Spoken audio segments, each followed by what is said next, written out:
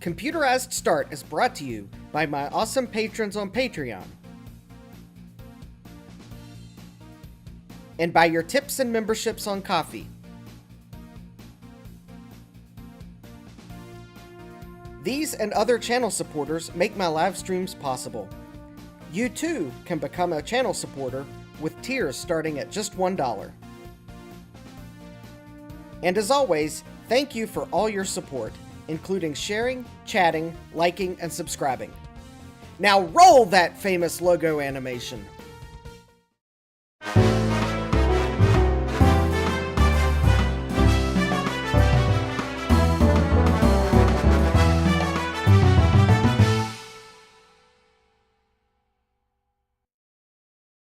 Good evening and welcome back to Computerized Start Live. I am your host, Justin D. Morgan.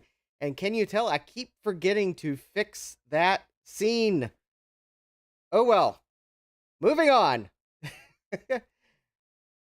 I hope I will get some good repairing done. And to watch me get some good repairing done, it looks like I have Jack68K, Eric's Edge, Dave's Vintage Apple Tech, Frank S., Garth Beagle, Joe's Computer Museum, Woot. I can't do it like my Coco can, though, Joe. We have Jeremy's Vintage Hillbilly Shack, Sorcerer Stan, Geek with Social Skills. Yes, Sean, I can be on time when I get the trash out. Because tomorrow's trash day. But yes, I got started on time tonight, because I didn't have to precariously balance a glass of water downstairs, although I may go upstairs and get some water later. And we have Retro Techie. It's not fixed yet, Retro Techie. But I have parts. Yes. Maybe Retro Techie can share some of his wonderful technology that you like. Just throw the parts at the board and it's fixed. I don't know where Retro Tech Chris is. I thought for sure that if even the hint of LTE came up, he would be here. But he may have had pre-existing plans. I scheduled the LTE repairs based on that's what I knew I would have parts for. Not that Chris was necessarily going to be here. Yes, hopefully my aunt doesn't need technical support tonight. But if she does, well, I will have to give her tech support. So, anyways, what do I have in this mystery package here? Well, I'm opening it now so that I know right now if I'm going to be disappointed later. Because this is hopefully something for the LTE that I have sitting on the workbench right now. Now, of course, it may not work. Ah, there we go. Well, it does appear to be exactly what I ordered. And which LTE am I working on first? Well, it's going to be the LTE 286. And what did I order? I ordered an 80286, or actually it's let me get the part number right. It's the 8287 XLT. This should be the correct math coprocessor for the LTE 286. Or an correct math coprocessor. I think you can use the CMOS 287 non-XL version. But hey, if I'm going to do math, I want it to do like so much math that it does maths. I want this laptop to do so much math it becomes British. How about that? Although that could be scary. But, hey. It could happen. Alright, so. Guess I'll go ahead and take apart the board sandwich. And there we go. So we got the LTE 286 motherboard, or more like a pair of boards. I think both boards make the motherboard. I do not believe it'll work with just one board. Yes, Sorcerer Stan says, excellent. Garth Beagle says it's too darn fast. Well, I hope it's not too darn fast. Retro Techie says, math is overrated. 3/4 people or 65% of the population agree. Yeah, Sean, it will do maths. Retro Techie. I don't think an iPod Touch will fit in a Compaq LTE 286. I did remember one thing I forgot to order. Oh well. If I fix this thing, I'll have to take it apart again to replace it, but I forgot to order a coin cell battery. Oops. So, I have... Luckily, my Mauser order arrived today. Oh, there we go. We have a RetroTech Chris.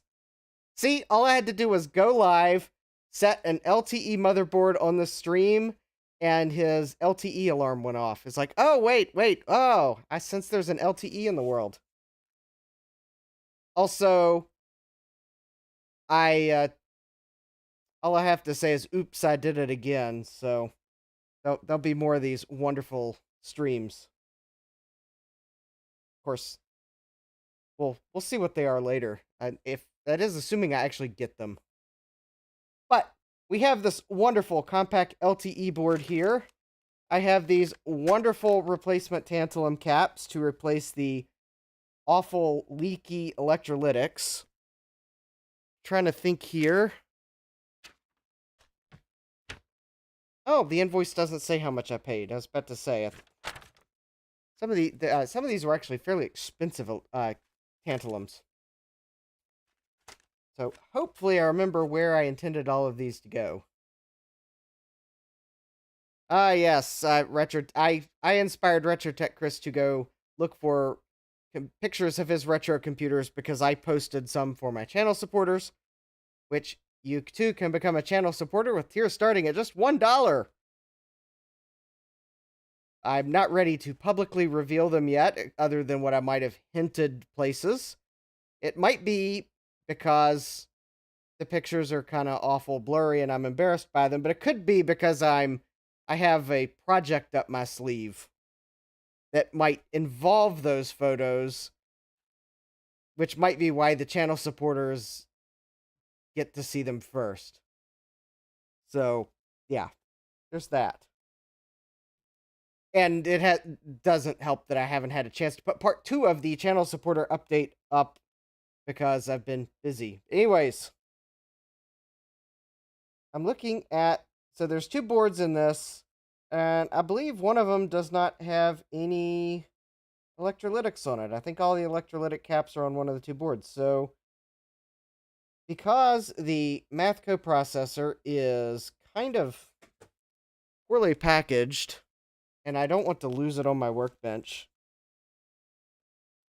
I'm going to go ahead and put it someplace where I cannot lose it. There we go. It is now in the math coprocessor socket, and I've aligned the dot with the arrow. So there we go. Its fate is sealed with the rest of the computer.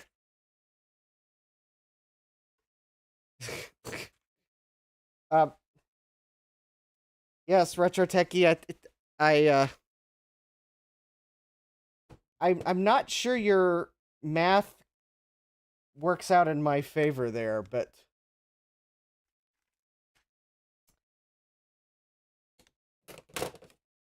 all right.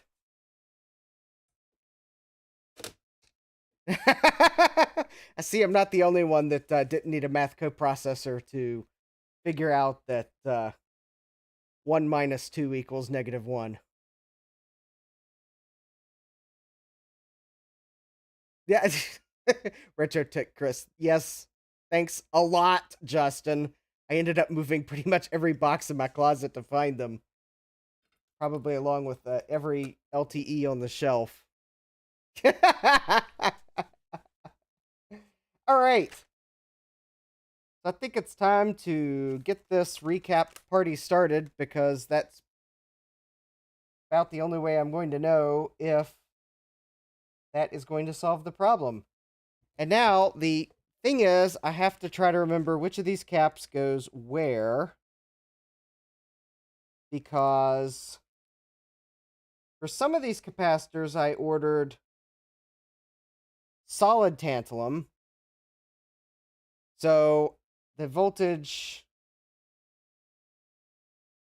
So I had to double the voltage because of the way tantalum caps work. So I'm just going to take a quick moment here to write some notes on the bags so that I don't start installing these in the wrong place, but I don't think I will. So these are solid caps. So these are actually for the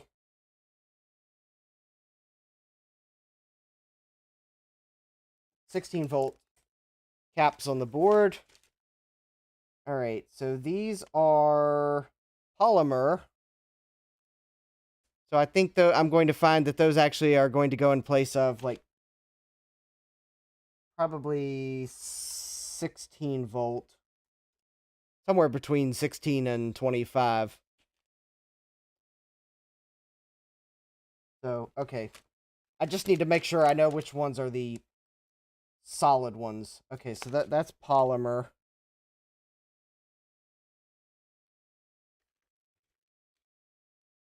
Oh, wait a minute. Did I not?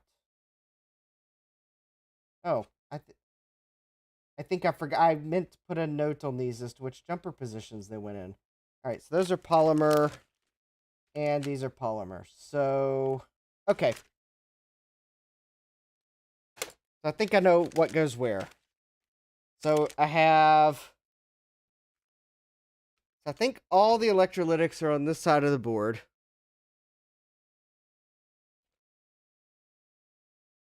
Yes, I believe that's correct.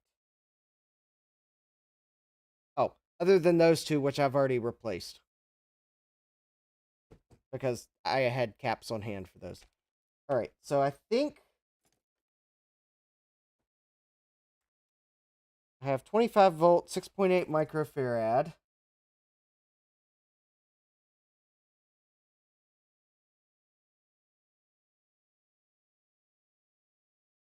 So I think these are going to replace these two. Here.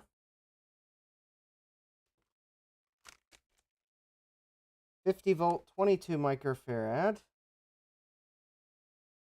Would probably help if I was not looking at these upside down. So the 50 volt, 22 microfarad. I think go...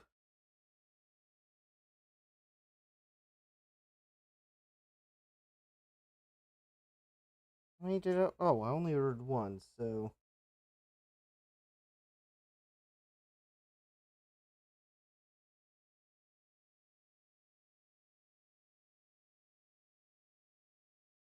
That's interesting. Oh. Oh, okay, so that's going to be... Oh, please, I'm having... Oh, okay. That may actually be the replacement for that cap right there. Okay. I think I only ordered one because it was dreadfully expensive. Alright. And I got 25 volt, 10 microfarad. I ordered two. And I believe that is here and here. Yeah, I think it's those two. And then 15 microfarad here and here. Oh, there's four of them. So here, here, here, and here. And then these two here are these. There we go. All right.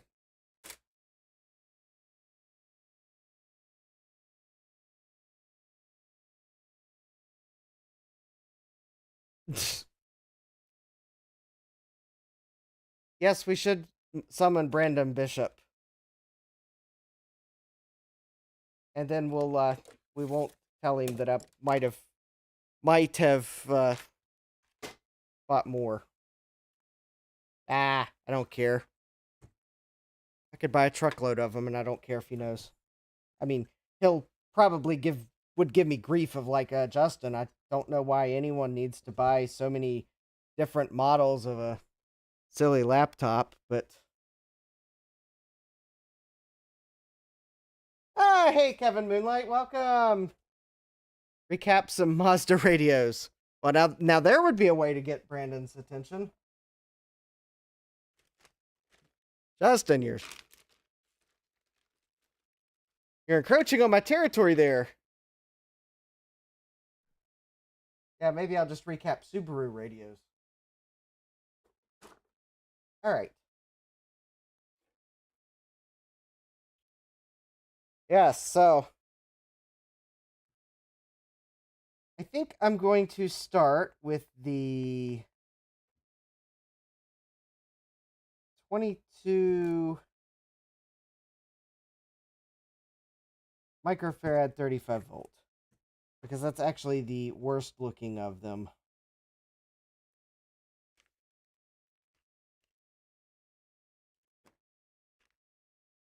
Oh, and actually it's all right, so hey K-Mac, welcome. All right, given the small size of this board and the amount of things close by,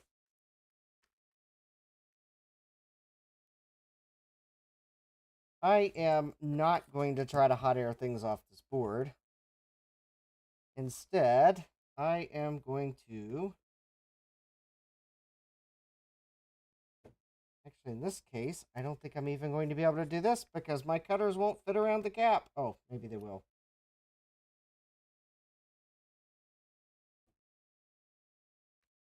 All right.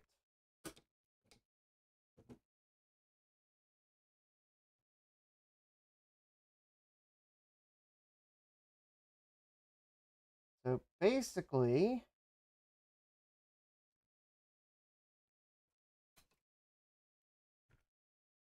I'm going to remove these one at a time, and well, hopefully, there we go. Ooh, there we go. That looks absolutely tasty under there. And by tasty, I mean don't lick the board. It's toxic.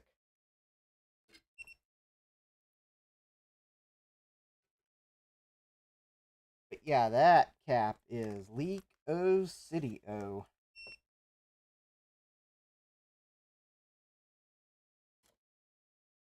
Oh, yeah. Now, the cafeteria special tomorrow is a po' boy, and I may not want it after recapping this board. Because the fish smell is strong with this one.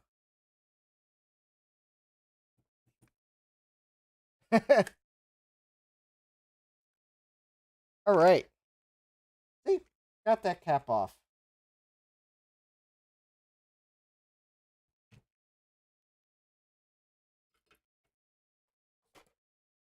Probably should use some... I'm starting with this one because I guess if I get this all up and realize that it looks really bad, then I still have a chance to stop before I do excessive painful damage.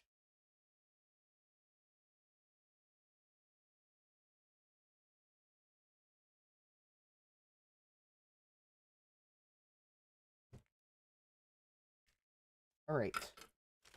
Let me turn my fan on here.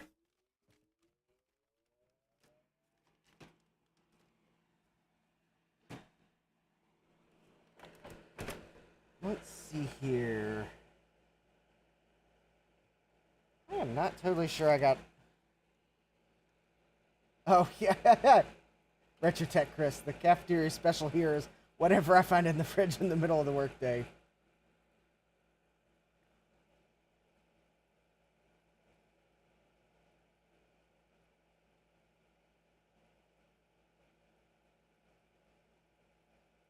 Oh, that's nice.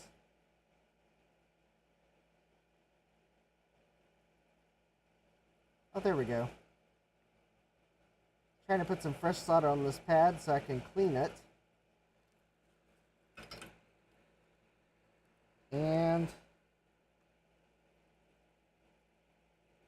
I'm about to look at it under a microscope, so you'll get to as well, and we'll both see at the same time exactly what happened under this cap.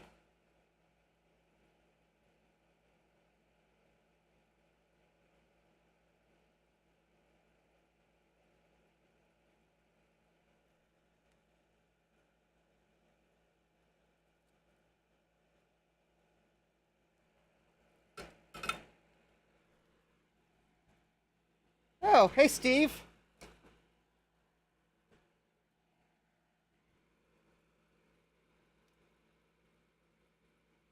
Let's see here.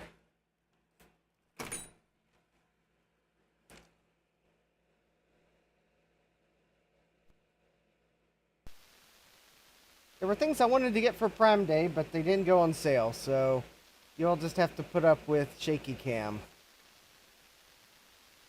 I wanted to get a microphone boom arm that I've got a 3D printed adapter that will mount on a particular boom arm to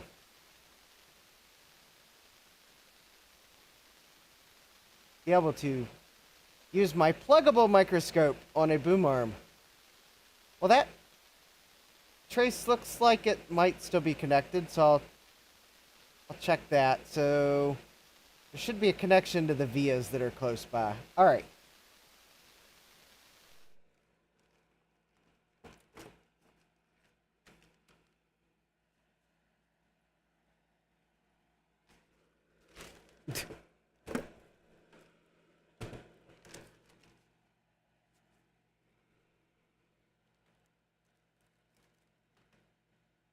Oh. Oh. It's because I changed the way I mounted my camera, and I keep forgetting to go check all the scenes.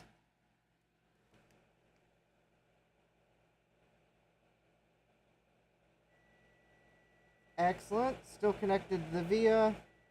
And still connected to the via. Alright. It does appear as if that capacitor was not able to do its full damage.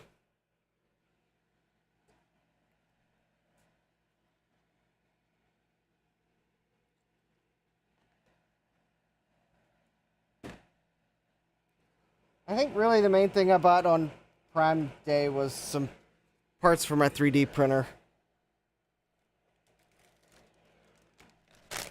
And a new webcam. Although I actually bought 2 webcams because I'm not sure I'll like either of them, so. I mean, at least Amazon didn't warn me that either of them had a higher than usual return policy, but I wasn't sure which one I'd like. And maybe more accurately, not only was I not sure which one I would like, but I wasn't sure if either of them really were 4K cameras like they claimed to be, so. And why do I want a 4K webcam? So that I can crop some of the extraneous fluff and still have a nice picture.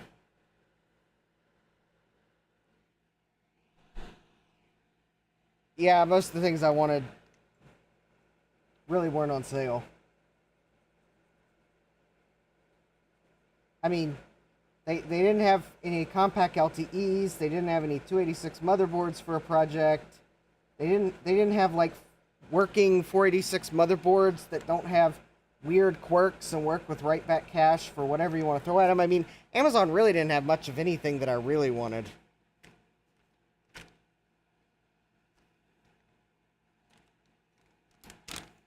They say they have everything from A to Z, and they don't have like all the cool old stuff that we want.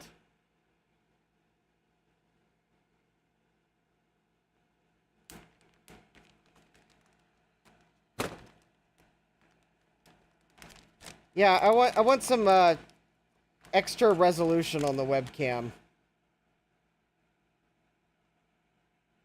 Oh, well, Joe, that would be a good reason not to buy anything on Prime Day if you wouldn't be home to sign for it.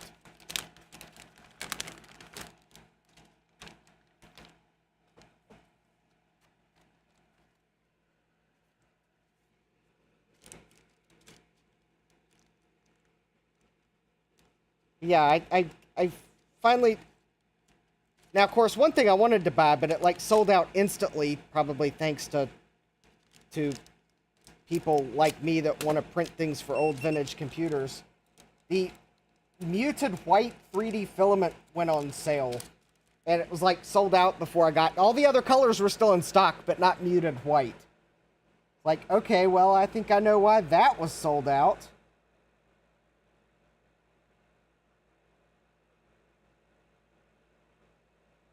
All right. I just want to double check this capacitor because I sometimes remove things faster than I can pay attention.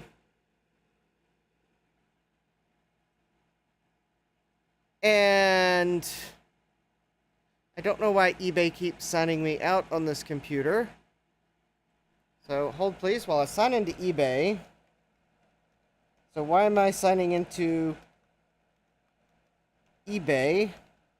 Well, it's because I'm watching one of these motherboards, and I'm just going to go look at the auction photo to see which way the cap goes, instead of trying to find in my live stream where the instead of trying to find in my live stream where the cap was still on the board. I'm just going to go look at the auction photo. I mean, because I think the auction's like ending like sometime like really soon. So I think it's... Oh, nope. It's must have already ended and automatically relisted. So it's actually at the end of my watch list. But anyways, yeah. That's why I went to eBay, because I knew exactly where the photo would be. One end or the other of my watch list. Uh-oh. Unless someone already bought it. Did someone already buy it? Huh.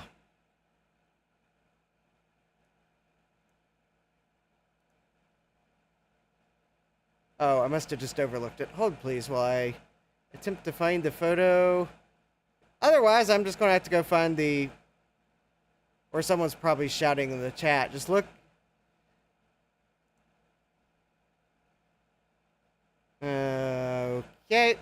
Well, fine.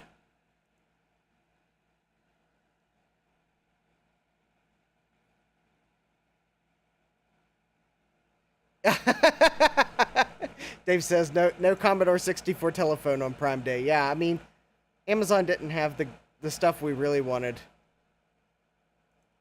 Alright, I'm about to go look at one of my live streams.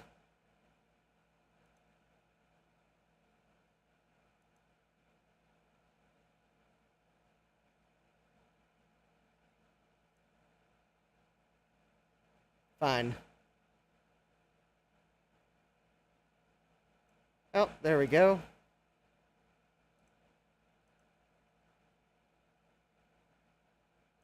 Ah, there we go. Alright. So, I just wanted to double check that the plus on this board actually belonged to this cap, and it does. So, now that I've...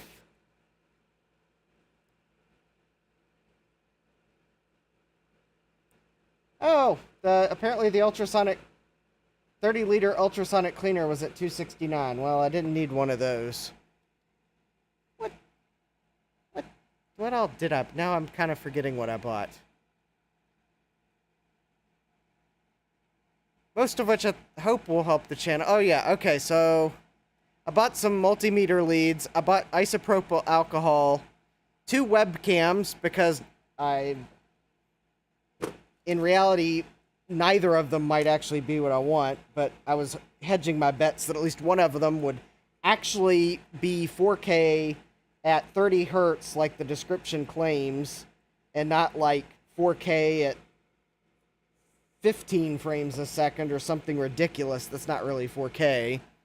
Oh yeah, and then some parts for my 3D printer so I can maybe finally get it put together. Yeah.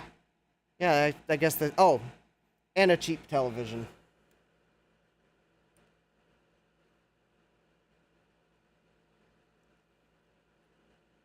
I highly suspect I won't like the television, but...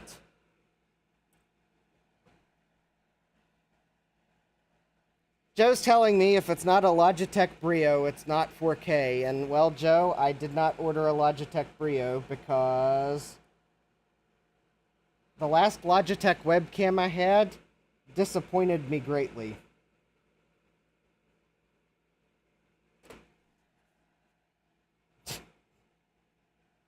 So, yeah, that's why I ordered two, because I suspected there was a high probability that the descriptions were going to be inaccurate on at least one of them, if not both of them. So, alright, so the original cap was an electrolytic. The stripe was pointed this way, but stripes on electrolytic are on the negative, stripes on tantalum are on the positive. So I think you can just see it there. Actually, it's hard to see it on camera. There it is. There we go. There's the stripe. That's positive because the electrolytic stripe was on this side. So now, let me let my soldering iron warm up here.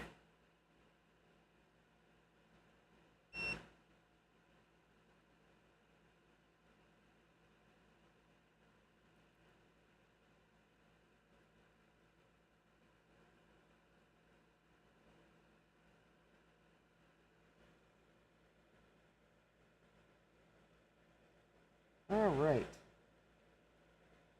And it looks like I picked a good size capacitor here.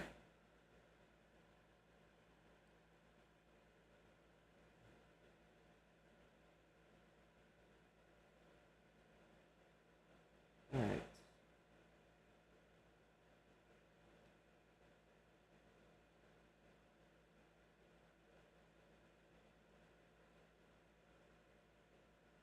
Alright, so hopefully, there we go. I think that got that side. So now let me get this side here, and then I'll double check that the other side's actually tagged.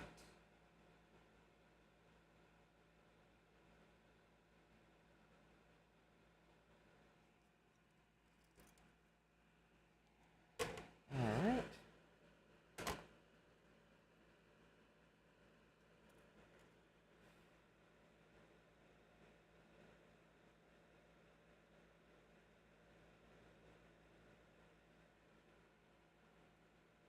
There we go. Alright. So one cap down. Oh, hey, Thomas.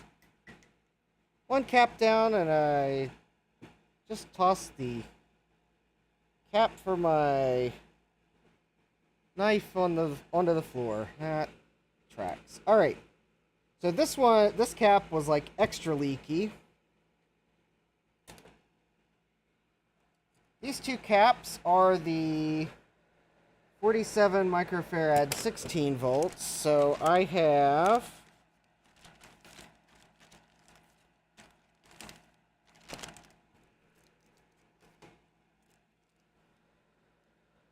47 microfarad 35 volt ones to replace them, because these are actually solid tantalum caps. So, yes, I doubled the rating, and the stripes on these are both pointing towards that side. And I might actually have to...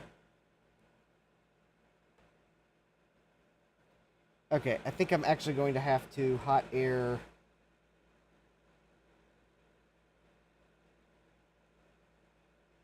those off because I can't get the snippers in. So let me see if I can't convince these three caps to go by hot air. So this third one is a...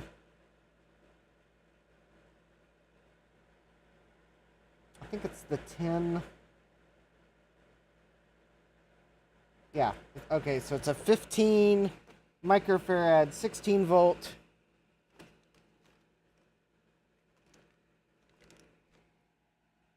There we go.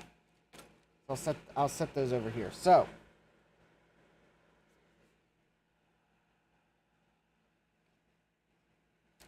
going to try to avoid hot air because of the amount of plastic around them, but I don't think I can get the snippers in.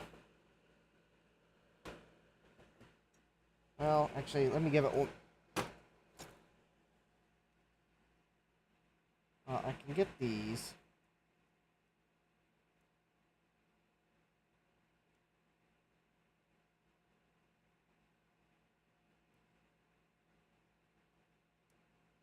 Okay, there's one. Oh, I may be able to get this one now. So, the thing is, I'm using one finger to hold downward pressure. And I'm going relatively slow because I'm trying to just cut the cap without applying pressure on the pads. And then that basically lets me then just do this. There's the one.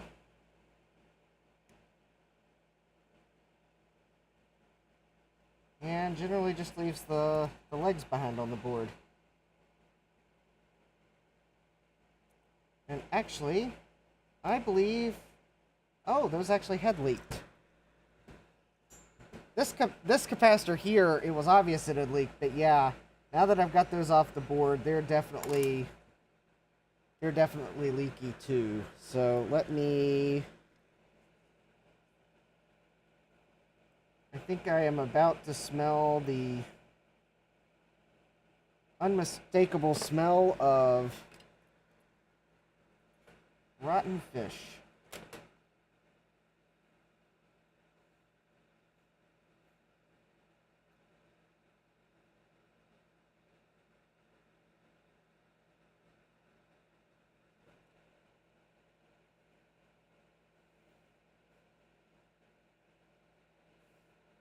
Oh yeah, there's definitely a fishy smell.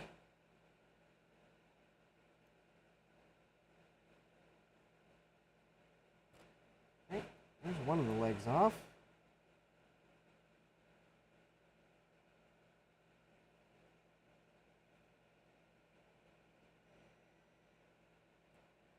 Alright, there's that leg off.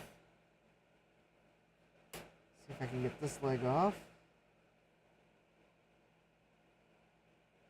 Alright, that one's off. And that one's off. Alright.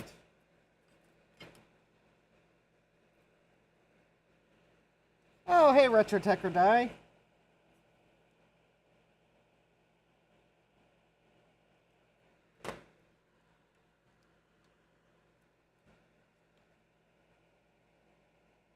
Alright, now that I have actually seen that the caps were leaky, I'm hoping that if I replace these, then this LTE will power up. Now, one thing I did look for on Prime Day, and it didn't go on sale, was I was looking at those T48 programmers. Because one thing I'd like to do is be able to read the BIOS for this computer. Because according to the technical reference manual, there is an empty segment that conveniently maps where the XT IDE BIOS would go. So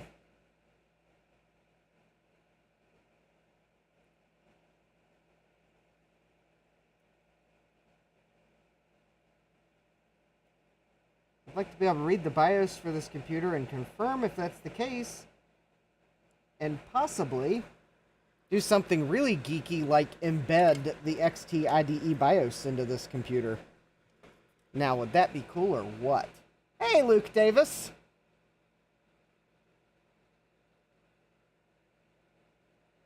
Yes, this is the first of the 2 LTEs I hope to get to tonight. So this one is the LTE 286. And it's getting a recap.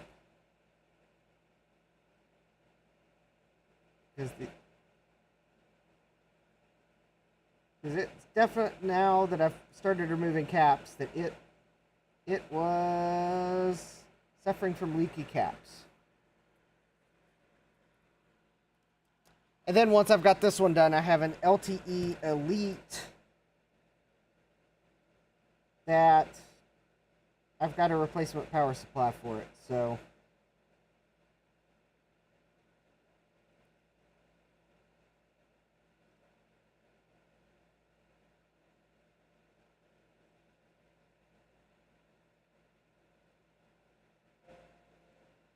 Hey!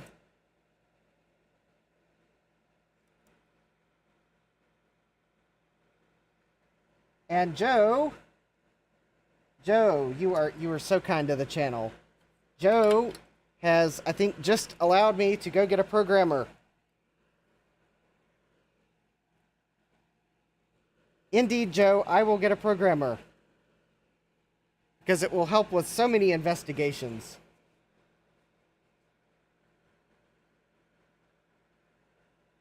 Alright, let me clean the flux off the board here because I want to just examine the... Ew.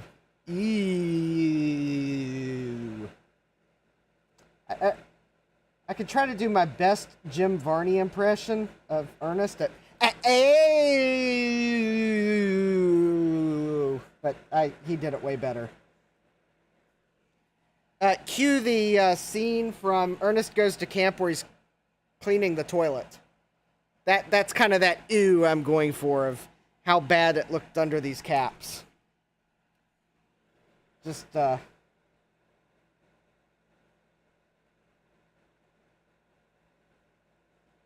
course, the camp counselor, well, at least no one was hurt.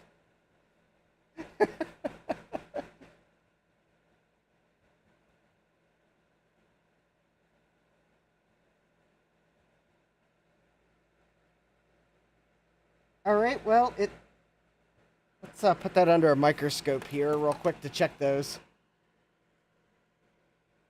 Thank you, Joe. I will get a programmer.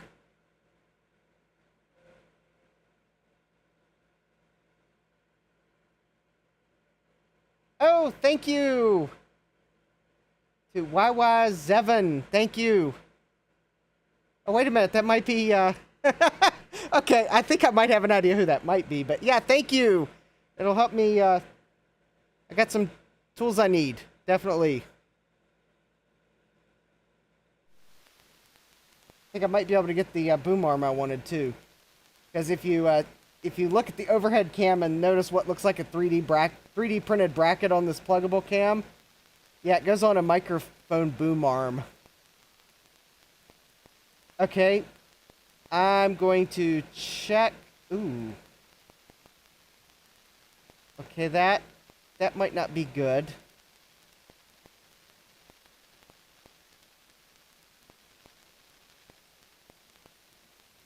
Okay,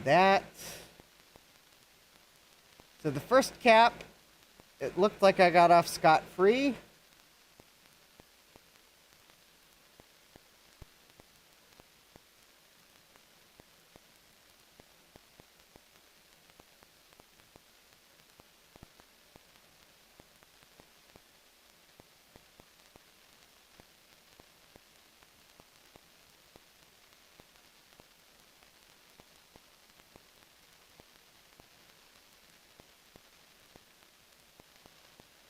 Alright, so I am just going to do the most careful that I can.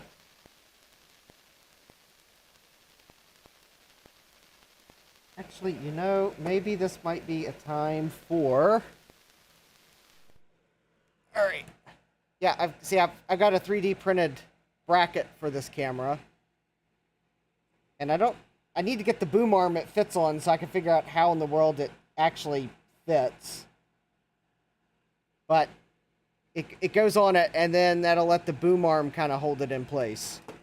I'm hoping it'll help for when I need a quick microscope view that I can bring you along, and I won't feel like I'm going to give everyone in the audience nausea from trying to hold the camera steady.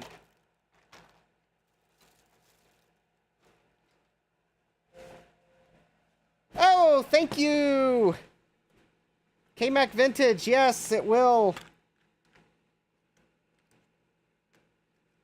Cool. Yes, it'll help me get, yeah. I think I will. So anyways, I've got some of these.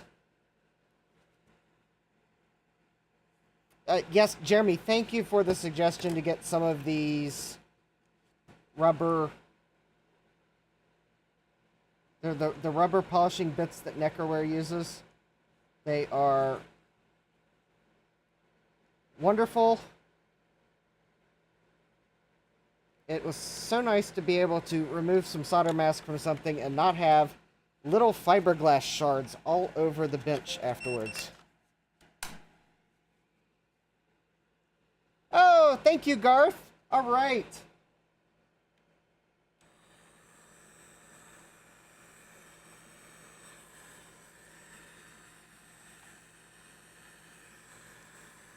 Oh.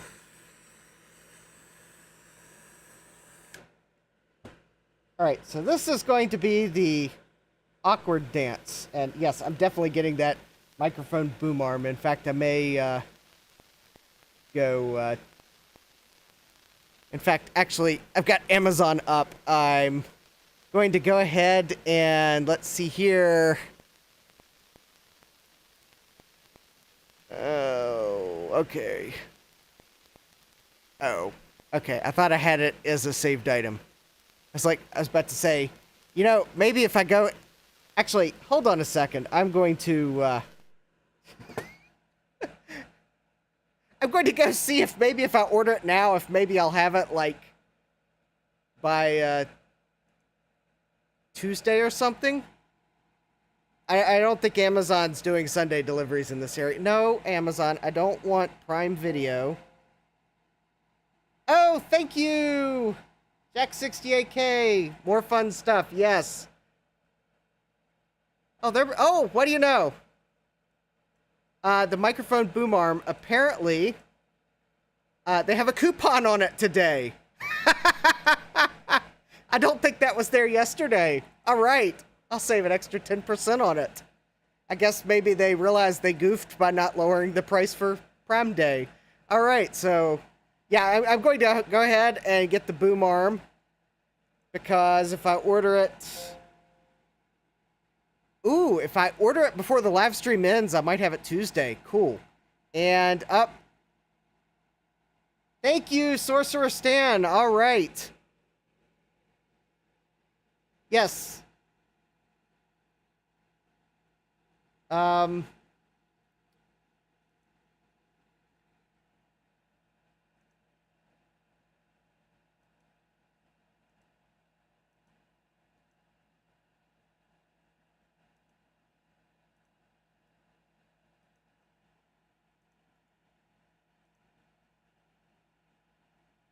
There you go, Jeremy. I think that's what you meant to do.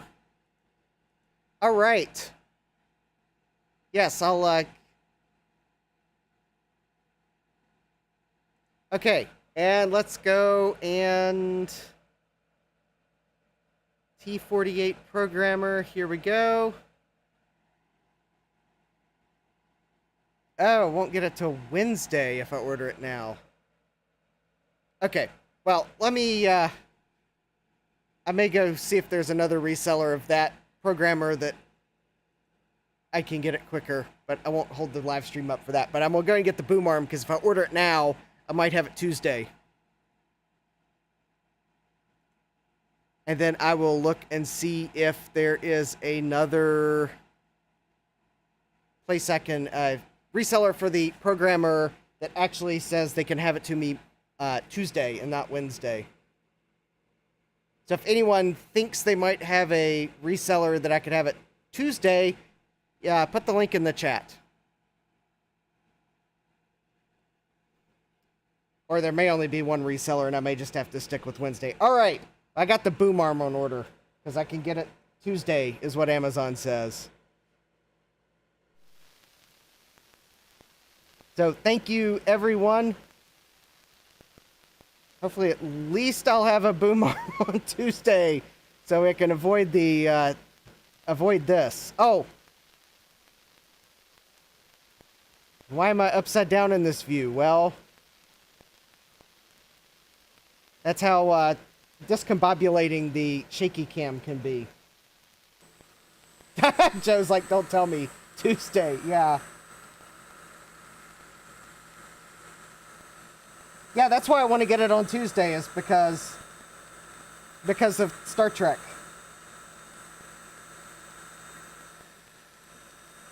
It's like any other delivery day of the week is not canon.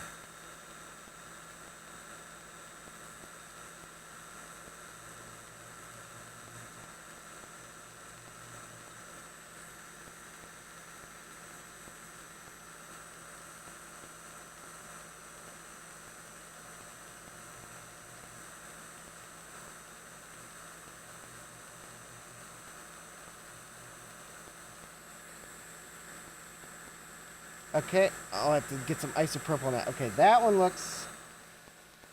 That one kind of looks like really bad.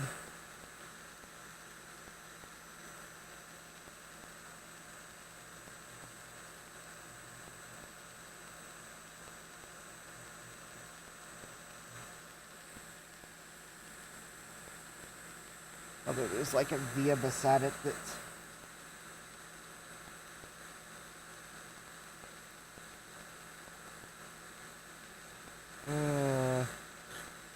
Oops.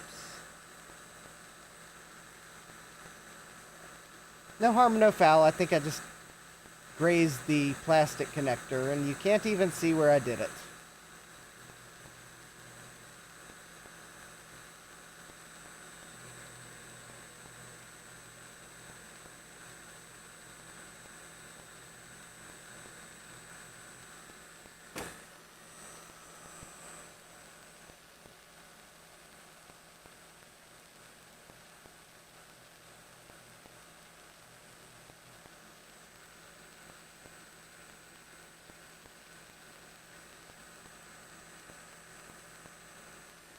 Okay, I may have to...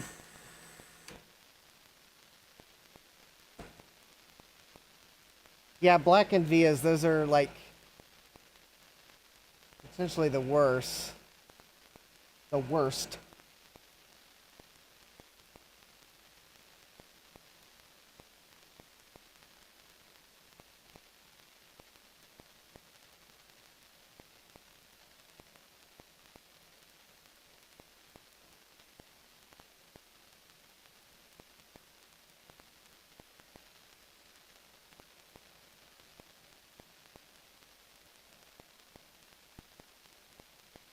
Okay, so that one actually looks okay, now that I look at it.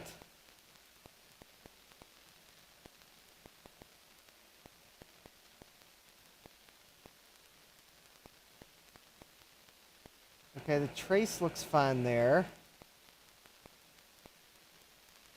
I'm still worried a bit about the via, so I'll have to see if that's a inner or outer via. I'm definitely worried about this, like, via right here. Oh. But it looks like it might have just been the solder mask. Yeah, the darkened vias are scaring me, but the color of the solder mask is making it...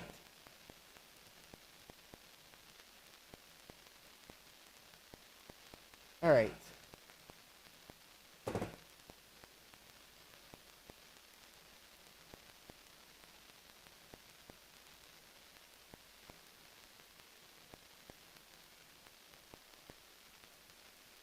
Let's see what we actually have here. So, okay, that pad looks fine, and I think the...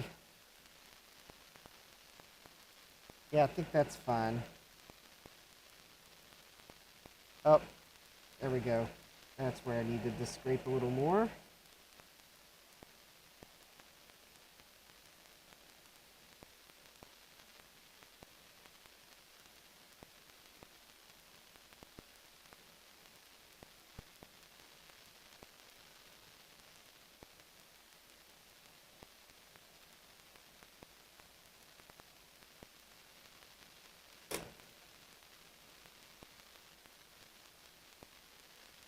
There we go. Yeah, I think I got it that time. There. Okay, so that looks fine, I think.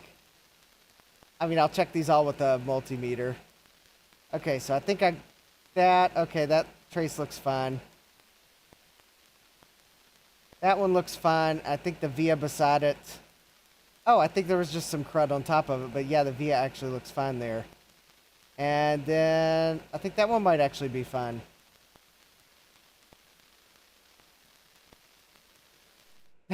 Jeremy's Vintage Hillbilly Shack.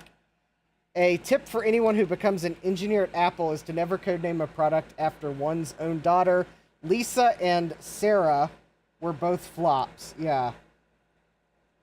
You're going to have to remind some of us what the Sarah project was.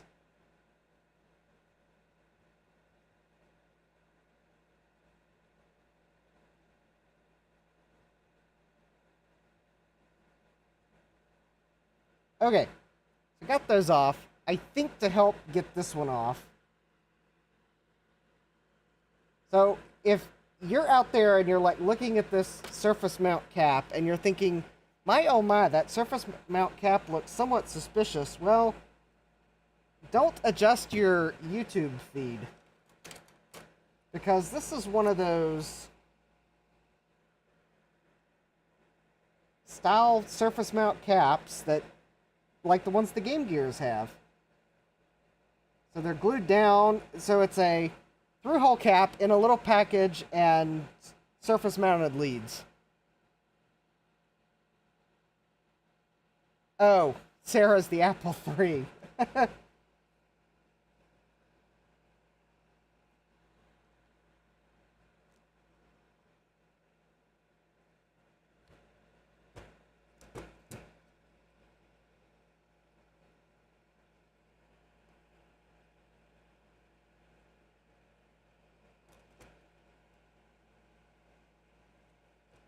Alright, so I guess what I'm going to do here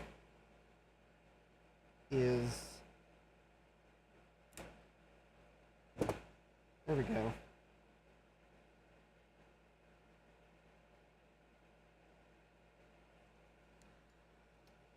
Crack the plastic so that the glue comes loose, and then I'm going to cut the legs.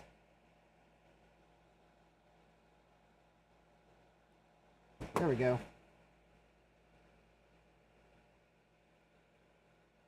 And now, so there's the, I think where the glue was.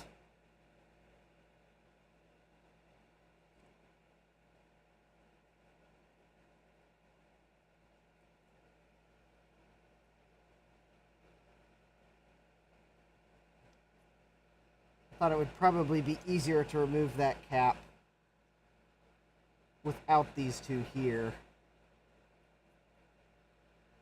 Nope, there's where the glue was, right there. Alright.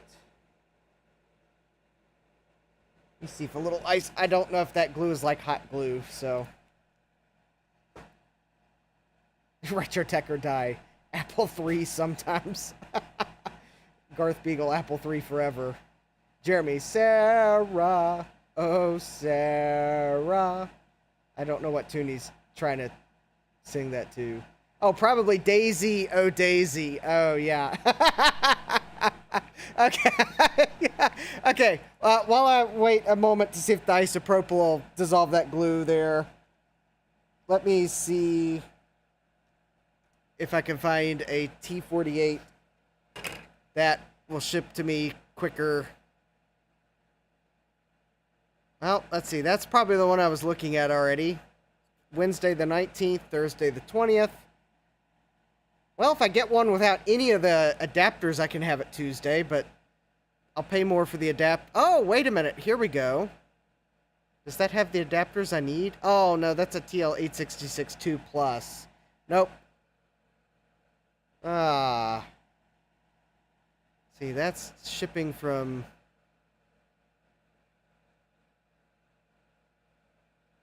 There we go.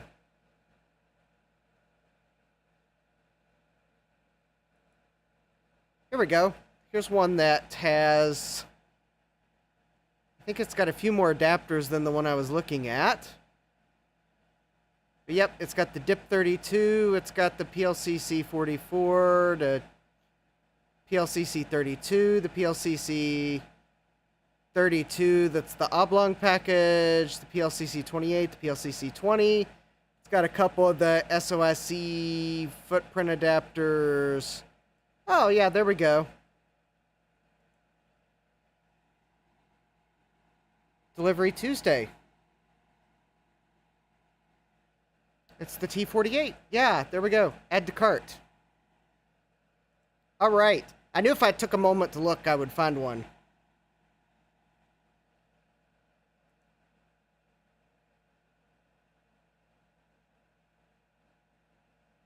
Oh yeah, actually, it might even be a better assortment of adapters than the one I had in my wish list. Awesome.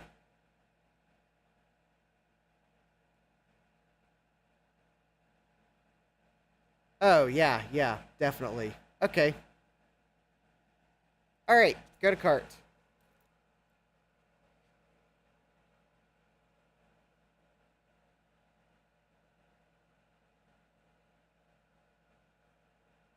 Two LTE 5000 docks on eBay now for several days, and no one has bought them. Actually, I think I had them on my watch list. But I kind of thought they might have been a little bit overpriced. But maybe there's some different ones. Although, also, maybe I was kind of holding out for a one that had ISA slots. Let's see here. Go to checkout here. Okay.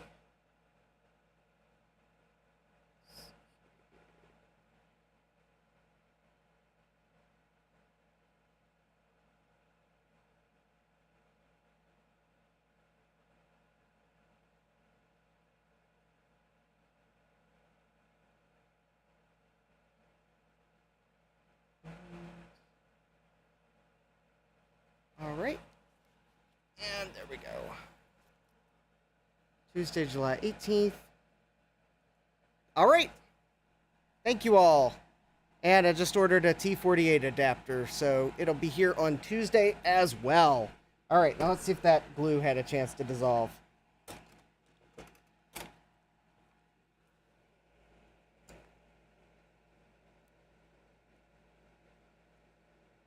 Because I've been wanting to upgrade my game on what I can actually program, and that'll be great.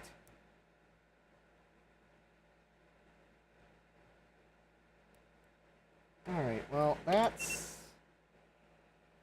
being a bit stubborn there, so I think I might see if I can't... you know, maybe when I heat these pads up to desolder the old solder, maybe the glue might come off.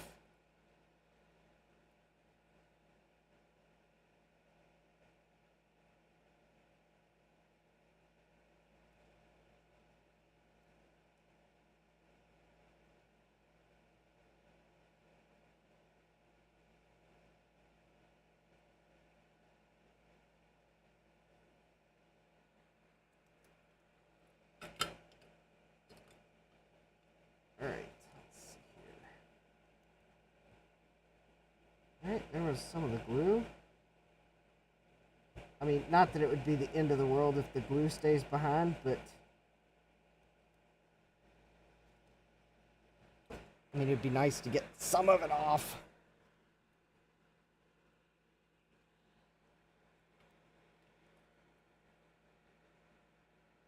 I think I might have seen that, Chris, and I knew something was up with the docks.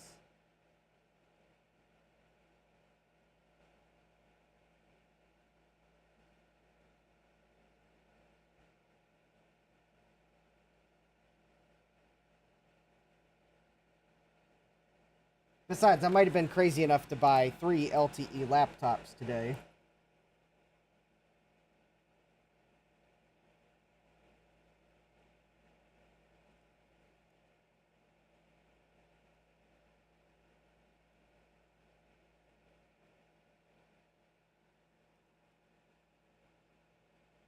Like, why not? The more the merrier.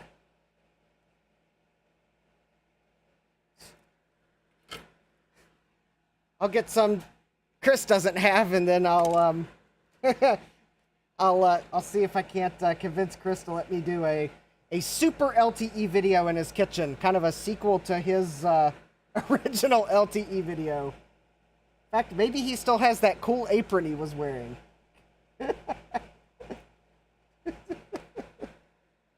Chris is probably now thinking, what apron was I wearing?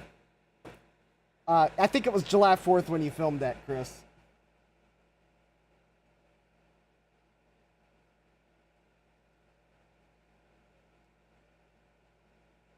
Just when we thought we were getting cooking with Chris.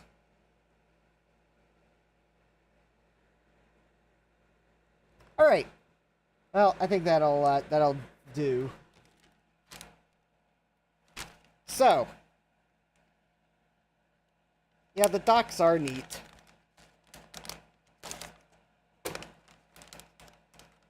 Okay, well, maybe I may have to go look at these docks, although without the lid, that's kind of a...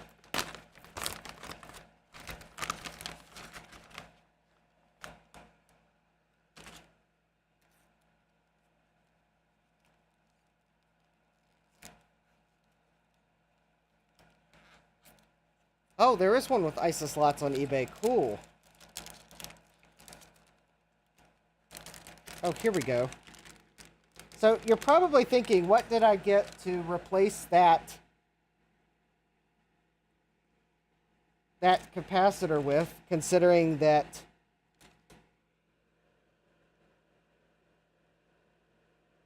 it was basically a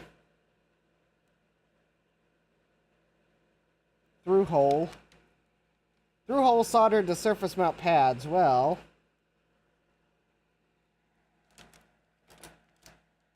it is one of these tantalums, but I did some measuring, and I found that a 1210 appeared as if it would fit across these two pads fairly decently.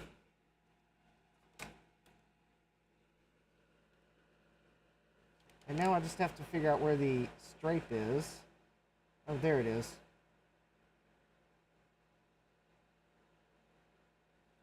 All right.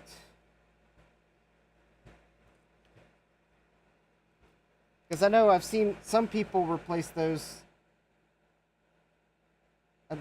especially for Game Gears. I see some people try ceramic caps, but I wasn't quite sure ceramics would be appropriate here. So I found some tantalums that looked like they would just fit across the space allotted.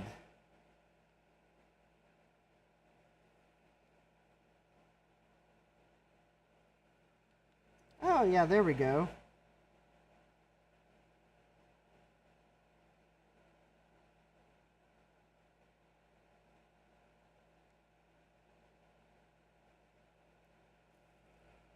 Well, the hardest part is going to be to get it to stay.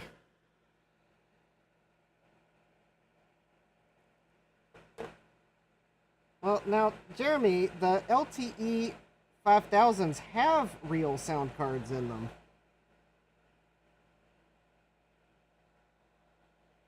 I mean, okay, I'm sure some people might take objection to calling the ESS 1869 a real sound card, but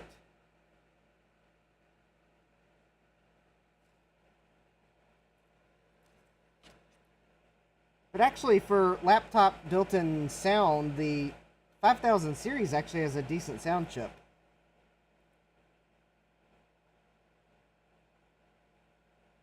It has a decent graphics chip too. So you can probably take that to mean not Trident, because it's not. It's a Cirrus Logic.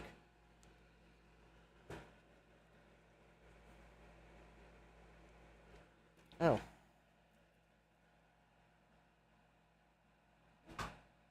Oh, that was just... Okay. Not a phone call. Yeah, it's the ESS 1868 or 69, one of the two.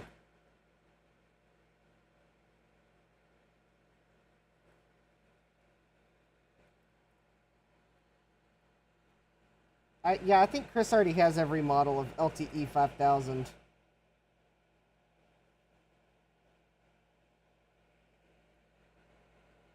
Yeah, it has been 0 days since Justin bought an LTE 5000 series.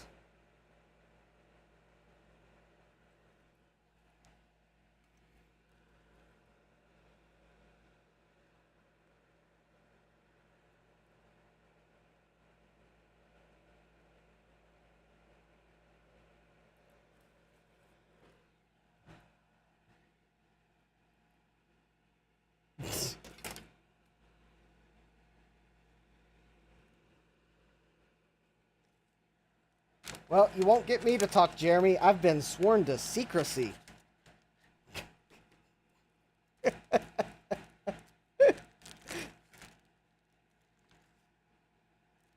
And by sworn to secrecy, I mean, I don't know. I don't exactly remember how many I counted.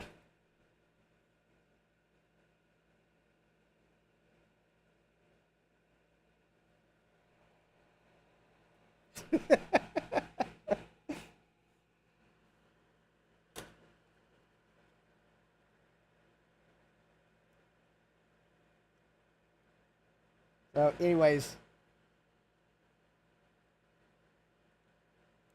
Yes, the one the LTE 5000 series I bought today was one I did not have, and it was one I was going to get at some point. But what attracted me to the auction was the fact it was actually 3, and the other 2 were LTE Lite models that were actually pretty nice.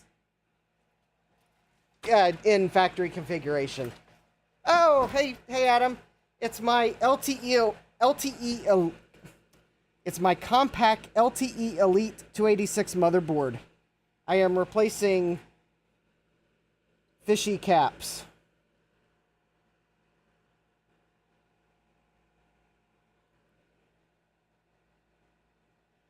I'm quite certain that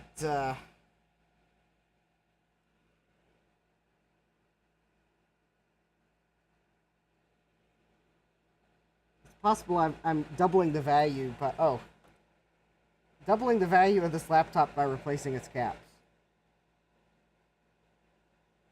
Okay, that's going to be fun to solder.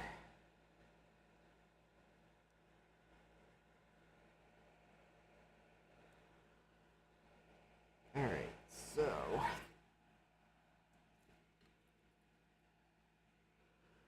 Adam got a power book today and it was stone dead. Oh no.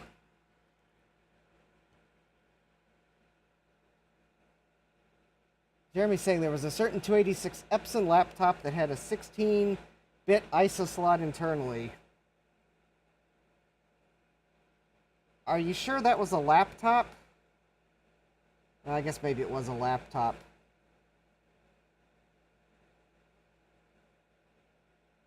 Well, laptop in probably air quotes.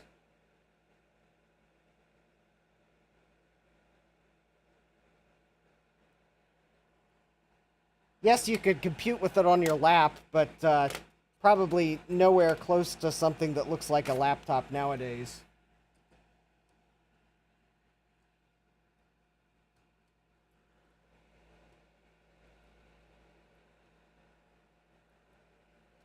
Well, I am going to try to get these tantalums on as close to even as I can, but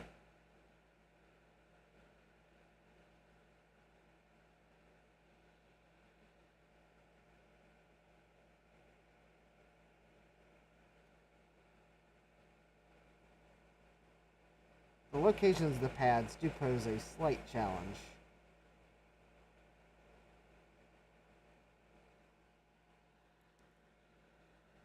Alright, well,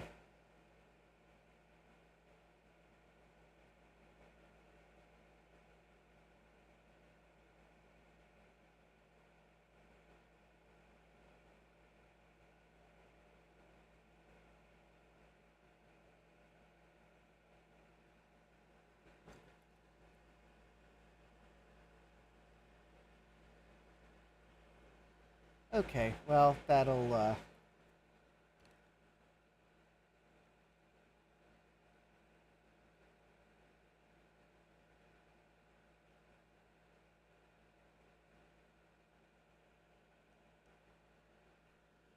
alright.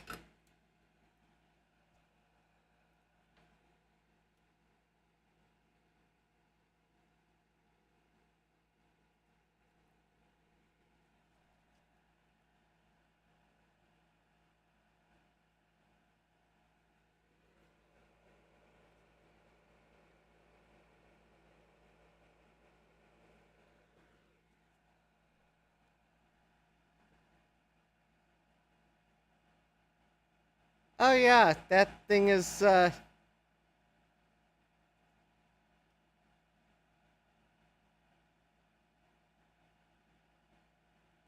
actually yellowed plastic, or is that someone's 3D printed replacement parts for it, or what?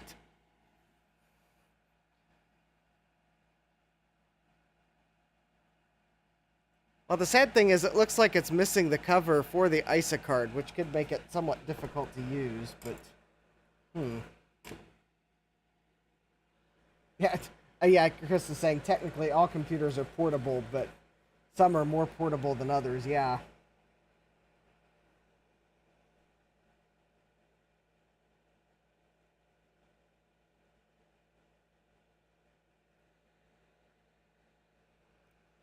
Alright, let's see if I can't...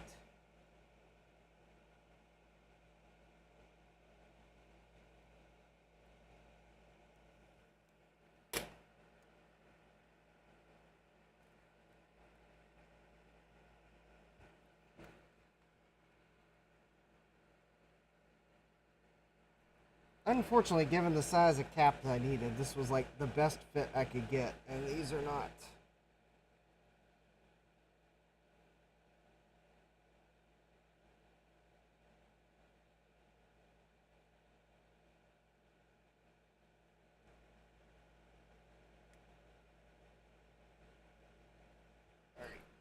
Oh, I'm going to have to try to...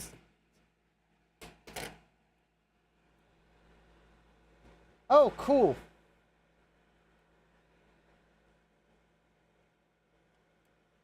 Apparently the 5400 is a great model. Well, I knew there was some reason why I saw the lot and just was like, okay, buying it now.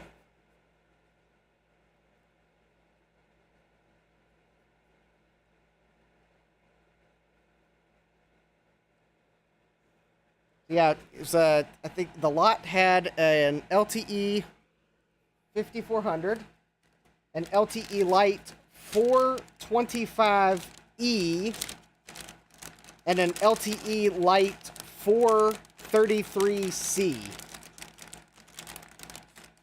The latter of which should be, I believe, are both TF. I think all three of them are TFT. So the 425E is going to be a 486 SL, although the description says it does have a math coprocessor. So I guess maybe they used an external one. And it has a black and white TFT display. And then the 433C is also a 486 SL. And it's got a color TFT display.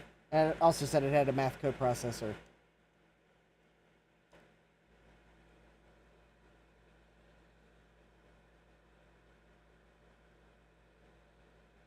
Okay, I think those three caps, that's right, are replaced. There we go. And once I close the case up, you'll never know that they're kind of not totally... Well, it's kind of a challenging location to put the caps and not melt plastic, so... The important thing is, I don't have any shorts.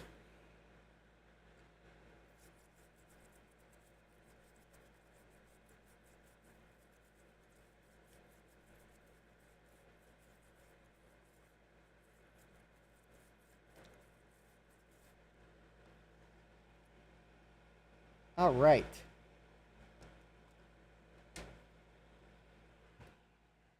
And Jeremy just said. Better physical condition.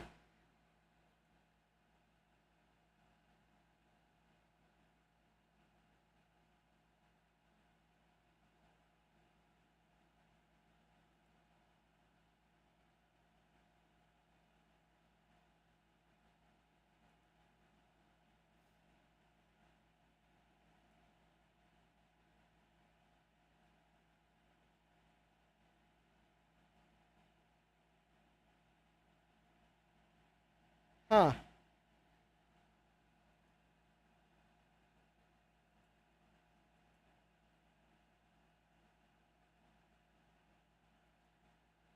Cool. All right.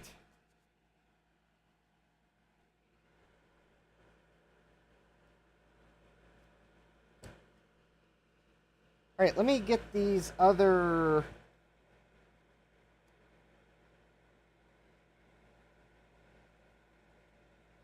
I think these are also the same value as...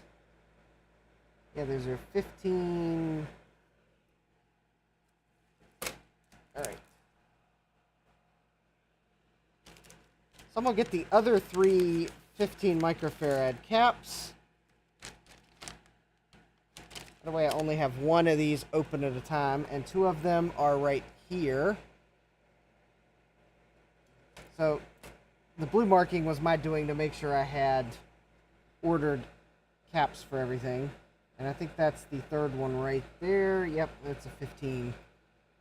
So I'm going to get these two first, and then that way I've kind of done everything on this side of the board. And then I'll go to the other side and get the last 15 microfarad, and then that should leave 4 more caps.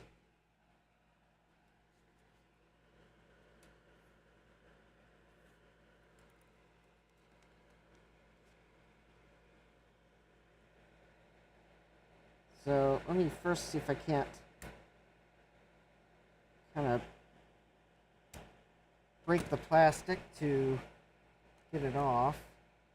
So let me see. Okay, so there is a plus mark on that, and there's a plus mark there. Okay, so the board is marked.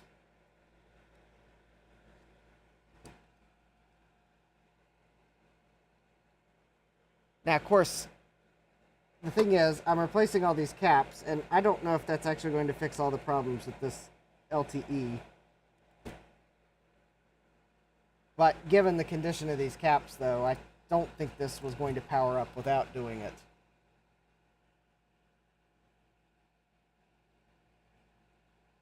I don't need the math code processor to tell me that the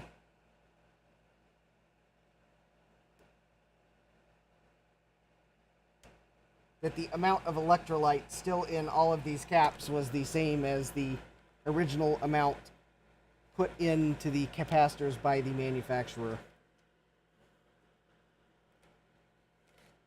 Oh, the 5400 is 800 by 600. Okay.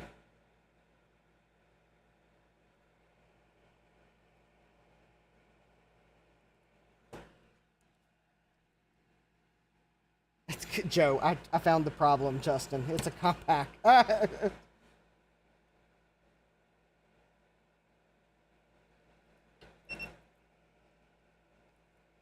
Well, our first family computer could have been a Compaq.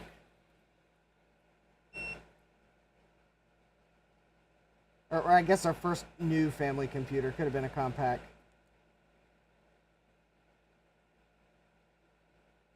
But it was actually a Packard Bell, but then we had to return it back in the day.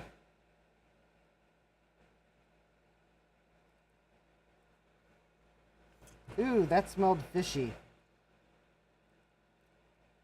I know RetroTech or Die has done a number of Game Gears, and I'm sure he knows the exact smell of those caps, because I think those might be the... I think that cap...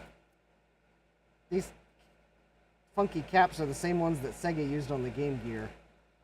Whew. Totally weirdo caps.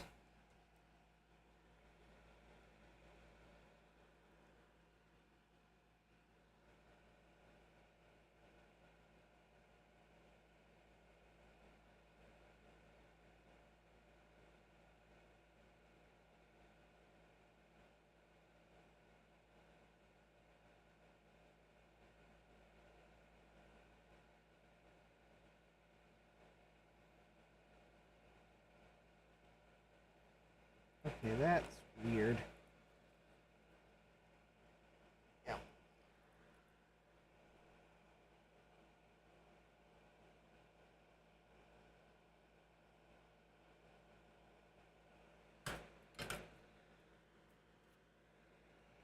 I mean, our first family computer was an Apple II Plus. It was a hand-me-down. And then our second, which we had at the same time as the first, was a IBM 5165, the portable personal computer. It was also a hand-me-down.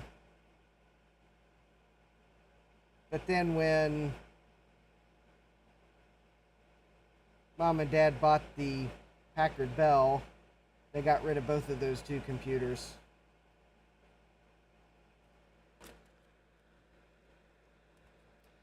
Then the Packard Bell got returned because the extended warranty didn't fulfill its contractual obligations when we had to make an accidental damage claim on it. It was supposed to have covered accidental damage, but the extended warranty company never sent anyone out to do the repair, so we packed the computer back up and took it back, and of course they didn't want to take it back at first, and when the manager came out, Dad just politely pointed to the sign that was behind him and said something to the effect of, well, your sign there says satisfaction guaranteed or your money back. And the manager said, well, then we're taking it back.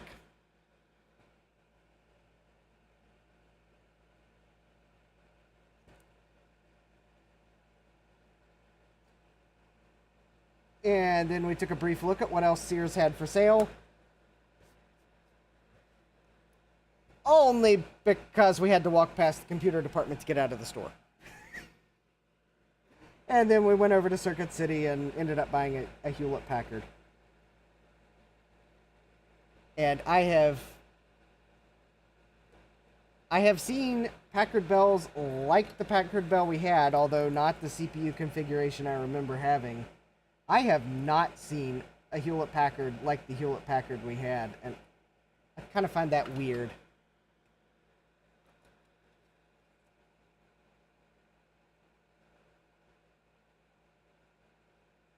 Oh, Jeremy's first computer was a dumb terminal that his dad won for $10.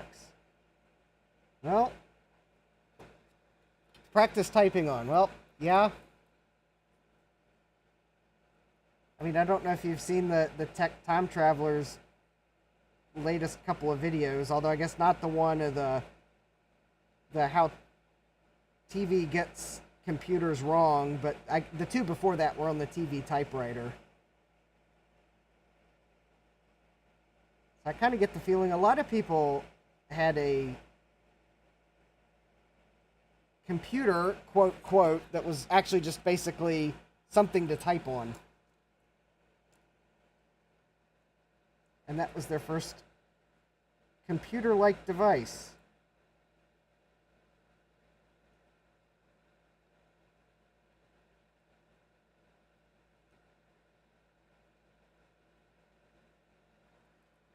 Now, his last video was on how TV gets things wrong, and it, yeah,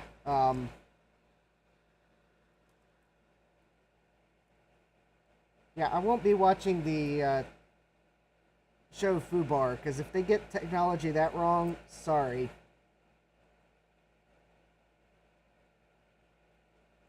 Yeah, definitely don't watch that video if you're planning on watching it and you haven't gotten to the, like, episode 6 of the current season or something like that. He does warn you which episode that he's definitely going to spoil, so...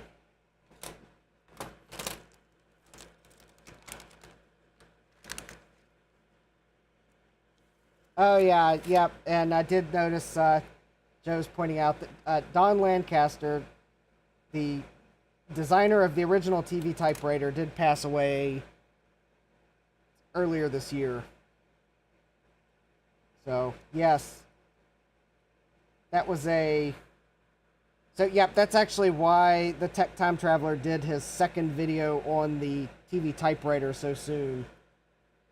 It was in memory of Don Lancaster, because I think the one he has was built on Don's plans, so...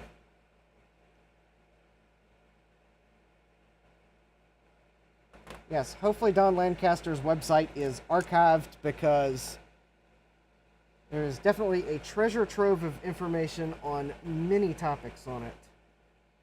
I suspect the Internet Archive has archived it.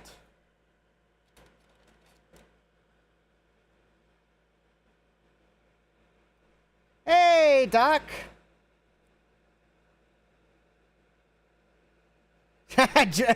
Yeah, okay, so Jeremy, I think, did see the video, and yeah, it's like, Jeremy's like, whoever procured the vintage gear and wrote for that TV show needs to be educated badly. Yeah. Also, continuity errors. The Tech Time Traveler didn't even point out... Well, I guess he did indirectly point out the continuity error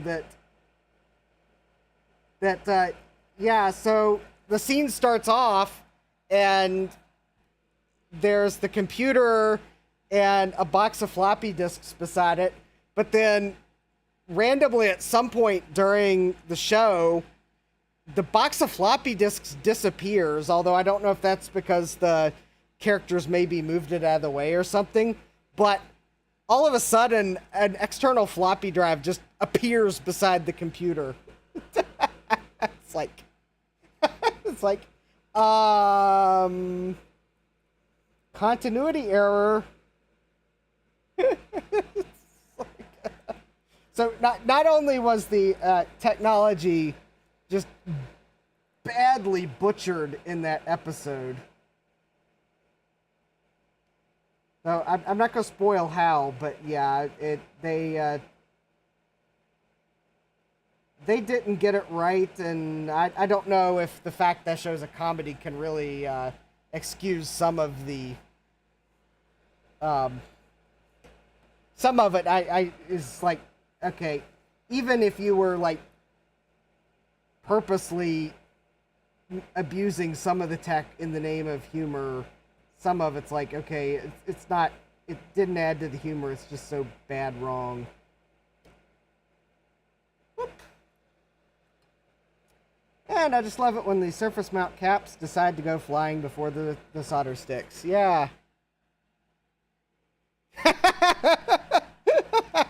Adam says, I hook up Apple Unidisc drives to my Windows 98 PCs all the time.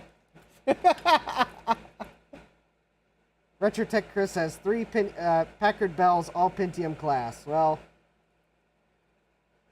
I do occasionally look for the Packard Bell we had, even though we didn't have it for long. I want to say it was a Pentium 90 in the designer tower case. I always seem to call it the Art Deco tower case because of how fancy it is, but I think I did finally realize that Packard Bell called it the designer case.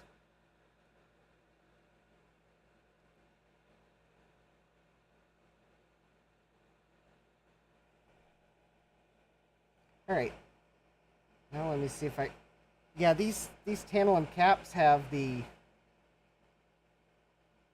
hardest to see stripe on them.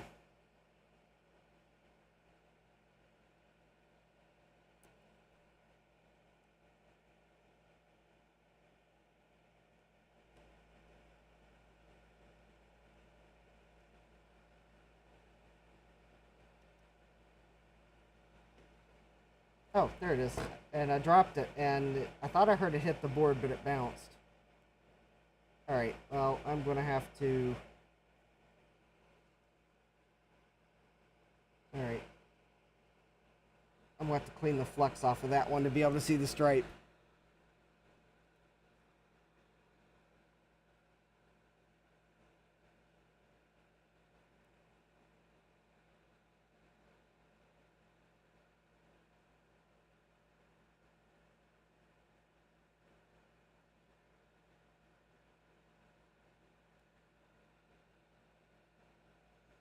So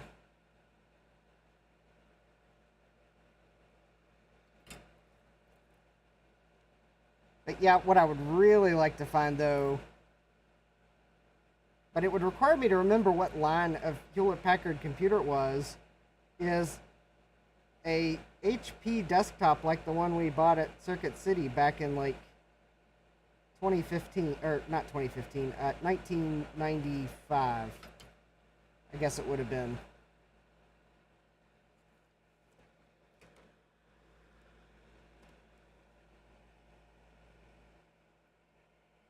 I can't remember what line of desktop it was, because all I seemingly find from that era is the HP Vectra, but the case doesn't look right. I'm kind of thinking it might have been like an early Pavilion, but I hardly ever, every time I look, I don't see anything that looked like it show up on eBay, so I'm kind of not sure what it was, but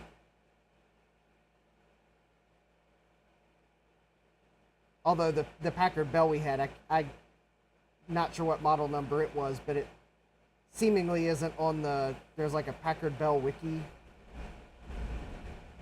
Ah, I knew it was going to rain at some point today because it got cloudy and, well, yeah, I think it might have been a Pavilion of some sort, but it, because yeah, the HP Vectra has like a business style case, and this was like a consumer style case. I think it might have been an early Pavilion desktop.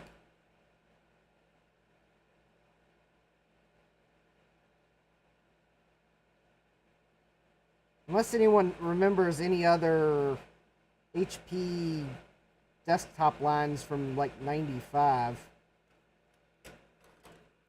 I don't know, maybe they didn't sell many. But yeah. So anyways, now of course another computer I'd like to someday get is an Apple II Plus. But because that would have been our first family computer. But the I guess the pictures that I have available for my channel supporters, which for those of you that gave coffee tips, you should also be able to see them now. But it actually is one of my firsts. So, but we'll just say that for that build, I have acquired several parts for it, and I will apologize in advance that I am going to be pretty strict about a few of the parts. That it's either going to be the same, like, this isn't going to be one of my builds where I build it, then I do like slow upgrades like LGR does on some of his builds. This is going to be it only changes to make it closer to what I had build. So I apologize in advance if that. But yeah, this is the. But yeah, I already have acquired a few of the parts. Or, well, I don't have them on hand, but I did. For those of you that have seen the photos, believe it or not, I think I identified the motherboard. Although that may actually be one of the easier items. And because the thing is, I kind of really had forgot what I had in the system completely. Also, maybe the motherboard wasn't the trickiest thing. I do know what I've identified the processor speed that it was. And for that one, I'll just give you the hint. You've got to zoom in on one of the photos that has the front of the case on it.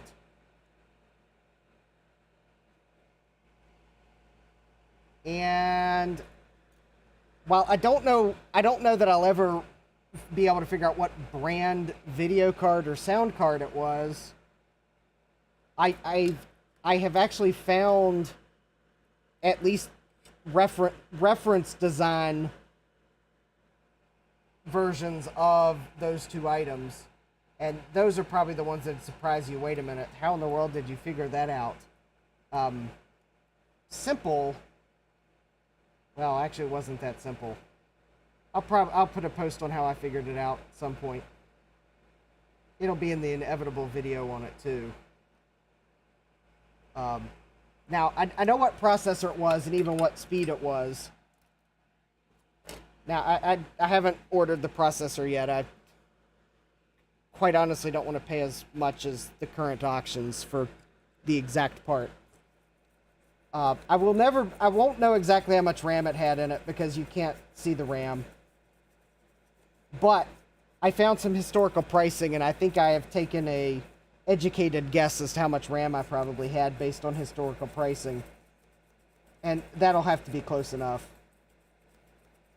And I think I have the RAM on hand, so I haven't ordered that.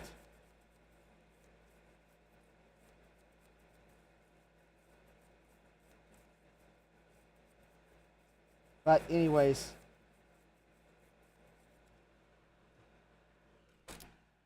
you'll be able to look forward to that, and that one I might actually make a video series. So I can kind of go through how I figured it out and going through the build.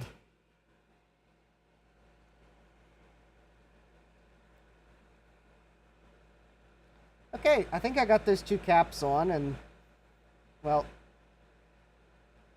they'll just have to be good enough. All right, and then the last one of the size that I'm replacing now, because I'm trying to just do one at a time because some of these caps look the same. Luke's more into notebooks personally. Well, I appreciate that.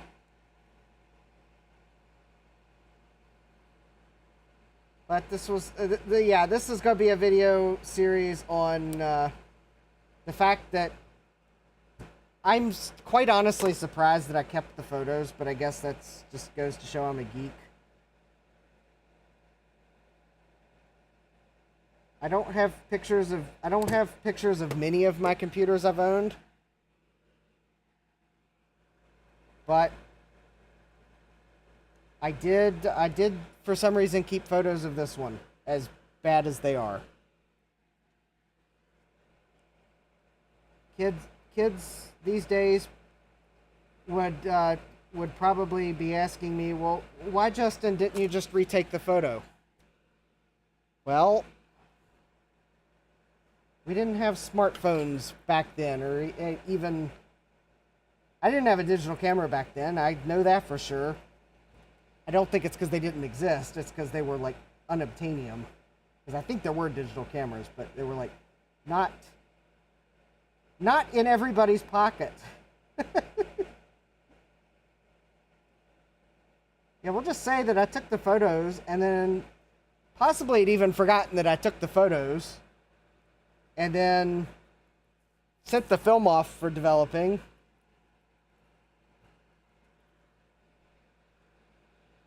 And then got the photos back, and for some reason still kept them as...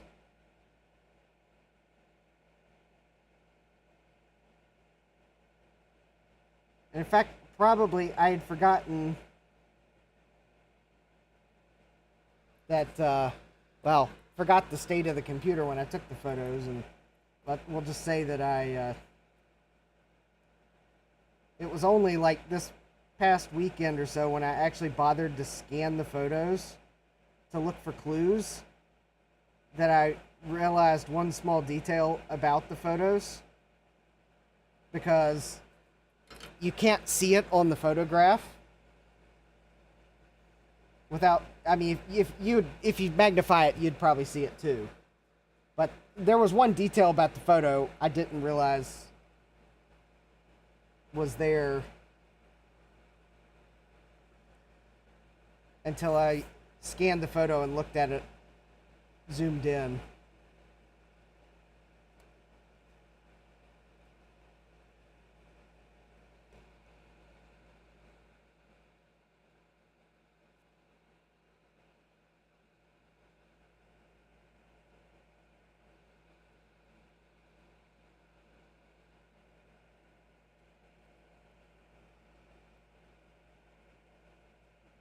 Yeah, Jeremy's saying he would treat a 386 SX16 like a 286 with some 386 instructions. Yeah.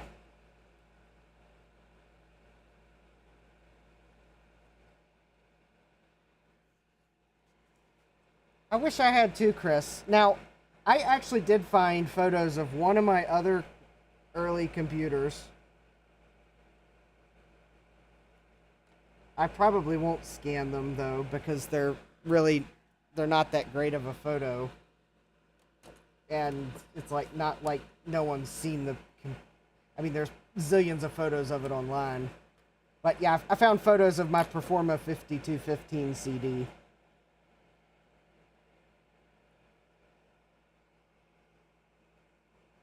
Which I had bought used back in,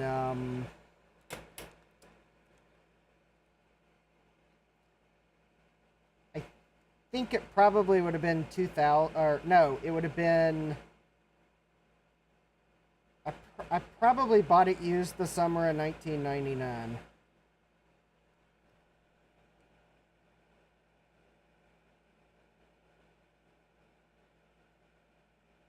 It was, I bought it at the computer shop I worked at as it got abandoned.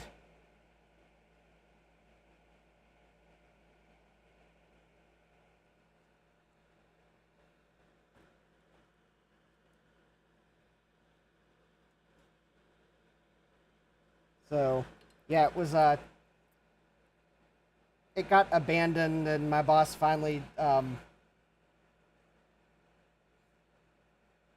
finally sold it. He knew I wanted it, because I'd mentioned, well, if you end up declaring the computer abandoned, I'd like the right to buy it.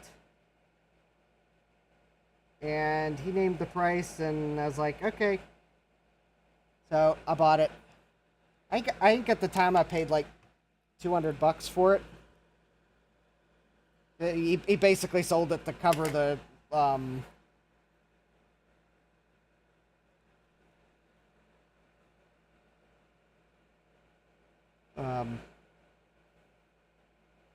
I guess the repair bill, because it was abandoned.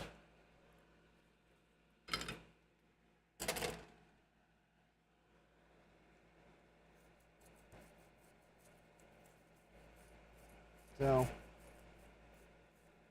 yeah, it wasn't really that great of a computer. I remember running the Blue Label emulator on it to run Windows on it under emulation, and that was like, yeah, that was probably one of the worst things I ran on it. Oh, Chris says his computer shopper is June 91. Okay, well, I was looking for like spring to summer 97, but I did finally figure out. I found some historical pricing, so, or basically I found historical pricing that was giving historical RAM prices and how much it cost per megabyte of memory. And I do know that in 97, when the photos I've uploaded would have been taken probably spring to early summer 97, because I had the photos developed in July of 97. RAM prices were averaged somewhere around $425 to $450 per megabyte in 97. The year before, RAM was running like $25 to $30 per megabyte. So yeah, RAM, apparently 97 RAM prices plummeted.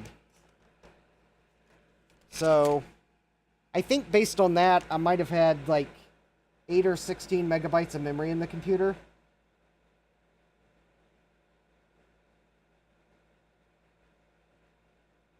Because somehow I suspect I probably spent $50 to $100 on memory.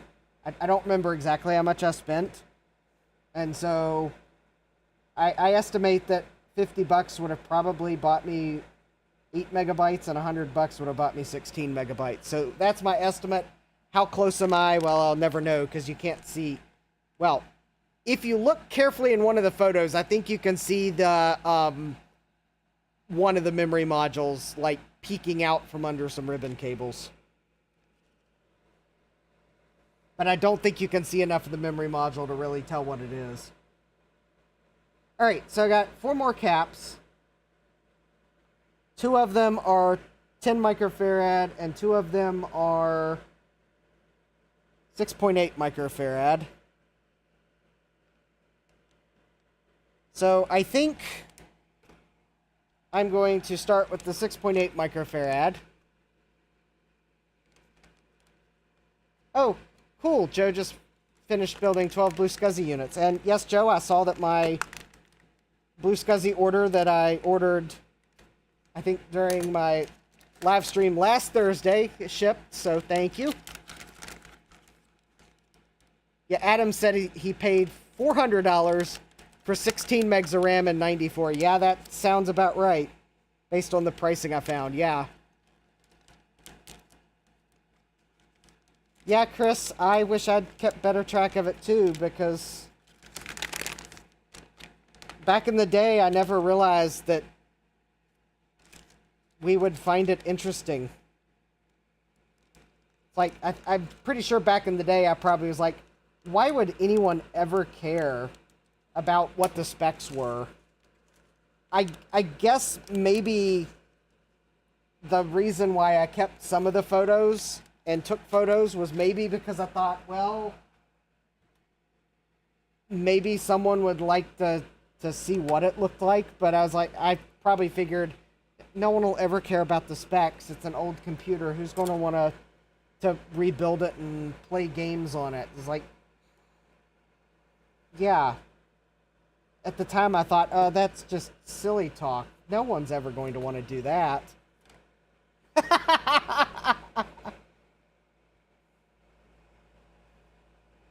And here I am now repairing a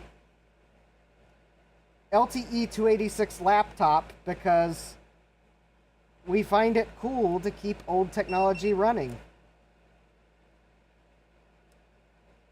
So yes, if you like to see old technology run again, smash that like button.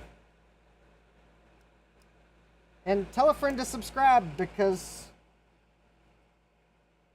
I'm getting closer and closer to that all-elusive 500 subscribers.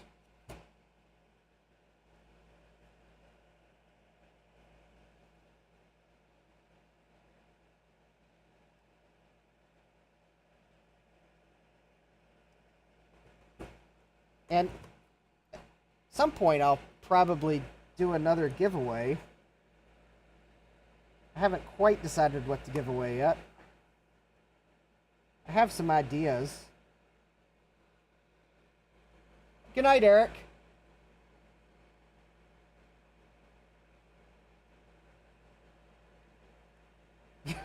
Yeah. Yeah, I was suspecting Joe was working on the Kansas Fest swag.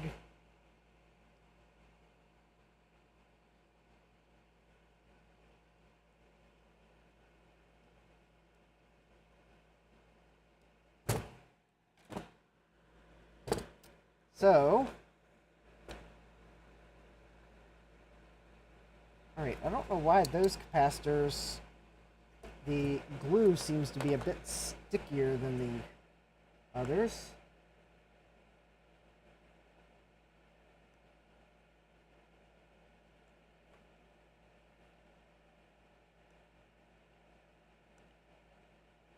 Alright, I'll take care of that later. Alright.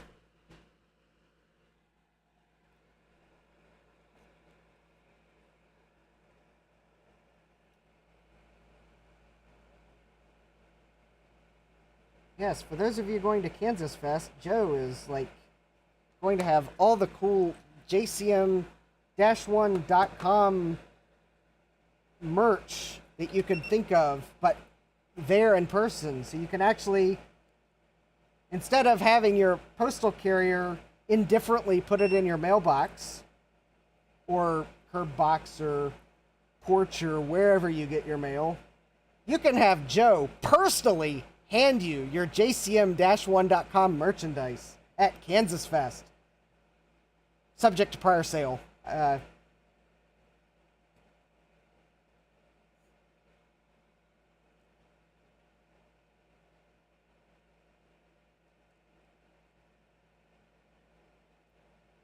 In fact, if you ask your postal carrier, can you say woot when you put my JCM-1.com orders in the mailbox, your carrier is probably going to think you're a crazy person and flag your account for all mail pickup at post office. But you can ask Joe to tell you woot as he hands you his order, and he'll say woot, I'm sure.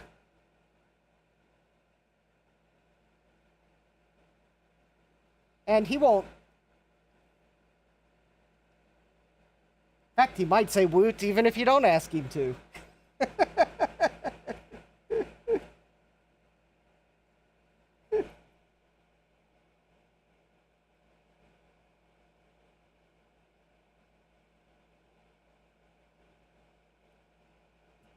There we go.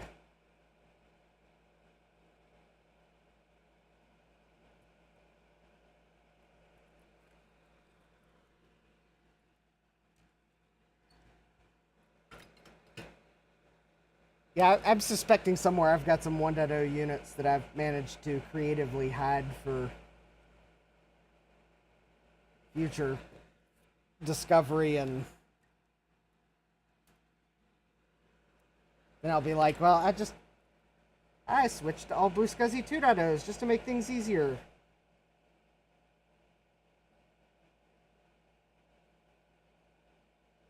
Okay, except for my Mac SE. I'm going to leave the Blue SCSI one in it because I have the bracket, the Potato 5 bracket to put it in the expansion slot, and I don't think there's an updated bracket for Blue SCSI 2 yet, so.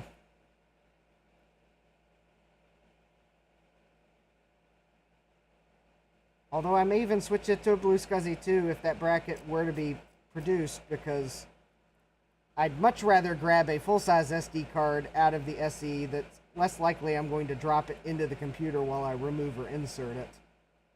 Not that the SE can use the extra speed, but it's more for avoiding the hazards of dropping it. Oh. Just realized that I'd tried to put a link in the chat and it didn't send, probably because YouTube's silly.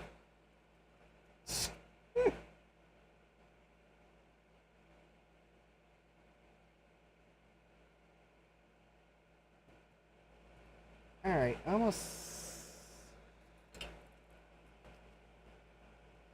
Can I get this glue off of here?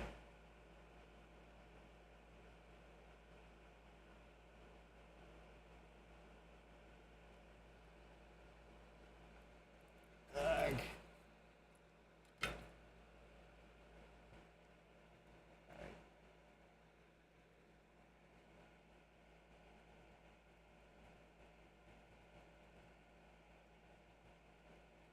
Alright, so we'll, so hopefully I'll get these last few caps on fairly quickly, and then I will start the process of putting the computer back together.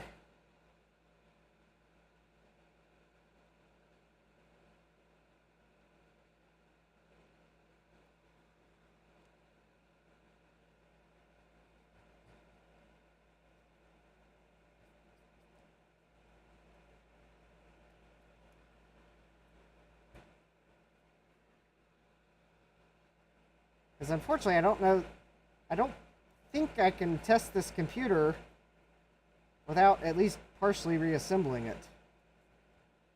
So,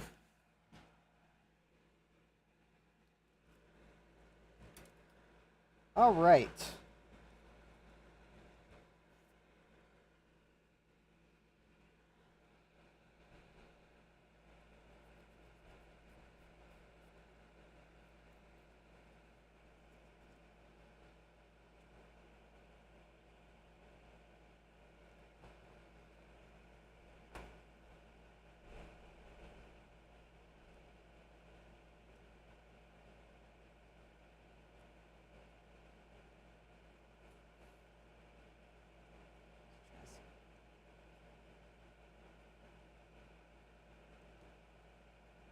to get this plastic off the board, so just make sure there's nothing. Well, there's probably not electrolyte under it because it looks like that's pretty much glued down. Alright, so these caps are downright tiny.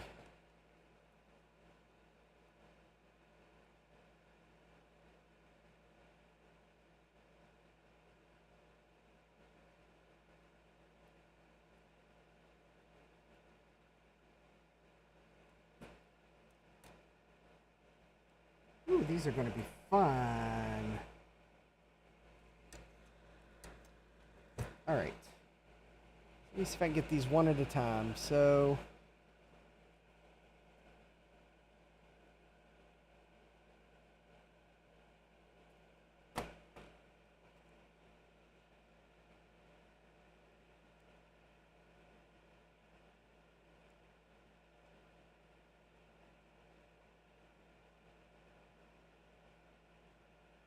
Oh, Jeremy, the luggable case. I know you've wrapped it up to ship, but I think I got a question you might remember. So I remember you were telling me you had a 286 board that was I guess a full-size board for like an AT, and that obviously wouldn't fit in the luggable because it's too wide. But is there any length restriction to a board for that case? I mean, will a full-length AT board fit?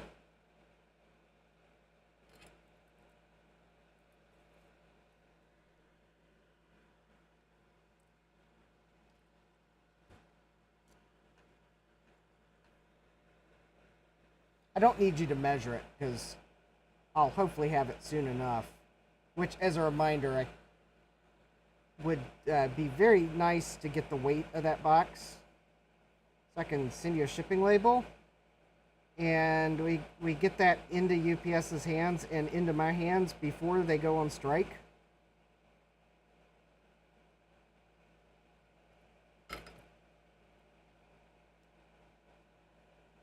Which I think the date...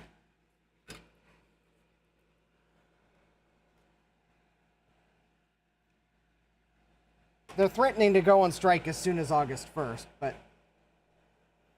I've read on some people online thinking that, oh, well, they may wait till closer to Black Friday and Christmas to go on strike because then more people will notice because, wait, you're not getting your packages on time. But actually,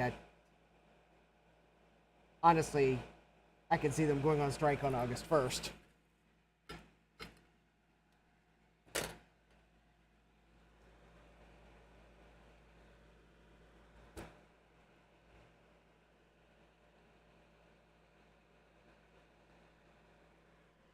Oh, Adams, yeah. Any baby AT should fit, no length restriction in your opinion. Okay, good. I saw a board on eBay that I thought might fit the bill because it's an AT style board, and it has onboard video and a instead of having a video output jack, it has a pin header for the video. I was like, wow, that's like almost... Now, granted, it's the pin headers for the 9DB9 or whatever the video jack. But I suspect that LCD panel is just taking a CGA signal anyways, so...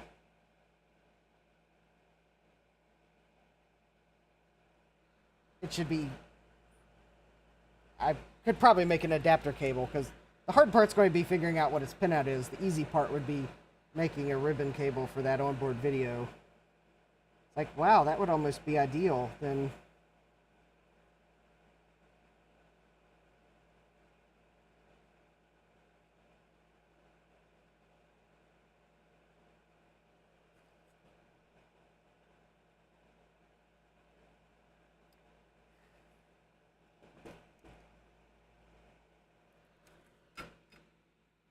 So, yeah, Adam was saying about the Apple III. Jeremy's trying to fit an Apple III board into the, I guess, a mini ITX or ITX, or probably baby ATX or mini ATX or an ABCDEFG motherboard format layout thingamajig. And Adam's replying that the reason they had to stack the RAM onto a separate board is because they designed the case before the motherboard layout was ready, and everything was too big to fit in the size case they had, so they were already stacking boards. So if you're trying to do a one-to-one replica of the Apple III, you're already going to have a tough challenge of making the board smaller, because they weren't able to do it back in the day. It is definitely an interesting challenge, Jeremy.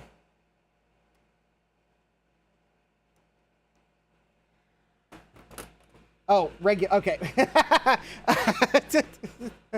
Yeah, Jeremy's probably having a mini heart attack as I'm promising ever increasingly smaller form factors for an Apple III reproduction that it's not going to fit on. So yeah, the regular ATX is the form factor he's going for, but still.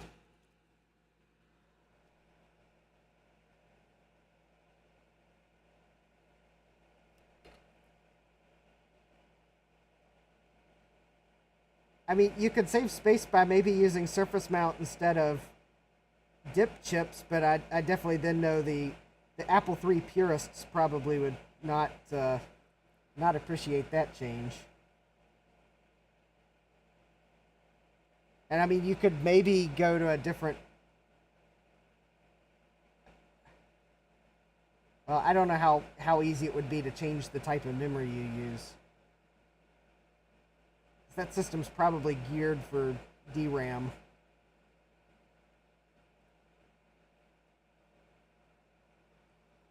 I mean, I would think it would be possible to use SRAM somehow, but I don't know. I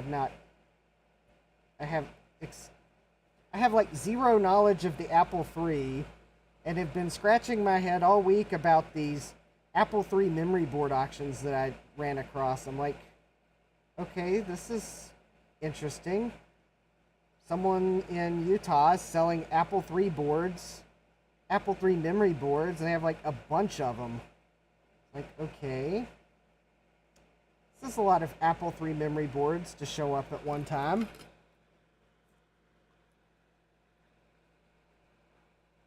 Okay, Joe is saying, yeah, he's had 2 goes at doing a static memory board for the Apple III. Both ended in very much failure, which I think I now know probably how bad the failure was. Yep, from that comment. Its memory bus is weird, Joe says. Yeah.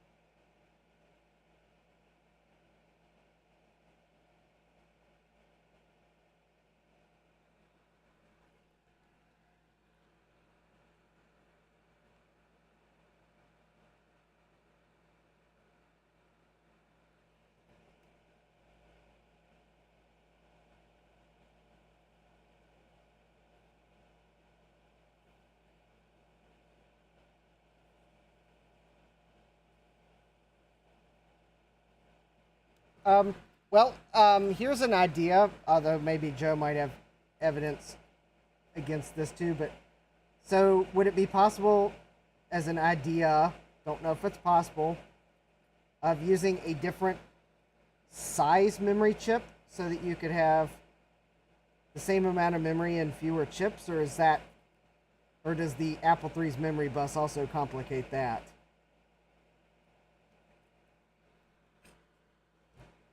Oh.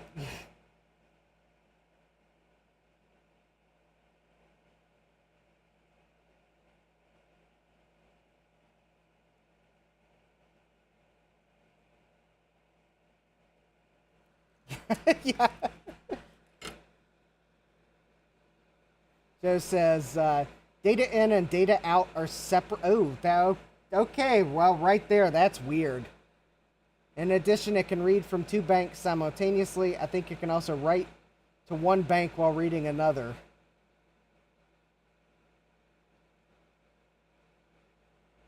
Yeah, Adam's suggesting maybe 4464s instead of whatever it uses.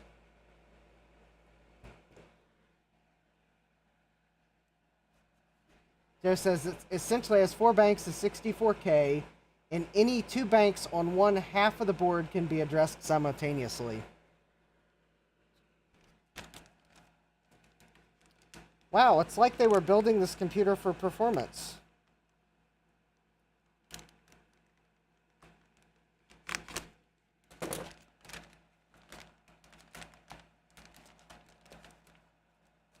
So, as fast as this Apple III could have run, I guess maybe that was its Achilles heel. Too fast for its own good.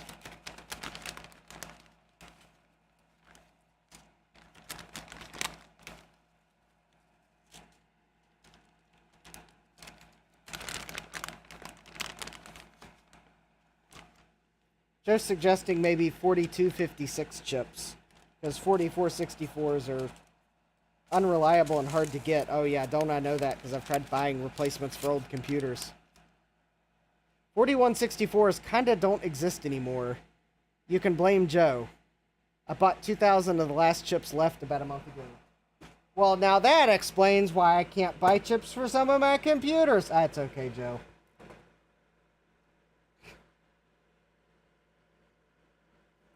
Adam says, I've never had a 4464 fail on a Platinum 2E or 80 column card.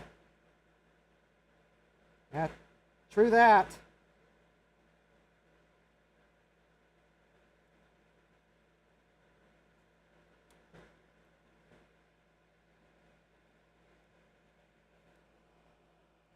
Hopefully hopefully that trend continues, Adam. That's actually, I mean,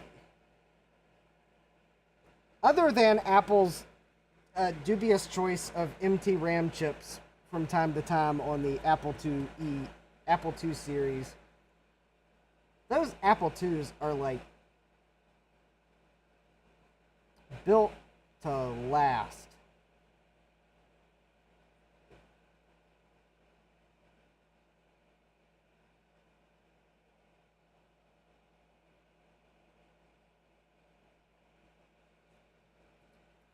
Which is maybe good, they were in schools, but it's almost,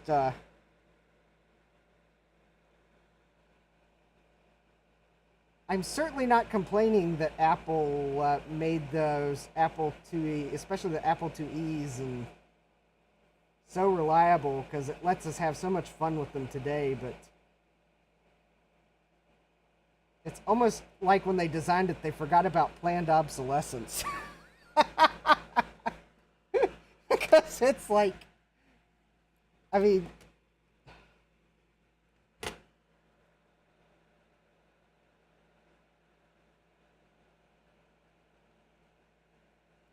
all right, let's see here if I can't get the, so I got this one here.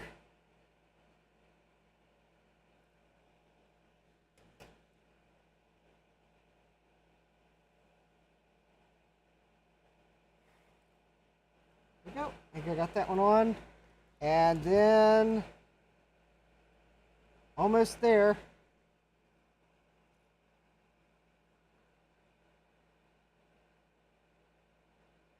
Almost ready to give this board a quick clean, and then I'll go grab the case parts and start to put it back together.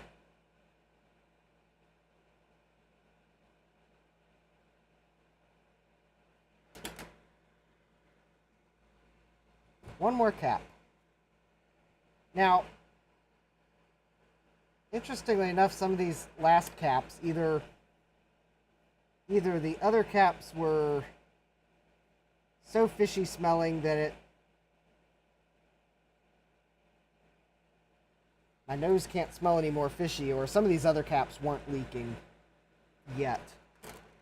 Oh, I'm pretty sure they were probably on track to leak at some point, so they were going to get replaced, but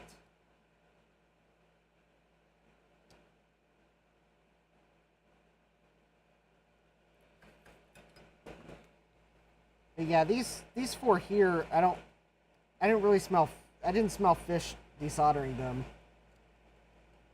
I don't think I smelled fish there, but yeah, these two here were definitely fishy. That one was definitely super fishy.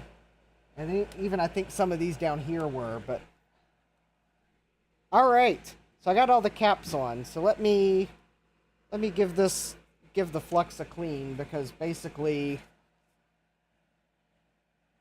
well, granted, I might have to take it apart to do some more work on it, but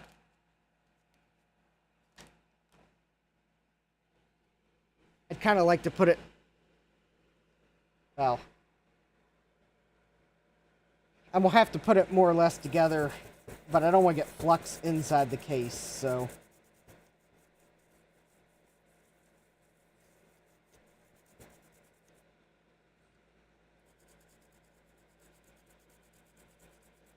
Joe eventually wants to build a 512K static RAM board for the Apple IIe.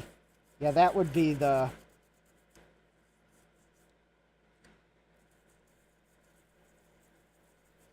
Then you could probably run pretty much anything the Apple... Or, not Apple IIe, the Apple III.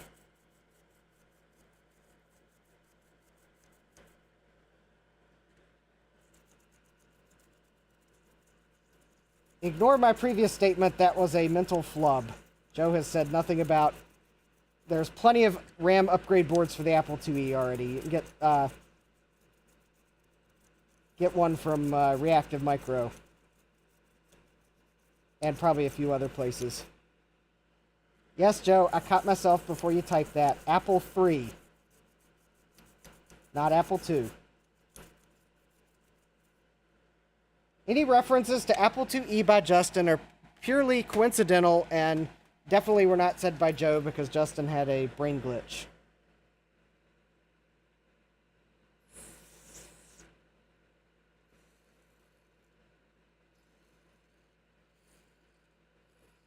We'll go ahead and contact clean the sockets.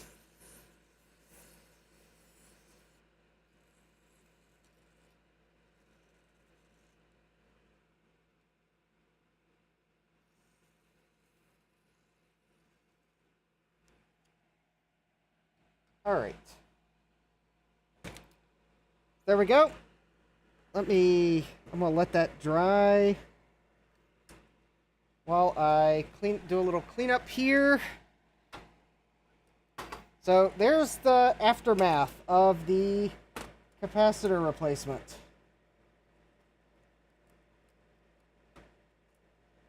All the Q-tips, foam swabs I used, all the old capacitors.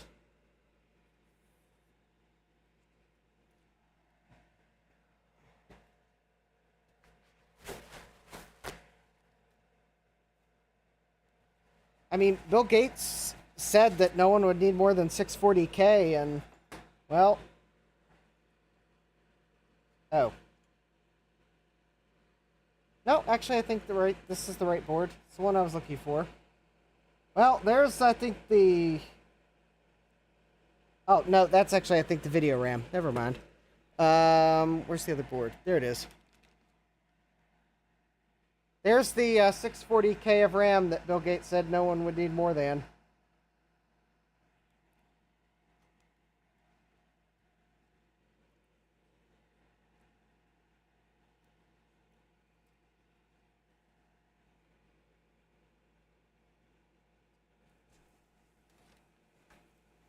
Also, I guess anyone seeing this 286, I kind of find 286s weird. So, let me throw throw these. Oh. Actually, I just realized I still have all the parts and pieces from other streams on my bench. So let me get rid of these. Alright, so if you missed my stream on Tuesday, go back and watch it. Chris actually had to send me a message of how much fun he had watching it.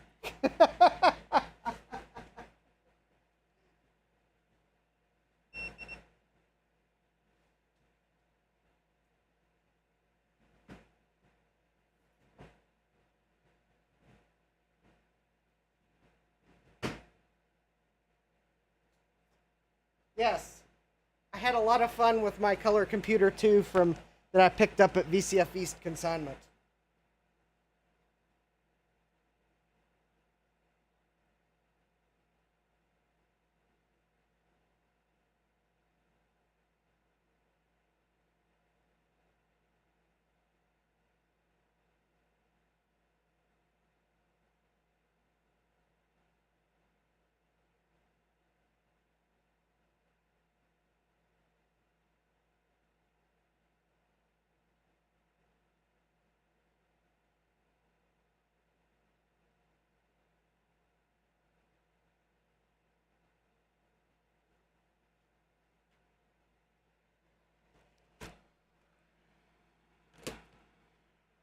All right, got another stack of stuff in this computer.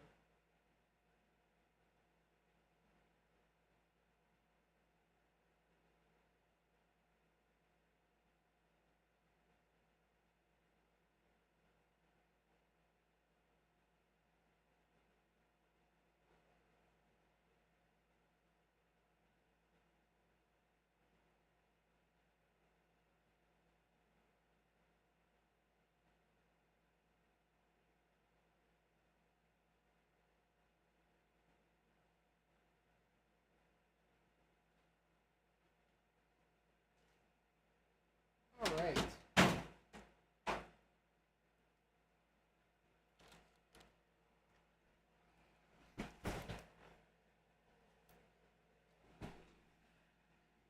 All right. It's time to put this back together enough to test.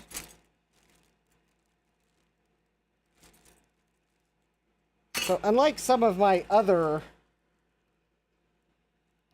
recent disassemblies, I actually put the screws in bags that will hopefully help me put this thing back together somewhat reasonably well.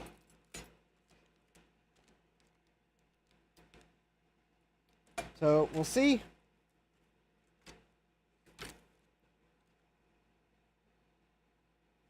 There's the Citizen floppy drive, luckily not the infamous model.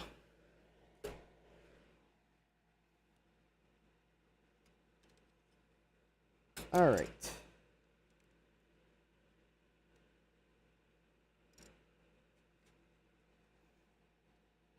The infamous corporate serial number sticker.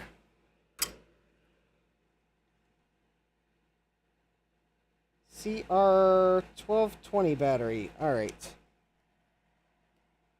Let me go real quick and search Amazon for CR1220.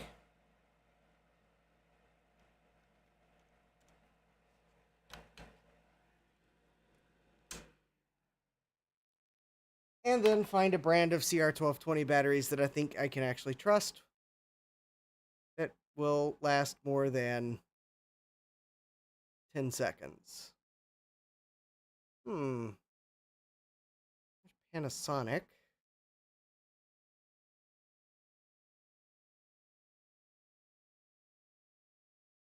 There's Energizer. I could just order one.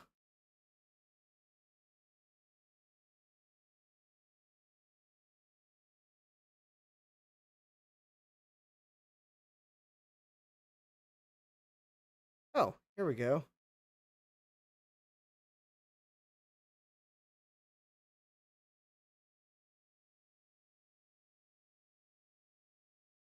Here we go. Duracell. That'll work.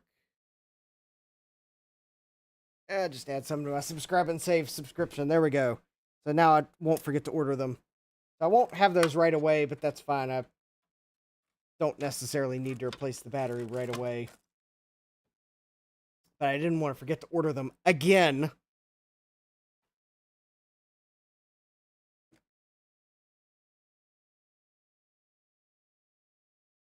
Oh, there will be some surprises in my package, by the way. Okay. As long as the surprises don't make the box go over 70 pounds, we're probably good. Eh, oh, okay. And as long as they're not puppies or kittens. I don't trust the post office that much. In fact, I don't even see how the post office delivers live chicks. I don't see how that works. Did I see the photo Adam posted, the Apple IIc box with 3 wasps' nests in it? No. That doesn't even sound like something I would do as a... Yeah, that's just scary. Um, no. No. No. No. No, no, nope, nope, nope, nope.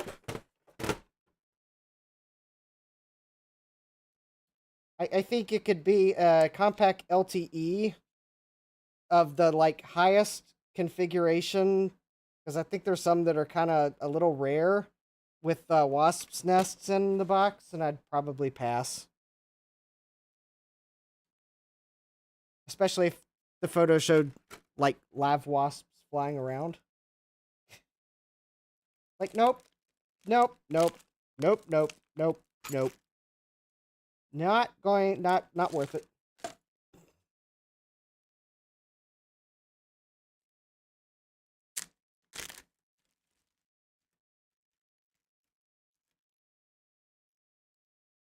Yeah, yeah, hopefully it's not the same type surprise as the I remember when I was in the apartment and the complex was upgrading HVAC units, and there was a free surprise apparently with my heat pump.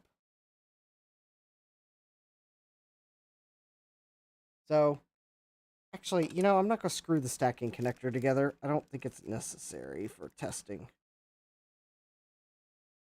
Yeah, apparently there was a Black Widow spider hiding out with the heat pump. So it was like, I think the day after they installed it, the Black Widow spider came crawling out of the ductwork.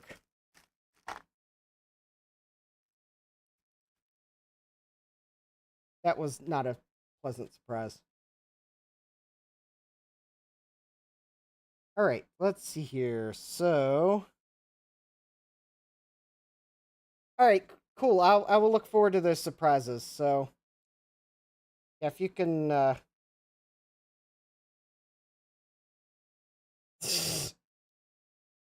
Yeah, Adam says Garth sent him a box one time, and he wrote "does not contain bees" on it.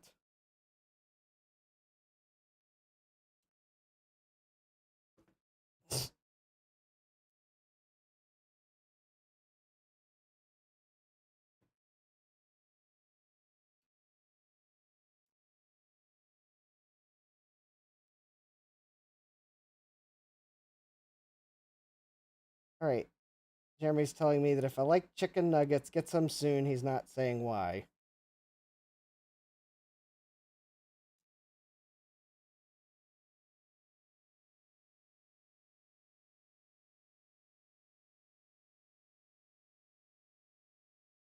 All right. Has me a bit concerned, but anyways, all right. So I think, if I remember right, see, there we go. There's my math coprocessor that hopefully is legitimate. I won't know till I can test it, because it came direct from China. Quite honestly, it looks like it's been remarked.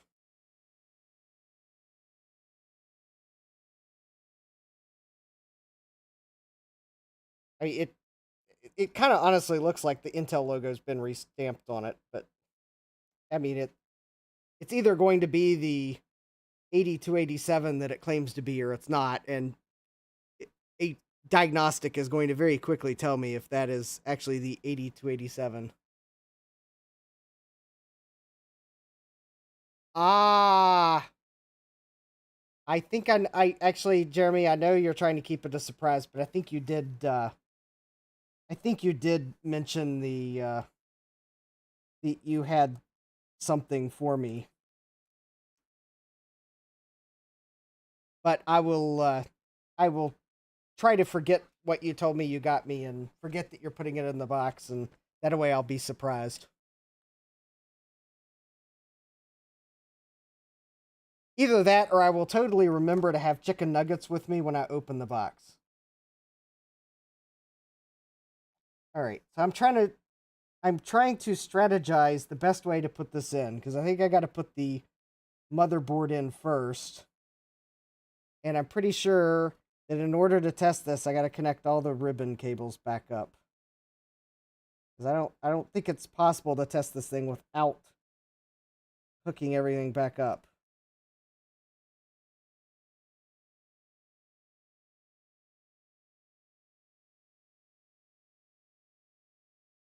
I I could be convinced to open the box on a live stream, Jeremy.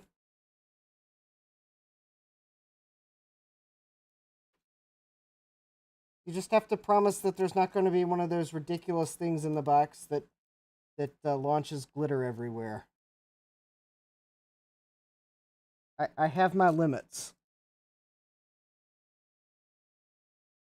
There's already, yeah.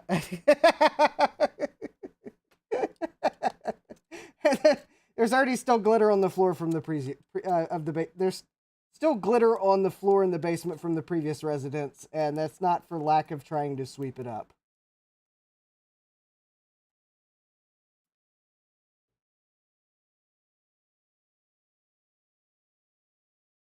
So yeah, just let me know when you got the weight of the box, and I know you were mentioning something about a 286 board.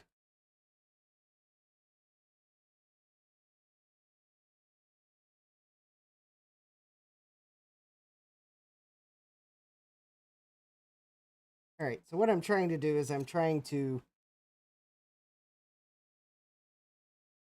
I think what I got to do, and actually this would be a lot easier if this panel would.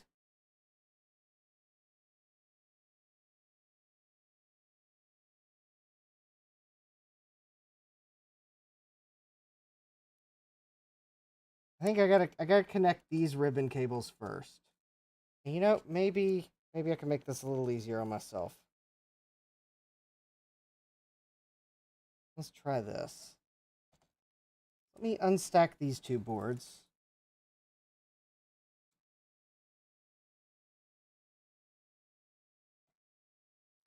So that I can then realize that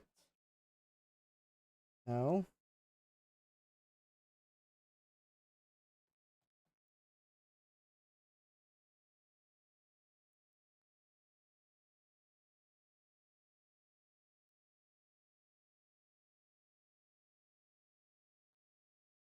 Okay, something's wrong here. Oh, okay. Well then we'll do that in a separate we'll talk about that later then. First I got to try to figure out why it looks like I'm trying to put this board in upside down. Because the thing is, I can clearly see that the battery goes over here because of the way the plastic's curved. Or does it? No, it does. It has to go over here.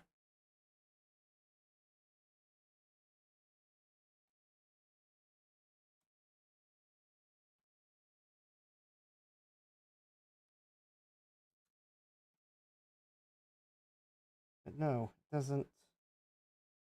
Does it? Or does it go like this?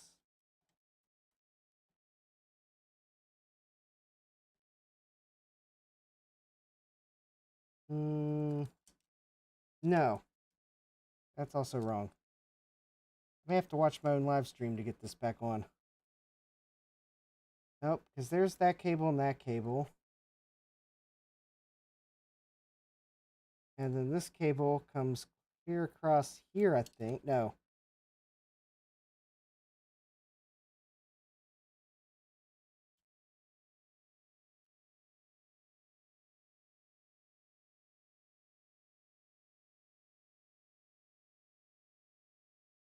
Okay. Oh, hey, Thomas. I have recapped the board, and now I'm trying to remember how this goes back together.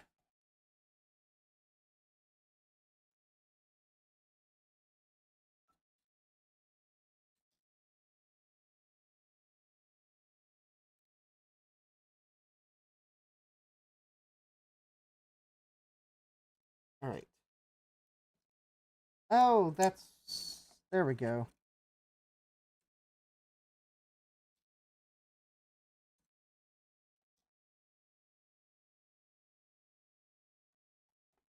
Ah. I think in the disassembly, I think I was probably supposed to remove this back plate because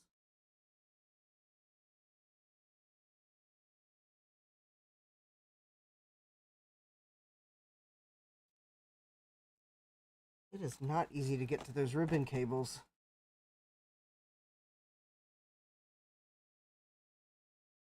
Let's see here.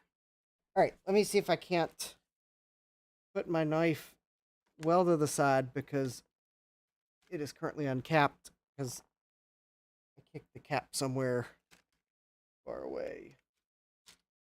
All right, let me see if I can find a screw, the bit that fits that. I'm going to remove these two screws holding the back plate on, and then maybe if I remove it, then I'll be able to actually get these ribbon cables back in.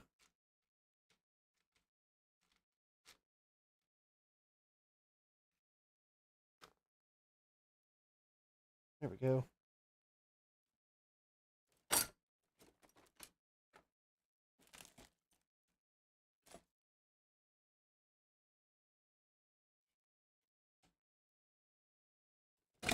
All right. Oh, zoom out. So it's this plate here I'm trying to remove. Just gotta find my screwdriver first.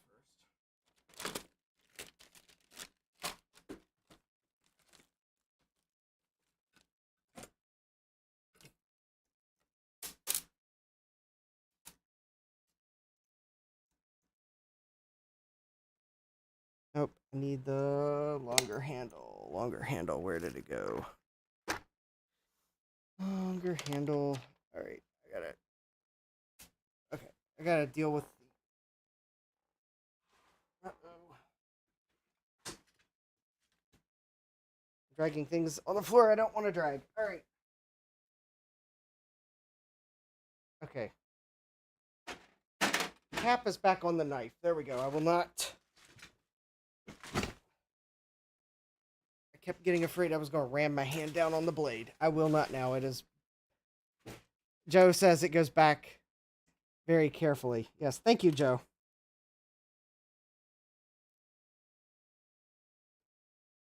It does go back very carefully. I think if I can get this plate off, and I think it's held on by these two screws here, then I think I'll be able to get the board back in and pivot the, or at least get the plate. There we go.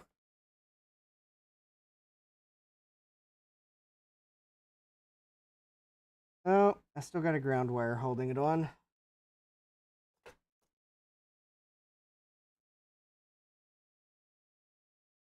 And that's the next.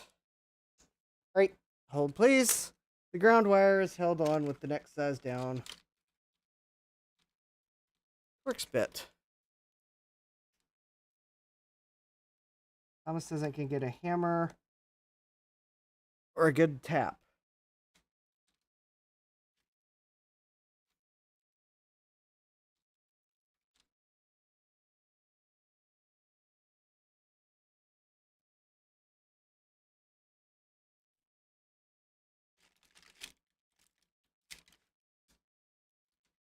Oh, Chris, I had to try to repair something you hadn't already.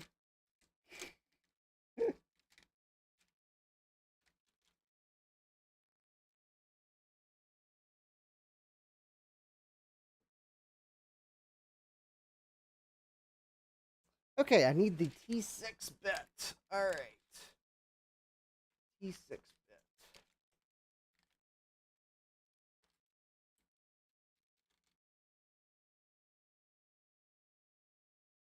there's the T7. I'm going to hold on to it in case the T6 bit is still too small.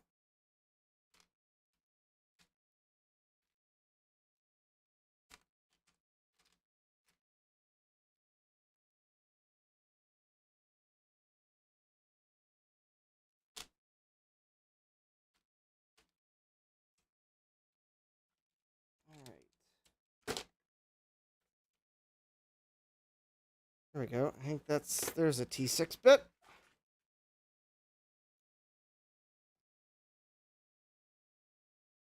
No, T6. Oh. Let me guess. In a sea of Torx bits, Compaq used a Phillips bit. Let me guess.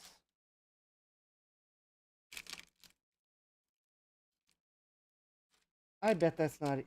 it kind of looked like it might have been a Phillips, but I was like, no, it's a Torx bit. Just like all the ones around it.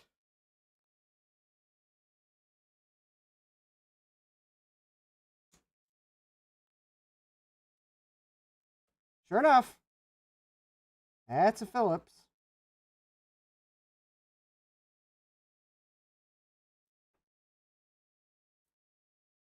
I guess Compaq figured that, well,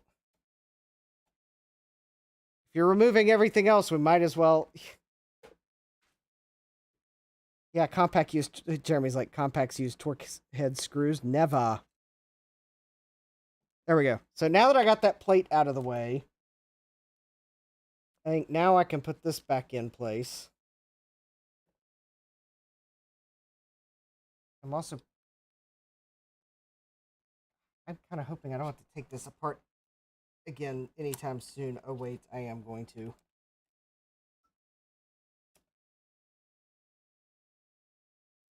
All right.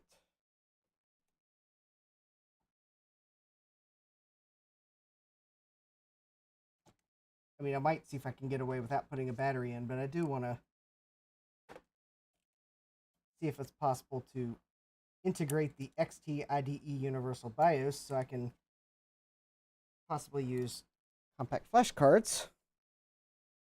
And to do that, I will need to get this back apart so I can read the ROMs. All right, so I'm...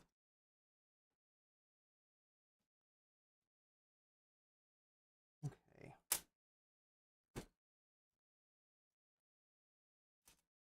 All right, so... Whoops.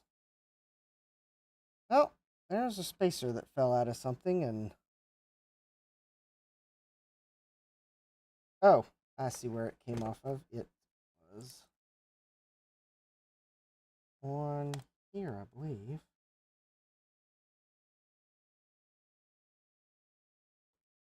Yeah, okay. All right, let's see here.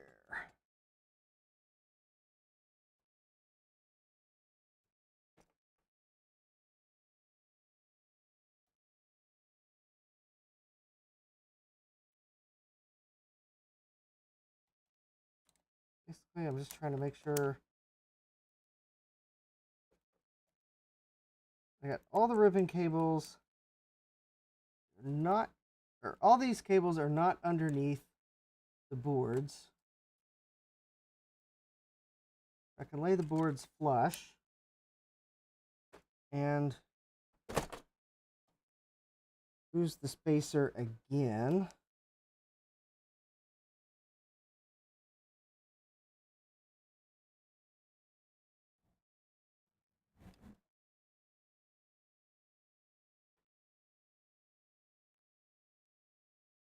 And there was a little metal piece on it that I bent. So I'm hoping that's not necessary.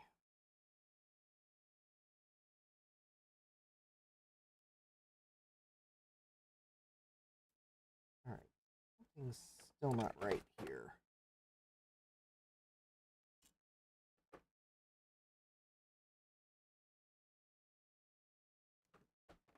Oh, I think that's okay. That's the other reason why.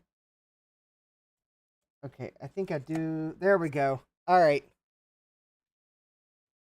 It does not have a PCMCIA slot.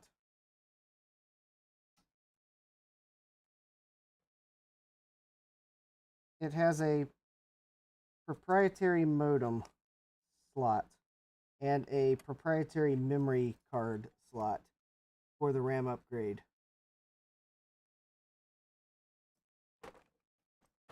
It's a 286. I'm not sure if PCM CIA existed when this thing came out.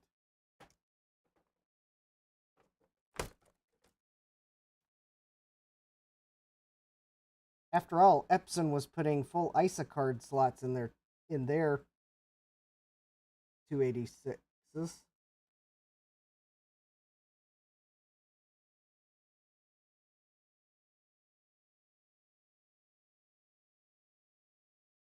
All right. So now I'm just going to basically try to plug all these cables back in carefully.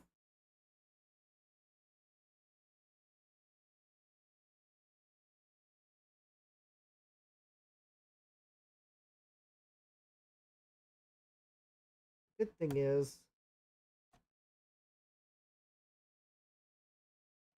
they're all pretty much,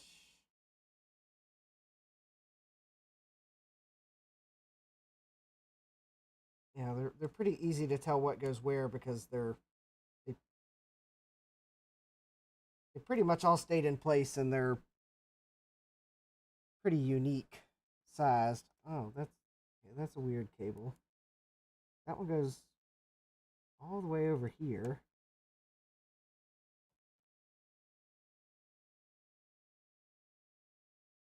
Okay. Don't know what that cable's for. Okay. That one goes all the way over there. See, I think that's the hard drive. That's the floppy drive. That's the ground cable. I think this one actually goes over here. There's that one there. Okay, that one there is on the back panel board.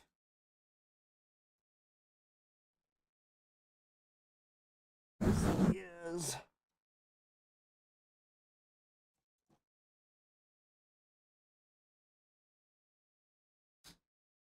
Okay.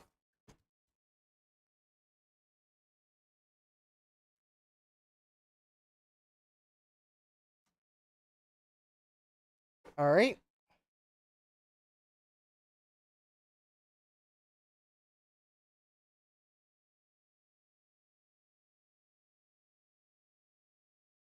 Yeah, the 475CX has a PCM CIA card slot.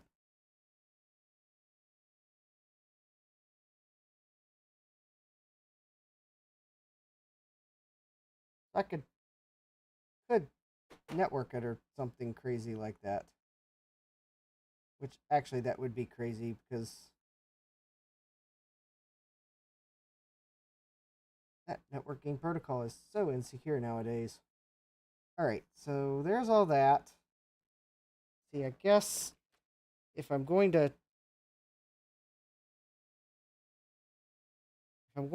try to find out if this hard drive even works, I might as well go for it. This is the original Connor hard drive.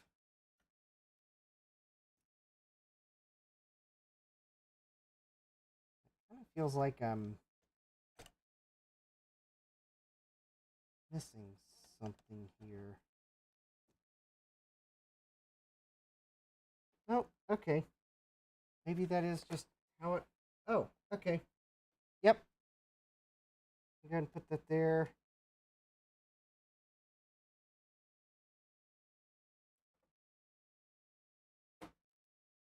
I have not managed to... I did forget to measure the connector on the hard drive to see if I could make an adapter of some sort to plug in a standard compact flash card. So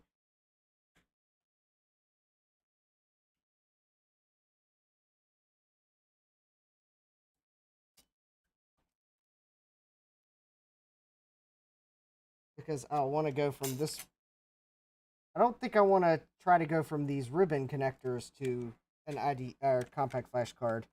That'd be, but maybe the connector on the hard, be able to reuse these ribbon cables, assuming I don't mangle them putting it back in, and then get a connector that fits the pin spacing on the hard drive and making a adapter. Because basically this Connor hard drive uses a, I think it's a, I want to say the pins are like probably like 0.05 inches apart. Yeah, I could get the LTE 286 on a network with the Zircon Pocket Ethernet adapter for sure. I mean, assuming I get it back together here. That's still not a foregone. That is still not a guarantee that I will successfully get this thing back together.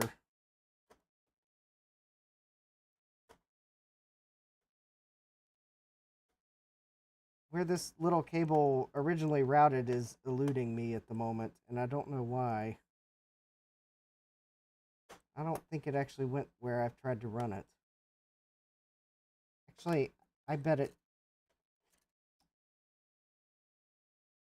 I'm just going to try to get this back together enough to test it. Because I'm going to have to, I will have to open it back up because for another stream.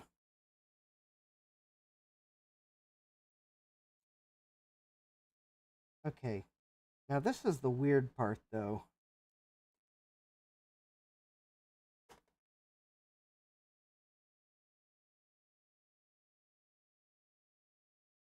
So these ribbon cables here, sure enough, yeah, it's a lot of ribbon cables.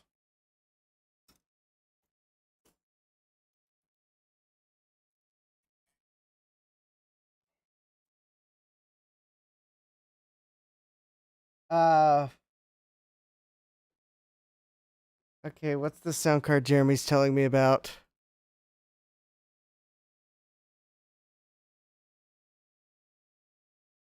Jeremy, if that thing shows up on eBay, it'd be $1 billion.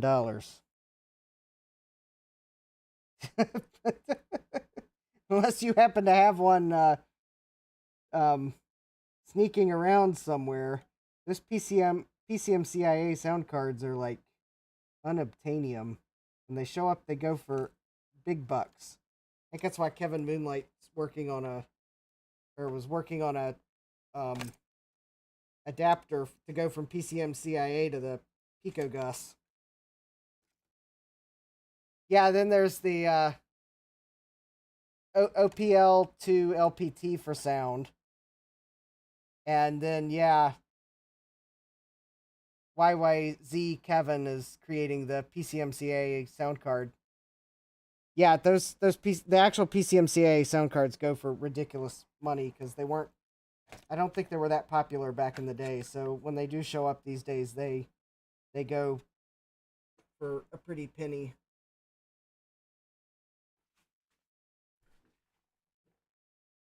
All right. I seemingly have something upside down, and I'm trying to figure out what it is.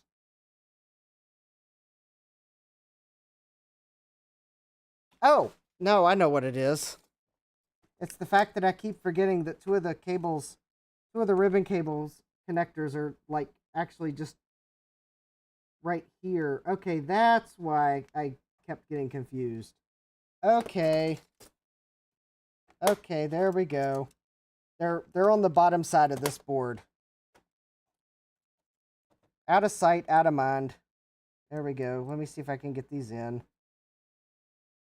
Fortunately, these connectors kind of want to... I'll open them.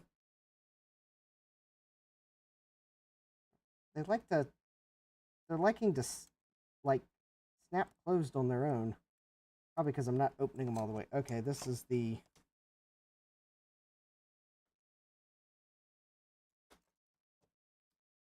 Okay, do I have to plug these ribbon cables in to use the laptop? No. All right, can I tuck these away? Okay, I'm actually thinking of not plugging these ribbon cables in. You've got some hard drives just like the one I have in this laptop. Just like it. Complete with this, like, weird connector. That'd be cool. It'd be nice to have a spare, because I don't know that this one works. Because the thing is, this is a 5-volt hard drive. Okay, I'm not plugging these ribbon cables in, and I'm going to somehow be very careful when I test this thing. Because I'm tired of fighting with the ribbons. I'll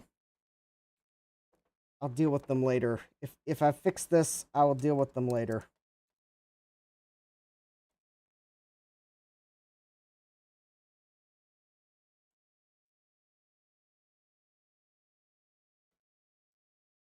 All right. There we go. I'm not even going to plug the floppy drive in. I just want to see if this thing will power on somehow. Very carefully.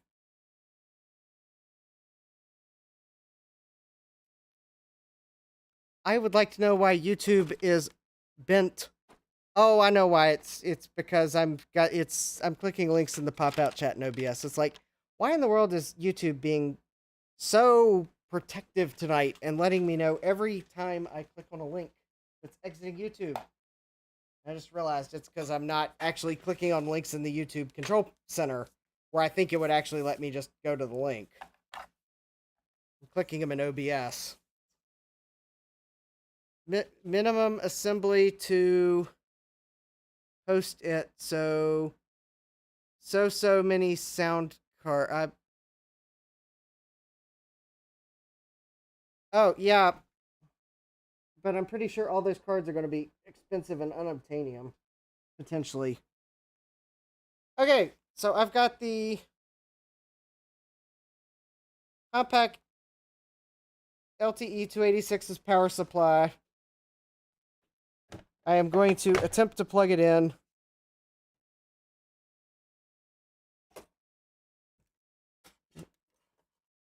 This is the part of the live stream where hopefully I don't regret doing this.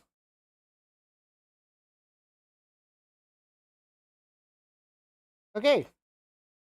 So far I haven't done anything irreparable, other than the AC power light is blinking on the power adapter, so I bet I may have to recap it. Okay, so let me see if I can open up the lid of the laptop enough, holding things in place, and let me attempt to turn the power switch on.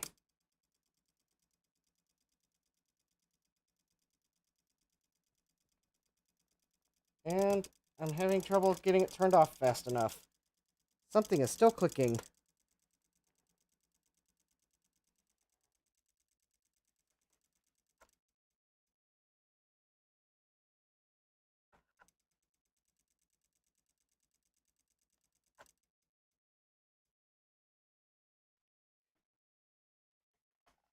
Chris has secondhand anxiety. Yeah. Okay, I think I know what's going on here. And we're going to get to see what's inside of a power adapter. Yeah, Joe is Joe is telling me exactly what I just think I thought of too.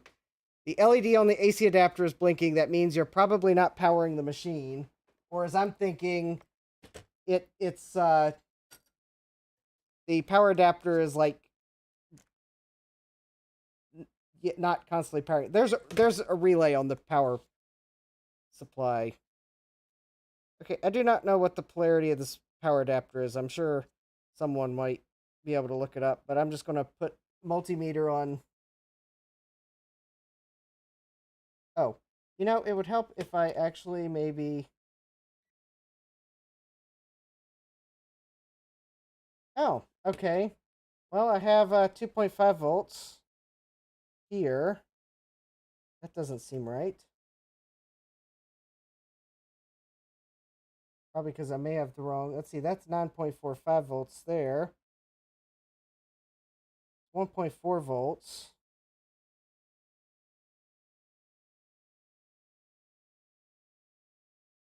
Let me see if I can find the...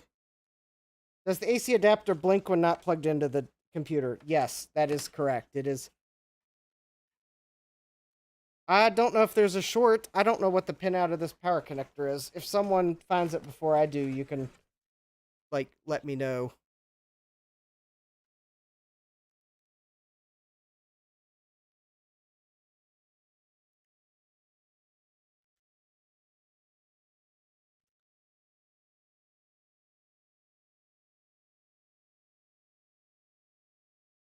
Oh.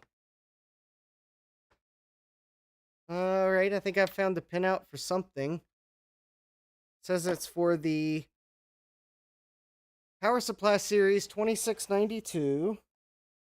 This is a 2692? Yes, it is. It's a 2692. Alright. So, pin number...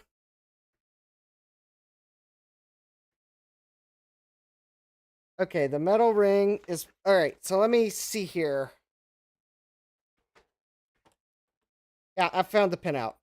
So, one of these pins is ground. But the shell is also connected to ground.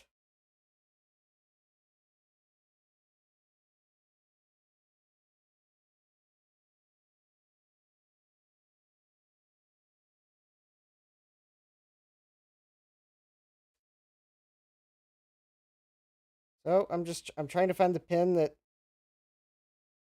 is ground.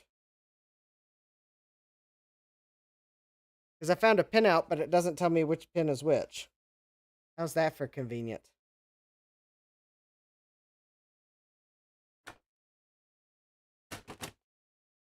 Alright, well, I think I may have to open the power supply to figure out what's going on. So either the rubber feet are hiding screws, or I'm not getting into this thing tonight, and... Alright, so let me see if I can get this laptop out of the way. I don't really have a place to get it out of the way, but... It has got to... There we go. Don't worry, that was probably something... not fragile. I don't know what fell. Alright. Well, they are usually glued shut, but it does appear as if there might be... Actually, there is a seam right here. I think this one's screwed shut.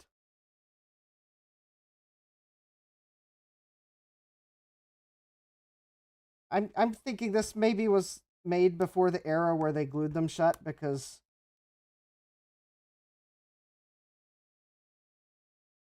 Well... Okay, there's not a screw there, but it looks like it might be a release. Something to release it. Alright.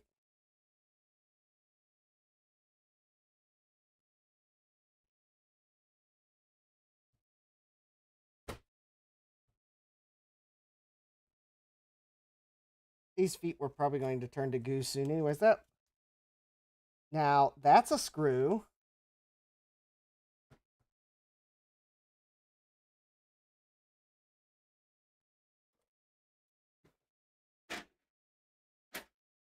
Yes, usually glued shut, but not always.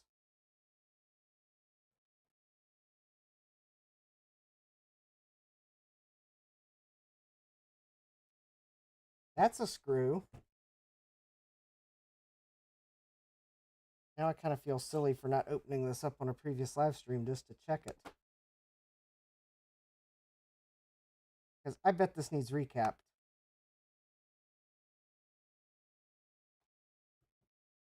Okay, so there are 2 screws and 2 not screws. And interestingly enough, they are Phillips screws. Which tells me that either Compaq didn't actually make this power supply, but a company did for them. Or they didn't think that anyone in their right mind would try to take it apart because it says no user serviceable parts inside, or both. Maybe they thought no one would look under the feet because, oh no, I removed the feet. Now it's going to mar up my good table. So, no, I don't want to try to take it apart. Okay. I think now that I have the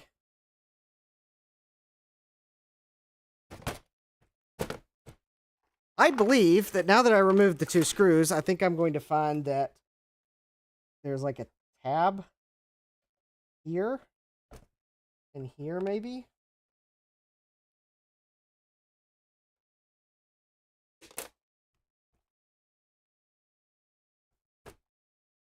Yeah, that's definitely looser. Or my feel, or there's a screw under here. Yeah, if anyone's taken one of these apart and knows the magic, let me know.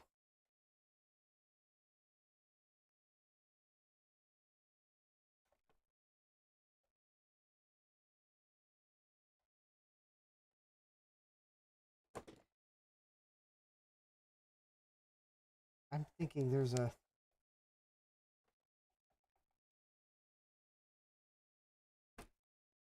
All right, I believe there is... I'm going to find there is a tab here somewhere too.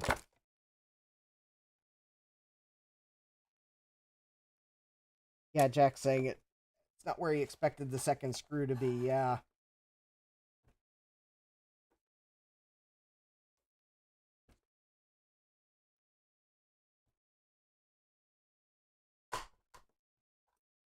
There we go. There's one tab. I haven't broken anything yet.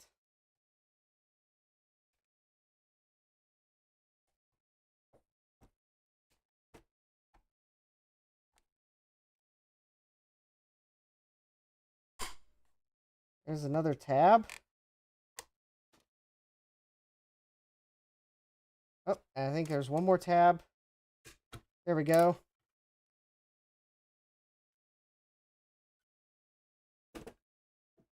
Ooh, ew, ew. All right. Ew.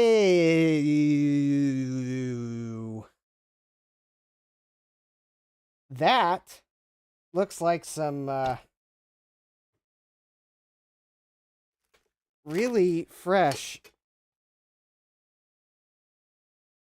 Ew, ew. This is like, ew. Ew.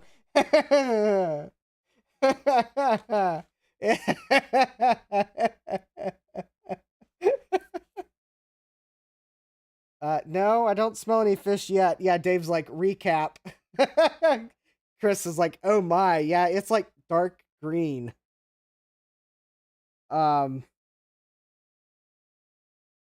Yeah, yikes. Yeah, there's a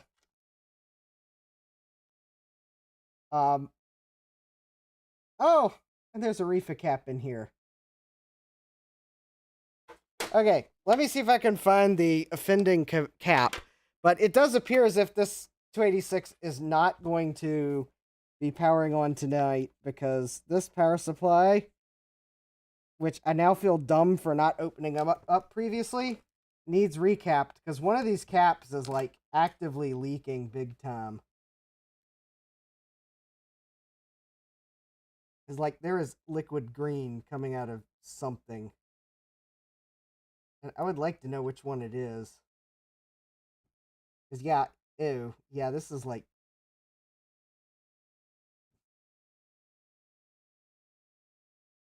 Actually, I think I do get a slight hint of fish. Yeah, it's probably...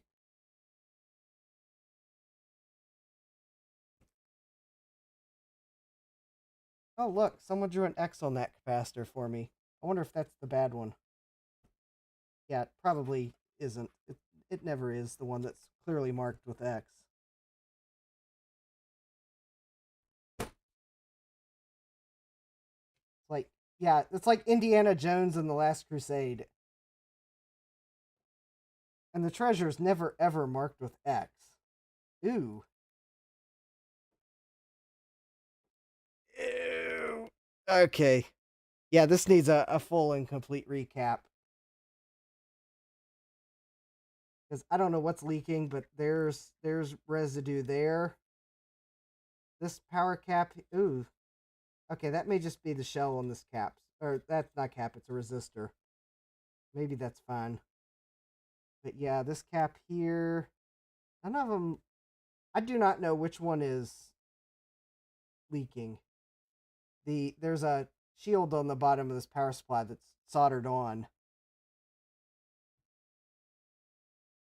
I think it's safe to say that I think all the electrolytics are going to have to go on this board, along with that refa right there.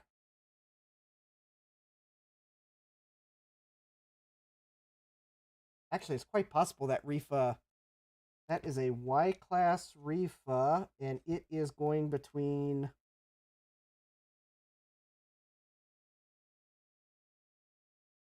live and ground? Or is it neutral and ground? I'm having trouble seeing the wire color. So let's see, that's the blue wire.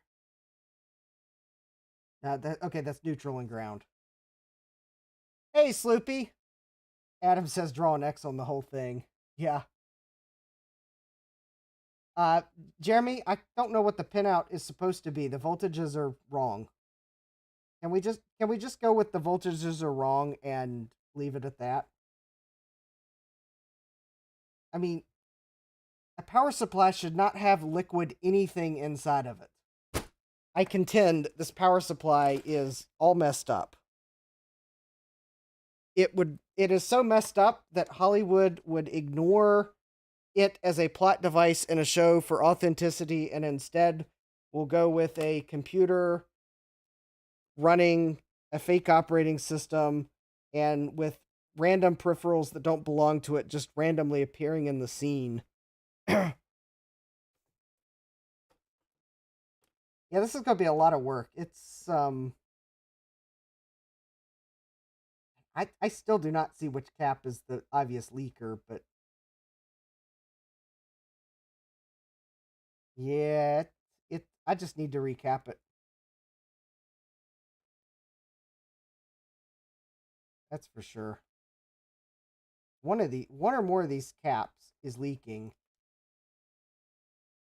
I mean, I think it has to be the cap because the only other alternative is there was liquid spilled in it before it got shipped to me, but the amount of time that liquid would have stayed a liquid, I think would have been, I'm pretty sure it's a leaky cap.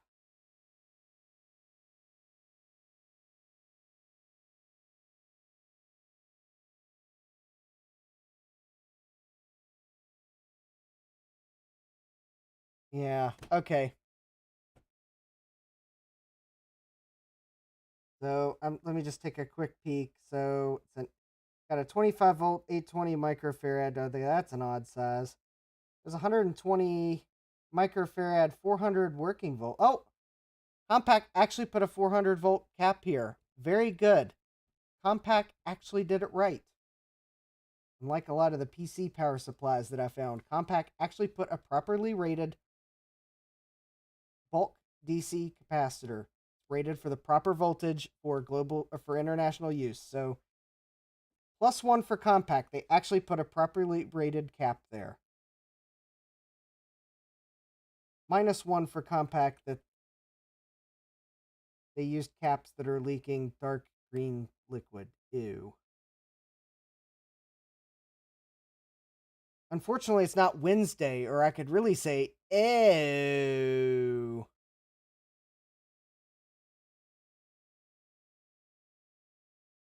Bonus points if anyone gets that reference. Actually, I think I made that one too obvious.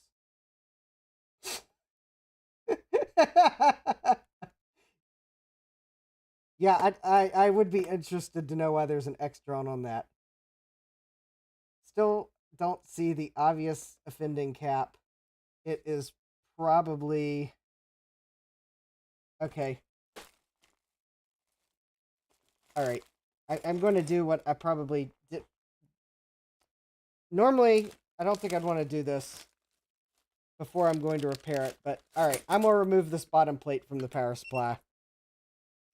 It is probably going to smell like Fish City in here.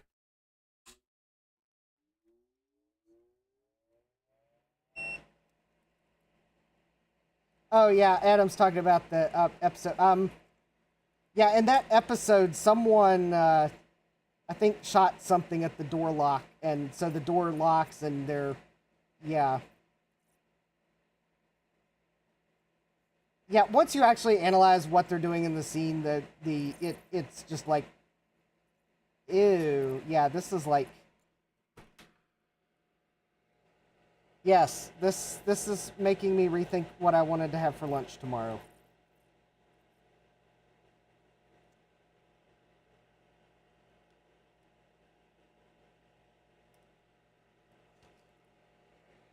For anyone that wasn't on the stream earlier, I had noted earlier today that our cafeteria is serving fish po' boys tomorrow for one of their specials, and yeah,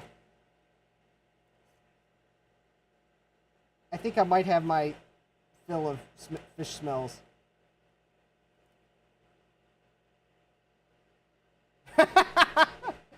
Yeah, it's pretty bad. If this says anything, right there's my souped up smoke absorber. And I have it right beside this, so...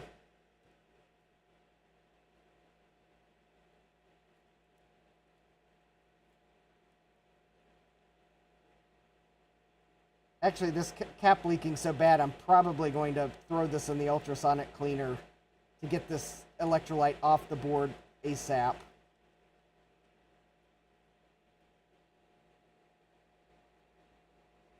Actually, if I can figure out which cap is leaking, I'm probably going to just go ahead and remove it from the board. To at least stop any... I want to stop whatever I can.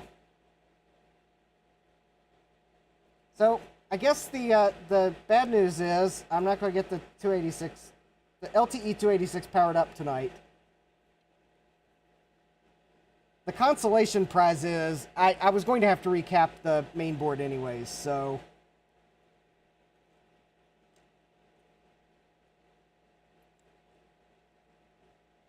So the thing is, there were leaky caps on it. I was going to have to recap it. Unfortunately, there's no guarantee that the problem I saw last stream I was working on this had anything to do with the motherboard's leaky caps.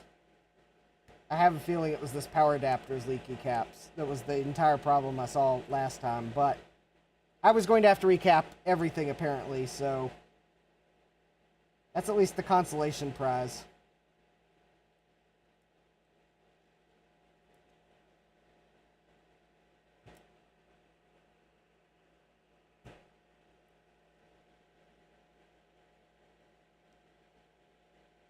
You know, I think this whole board that's on the bottom of this power supply might simply be an RF shield. Although I will probably have to put it back on the board because it also appears to be acting as a spacer, so...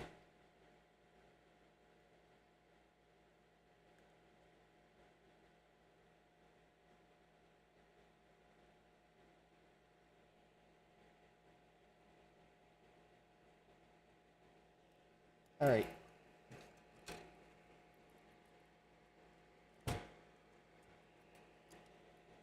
No, this is, it's Gootwick.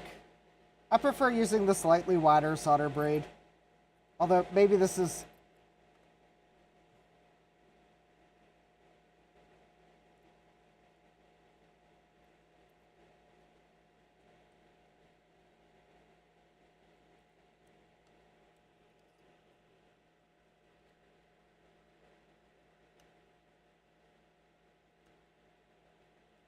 This is like the 3mm stuff.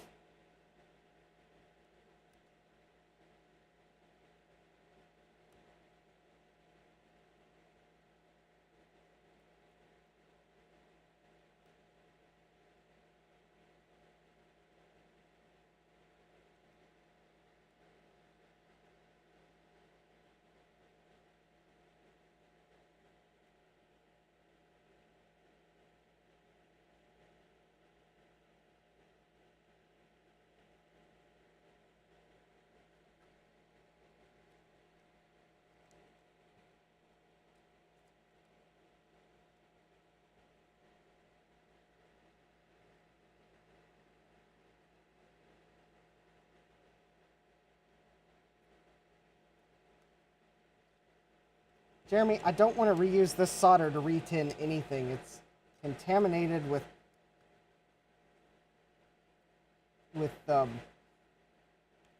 electrolyte of capacitors.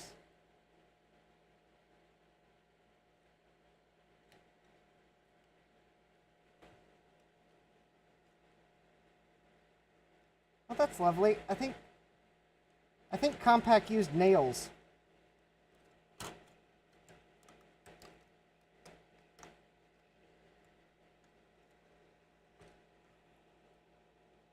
Ew, okay.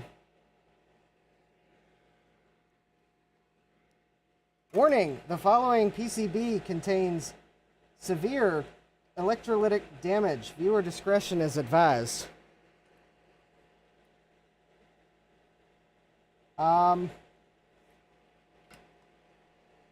Just sit right back and we'll tell the tale. A tale of a fateful power adapter.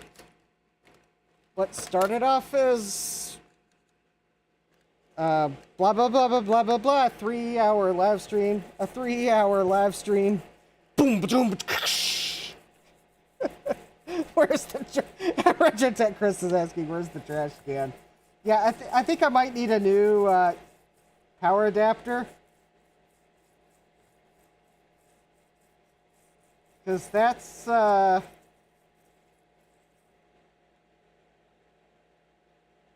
yeah, that's yeah,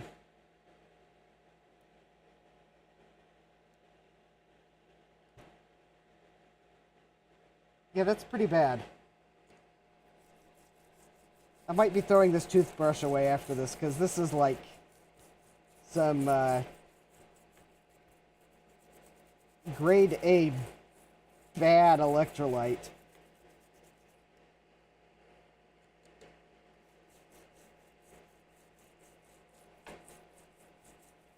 Yeah. Dave, that'll buff out. Adam says, I'm getting punchy. Yeah. Yeah. Hey, said Mac 356.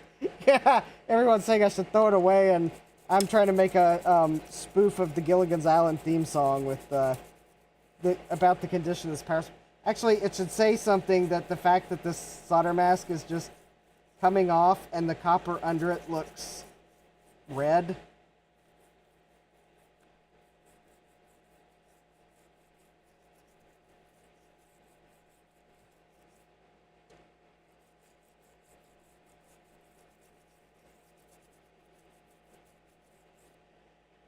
Yeah.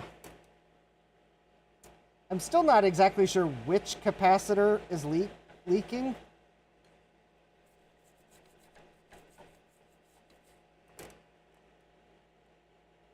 But it's probably all of these right here.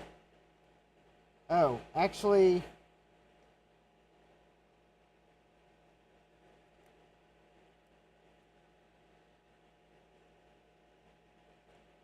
yeah, it's probably all those capacitors right there.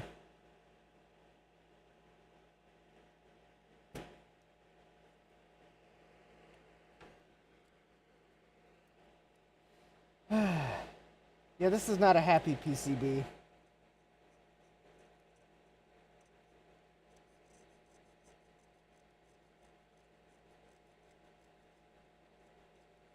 This is possibly when I could use the channel sponsor, PCB Way, to help me make a new power supply board for my LTE 286, because I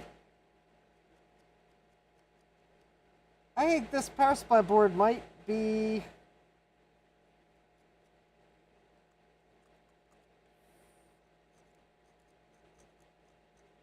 well, I mean, it might be repairable, but it's certainly...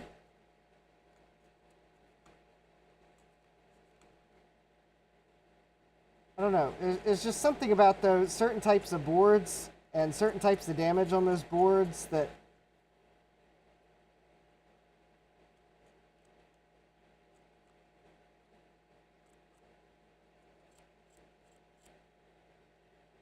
yeah, this is definitely not going to get fixed tonight.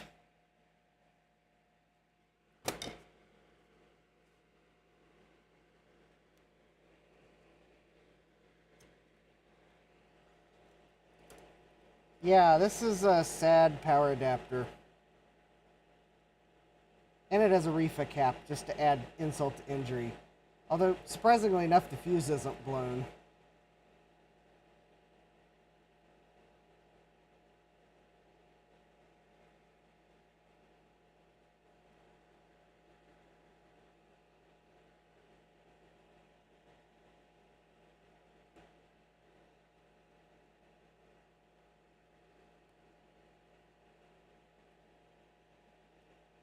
Yeah.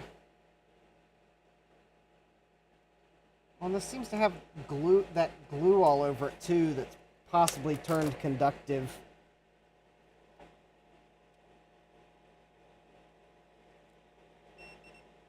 Oh, it's an Aztec power supply. Now it all makes sense.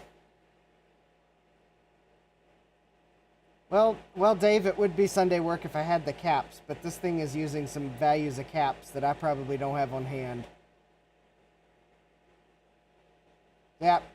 Well, I guess on Dave's stream I'll probably I'll be looking at this to see if I can order caps for it. But first, before I even order caps for it, I'm gonna have to figure out if I can even salvage the board. Because if it's too far gone, then I'll probably try to figure out what the pinout of the power adapter is and replace it. Yeah, that is not a happy power adapter.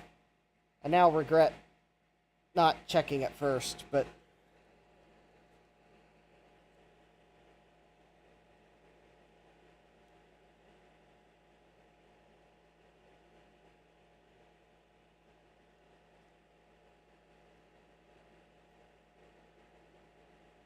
the interesting thing is, though, these caps are... Oh, I bet I know why that electrolyte's green. I bet it's actually the solder mask mixed in with it. Yeah.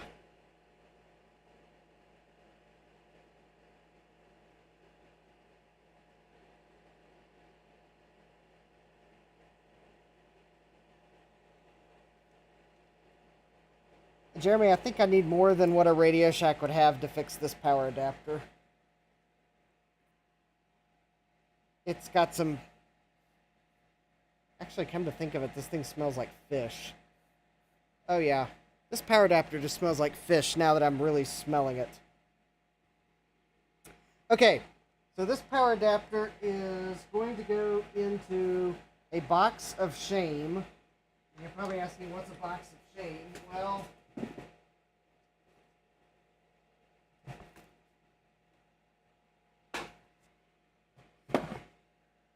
It's a cardboard box that I can put it in and all its related parts in because it's so bad off, I'm not taking care of it tonight. I realize I should probably clean it tonight, but it is so far gone. I'm not even bothering. I'm not even going to. It's going to wait till Sunday. It is that far gone. If I thought, yeah. Let's just say that the odds I'm giving this of working again are less than 50%. So it's just going into a box where if the electrolyte leaks on the box, I don't care. Sometimes when you have something that's that damaged, you just have to say, waiting isn't going to make it any worse. It's already bad. Well, Jeremy, I know that the Radio Shack stocks capacitors, but I don't... It has been so long since I've been to a Radio Shack that has capacitors. I don't know what values they stock, and those are some really weird capacitor values. And they're tightly packed. They're going to require specific values, and they're going to have to be specific sized capacitors to even be able to physically fit. Plus, I'm not going to buy capacitors for that power supply until I'm sure the board can be saved. if that tells you anything. Normally, I would go off and buy capacitors thinking I can save the board, but that power supply is so bad, I'm not ordering capacitors first. How's that for blatant honesty? That's actually probably one of the worst leaked boards I've gotten yet, and sadly, it's a Compaq LTE.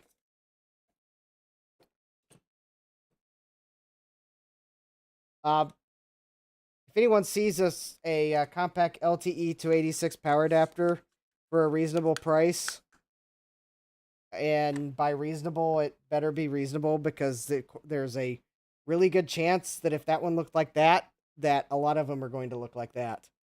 So I'm not paying the inflated eBay price for another LTE 286 power adapter. I'm going to put it that way. Jeremy,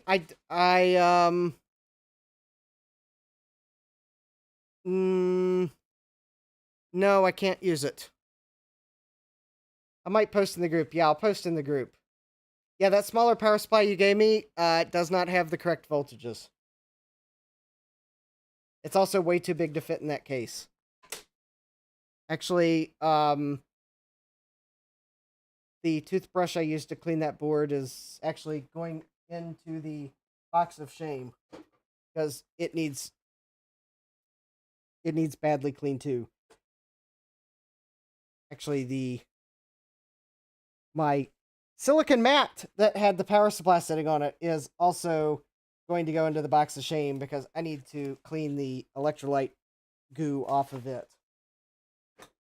There we go. See, I'm not... Oh, good night, Adam.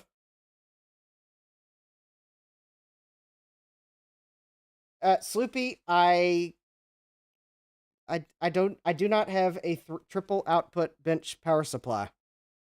That power adapter has 3 different voltage outputs on it. Granted, the notes I have say that one of them might only be used for charging, so I might be able to get away with only having 2, but I don't have a 2 output bench supply either. It's like some 4-pin proprietary thing, and I'm not pulling it out of the box again.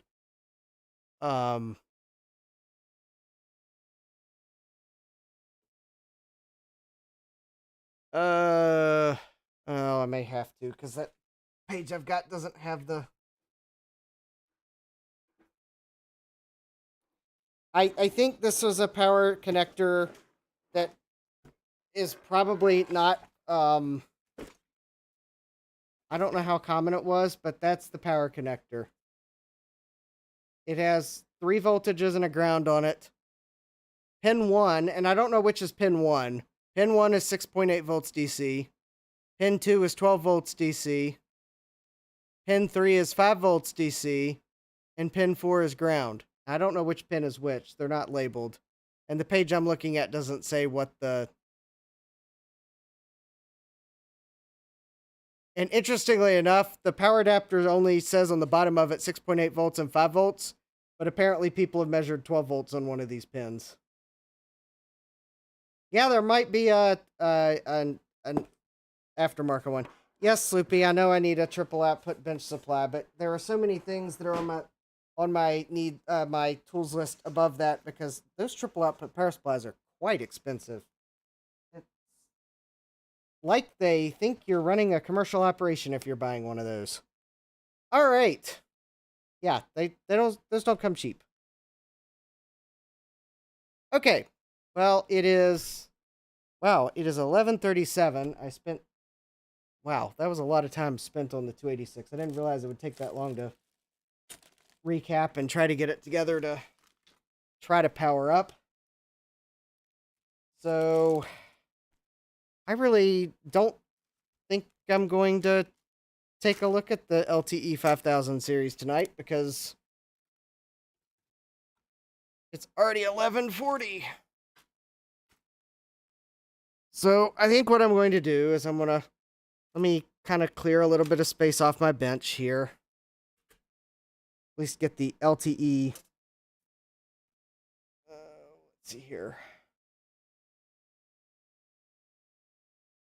All right. I'm trying to find my bags. I got 3 more screws I need to put into another bag because I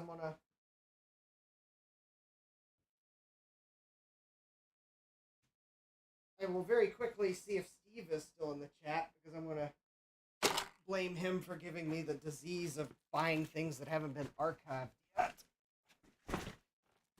I got something in the mail today I'm going to take a look at. Okay, so this is the back plate. And it's round.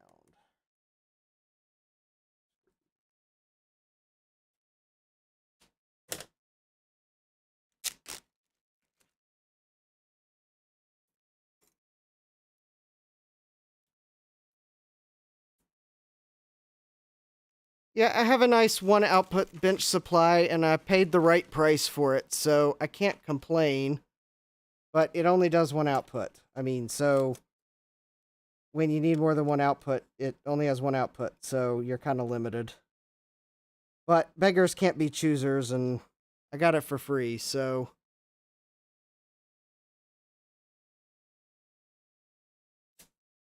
I wish I had one that was digital and you could very easily set the current voltage limits in a digital setting, because mine you have to set the voltage and then you have to actually short the output and then you can set the current limit, which I think is just completely weird, but that's the way you have to set the current limit on mine, is you actually have to short the output and then set the current limit.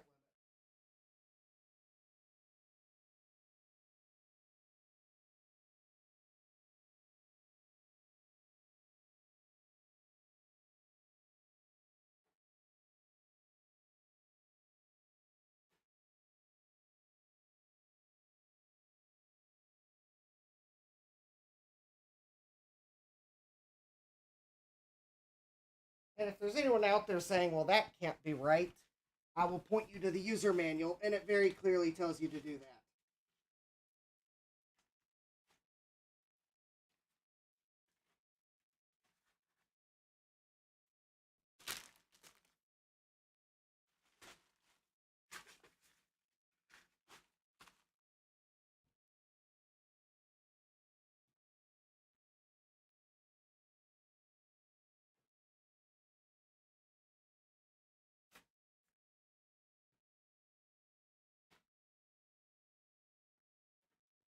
Okay.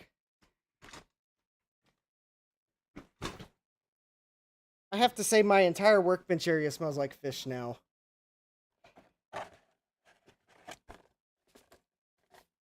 And I'm going to have to blame that compact power adapter. Because it's like... I mean, it is like super fishy.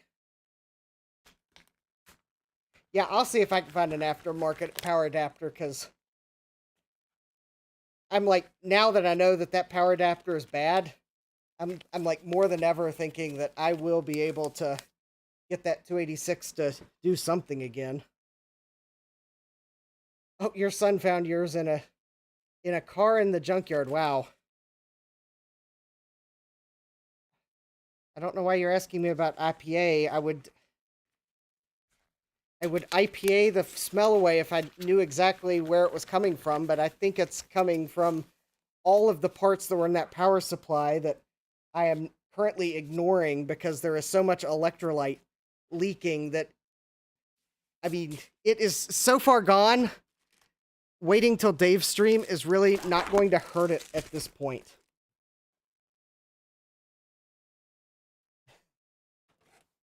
Really, I'm going to go set it over. I mean, I might throw it in the ultrasonic cleaner. I mean, I've got some other things I need to clean, so maybe I will throw it in the ultrasonic cleaner. I think the plastic parts I'll take upstairs and bath. But this is probably. Oh, Sloopy's pointing out that maybe Jeremy's not talking about isopropyl alcohol. Yes, I will well, I've...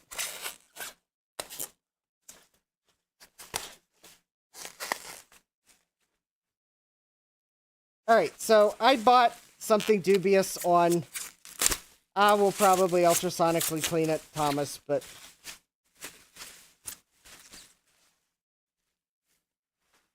All right, so I bought something. This is probably one of my more dubious eBay purchases. I am crazy. I am blaming Steve. Steve, this is all your fault. Dave says it's like, or basic water. Yeah, I might try salt and... Okay, Jeremy, I think you might just probably want to look away because, well, no, it doesn't matter. You can look. I deserve what I get probably for buying this. I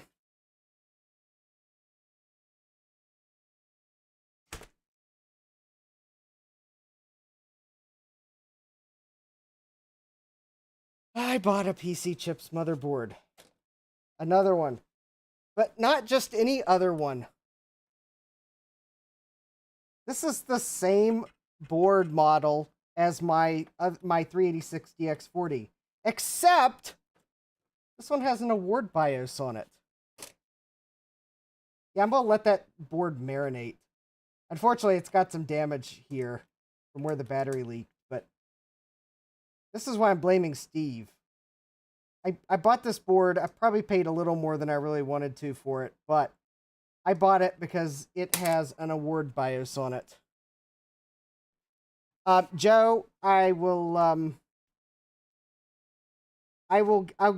give you two guesses as to true or false whether that is actually a Toshiba chip under that, and I will guarantee you that there is a reason why that is a sticker. This is a PC Chips motherboard. Oh, okay. So I've been submitting things to the retro web. How did they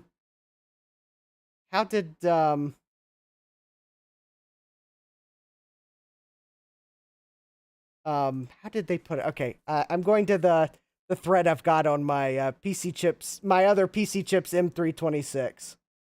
So Evasive, which I think's one of the maintainers of the retro web, posted, because I sent some pictures. I sent the link of what I thought my board was, and Evasive's asking, no, one of the other users is like, doesn't the version 2.7 board belong to this entry? And links to one that is the version 1.x, 2.x entry on the retro web. And they're like, oh, the ISA slots do not match.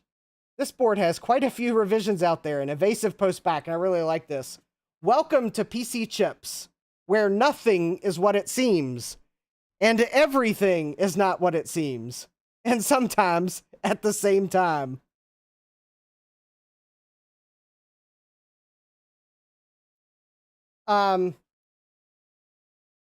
This came out of my stupid purchases budget, Sloopy, and my my bench power supply budget is a different line item.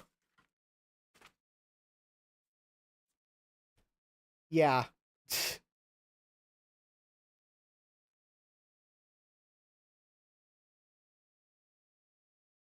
This is for the content that probably won't that will just, I don't know what it'll do. How long have they been faking chips? Probably from day one until the day end. Because I believe they finally did go kaput. I'm trying to think, Retro Tech Grid. Yeah, the, no, there was a reason why I wanted this board. And really, the award chip is part of the reason.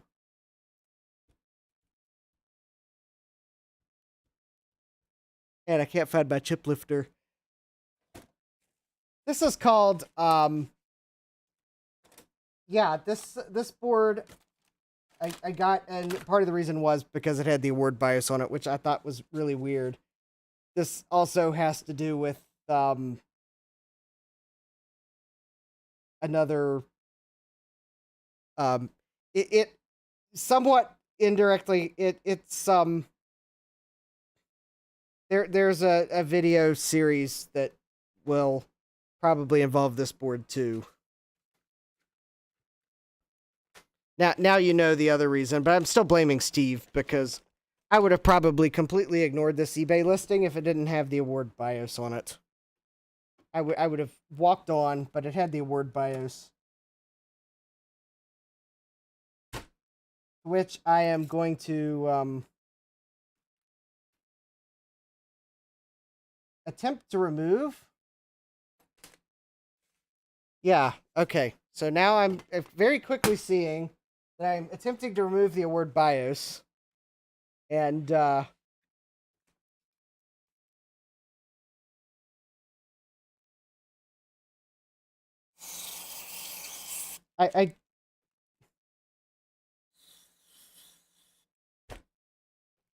okay, I'm hoping I can get the award BIOS chip out without the label coming off, but I want to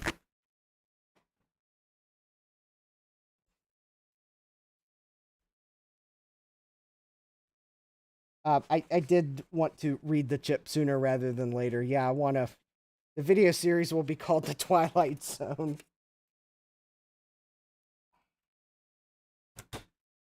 It might be called like the Dark Ages of Computing. The Dark Ages of 90s Computing.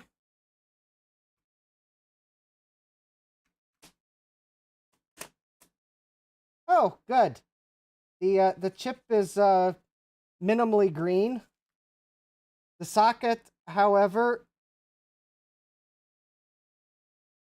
is a different story. The socket is maximally green. Needless to say, I believe I'm going to have to replace that socket before I can use the board, but at least I can try to read the chip. I'm going to presume it's a 27C512 like any other 386 board. And click the wrong thing. Here we go. Yeah, I want a major award. Yeah, that's right.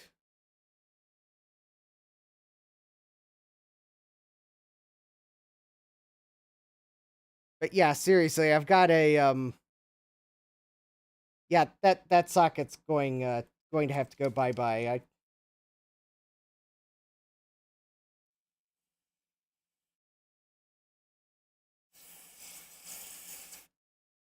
Although the thing is, I might be doing this slightly out of order, but okay. So I'm just going to pick a chip. Read the ID. It is 3AFB.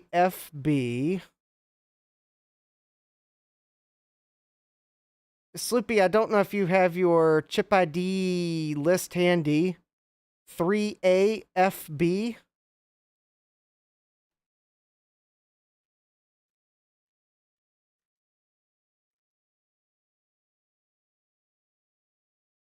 Yeah, at least that is at least one thing PC chips did right. Yeah, lots of board damage though. I mean, even if the board is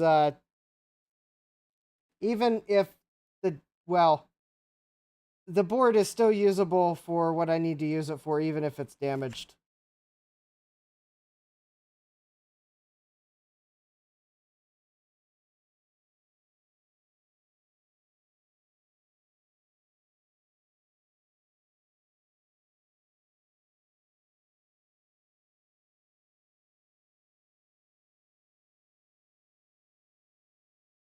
Oh wow. Okay. That's interesting. Okay, I may have picked the wrong chip type, or the chip is corrupted. Or it's having trouble reading it because the legs are corroded. Okay, I may have to clean the legs of this chip. I may also need to see if I can look up what that chip ID is.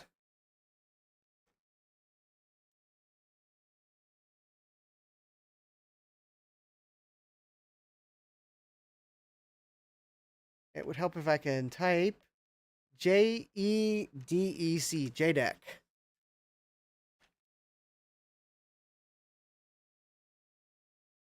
Yeah, well, actually, it'll probably... Well, I may just try a pencil eraser first.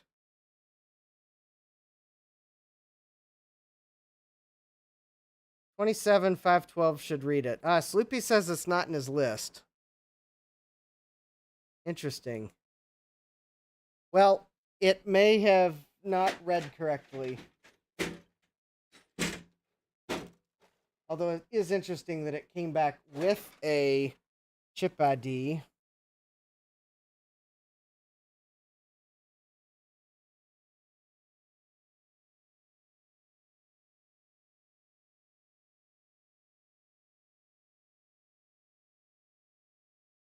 Um, it honestly, it came back with garbage.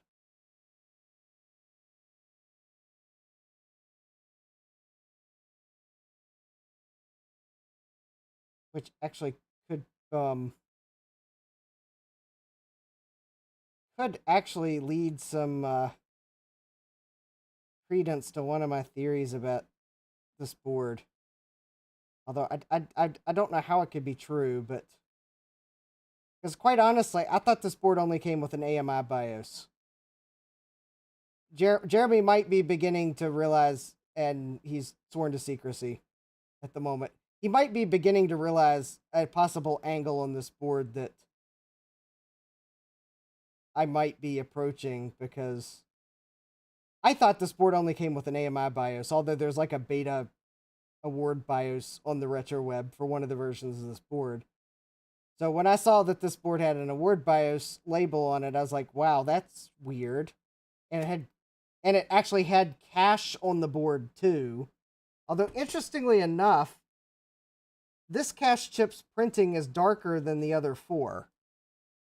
Now, my other M326 that I bought did come with the tagram, the tagram chip, but it had sockets for these four.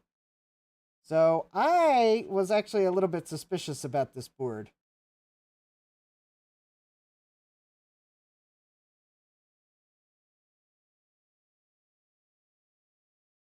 Well, that was one thing. I kind of wondered if someone had swapped the BIOS. But I was also kind of wondering if, just like PC Chips was so fond of labeling their board with some random manufacturer's name and a random chip part number, if maybe they were faking that this was even an award BIOS in the first place. I mean, were there people back in the day that were like, oh, I gotta have a board with a word BIOS, don't give me that AMI BIOS? Or, oh, I gotta have a board with an AMI BIOS, don't give me that award BIOS?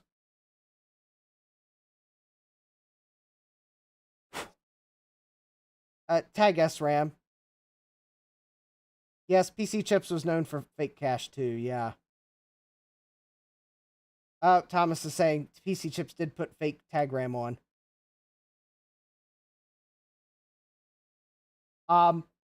Well, my M326 board actually does have PC Chips actually put a legitimate tag RAM chip on it, but it just had sockets for the other SRAMs. So it's like they only put a tag RAM chip on it, which, well, that's one way to reduce the cost of putting cache on the board, is to only put the tag RAM on it.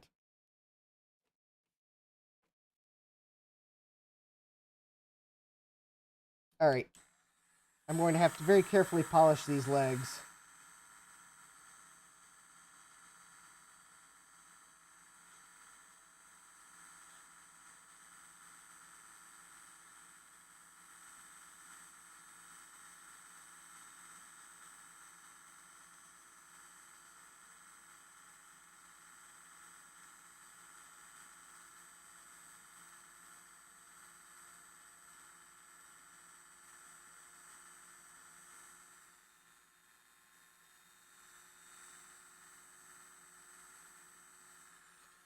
All right.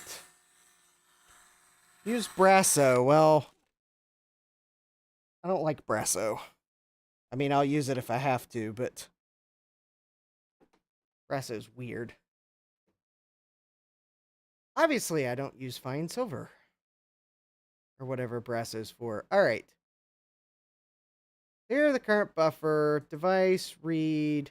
Actually, Thomas suggested that I use a 27512.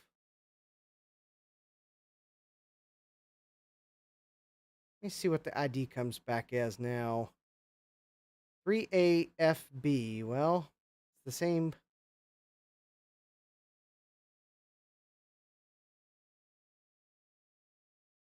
Yeah, it's coming back with a lot of garbage.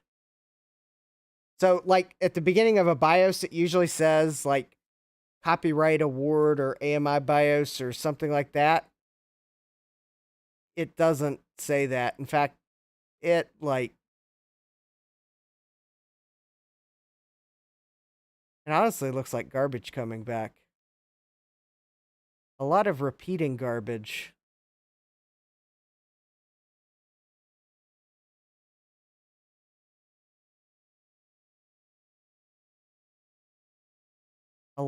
There's a lot of 8s in the data coming back. Like, a lot of 8s. In fact, there's a whole section of the BIOS that read back as 3.8. Like, hex 3.8 repeating.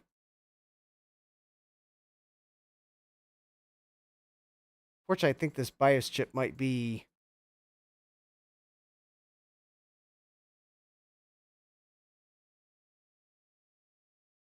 There's also a lot of FFs in it, too. Unfortunately. Yeah, I guess I will have to try some Brasso. Fortunately, it's possible this BIOS chip is dead. And yeah, I do say that it is quite possible that...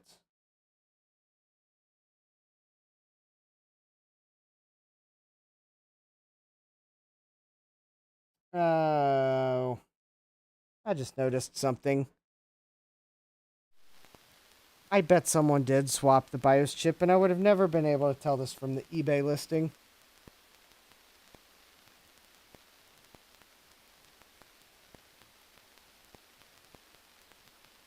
$19.95?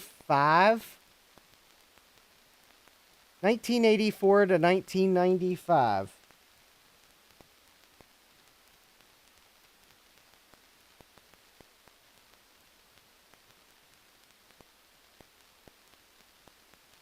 Joe's saying I probably have a floating address bus. He's probably right, but I think there's another thing that... If that is a 386 BIOS, I don't think it's going to have a end copyright date of 1995. That would be awfully late to the game. I'm looking at the other chips on this board. Okay, well, the cache chips are dated 93. The 93 on this one. Board was made in 93, I think. And yet the...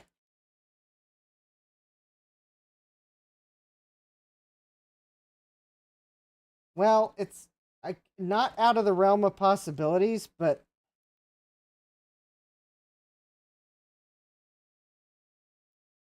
I don't think this is a...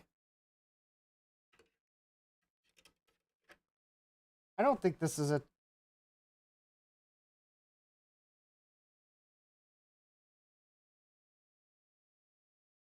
I'm looking at the markings on the bottom of this chip. I don't want to pull the label off in case it actually is the legitimate BIOS. This is going to be the mystery to end the stream on. Okay. 3F3. C5. So that's the markings on the bottom of the chip. Alright, I'm going to see if there's like anything peeking out from this chip. This is probably all behind the BIOS chip, and I might have to find something to lift that. Actually, maybe I'll Okay, probably what I'll end up doing is taking a picture of the board with this chip in it in case I discover this chip actually is legitimate. Legitimately belongs. Oh, hey. Yeah, you're late. I'm looking at this board I bought off eBay for weird reasons. So, the thing is, if this was a 386, a label for a 386 BIOS, I'm not exactly sure I would expect the end date to be 1995 on the copyright date. Although I guess it is possible that Award just issued labels that had the date on it. Although, interestingly enough,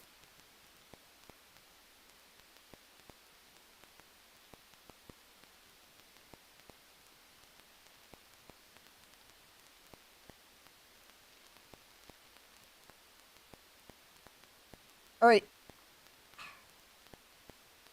I'm not entirely an expert on printing and inks, but I sure thought when Award and AMI printed labels like this for their BIOSes that they printed that, like, the label.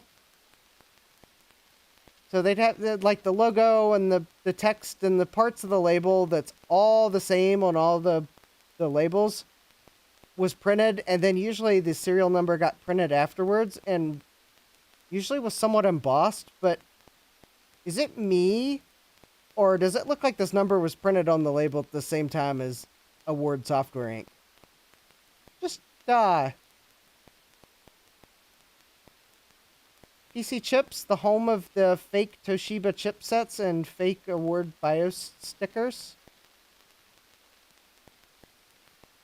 Yeah, I'm actually now thinking of maybe this label actually does belong to this board, but I think PC Chips might have faked an Award BIOS label. Interesting they picked 1995, but then again, what's to say that they weren't trying to push their 386 boards that late? It's quite possible they were. Maybe they put an Award BIOS on that because they thought by 95, oh, well, maybe people want Award BIOSes now. Yeah, Award. Well, yes, Thomas, Award did use holographic labels, but some of their earlier labels weren't holographic. Okay, Sloopy's saying the serial number was made by a different printer.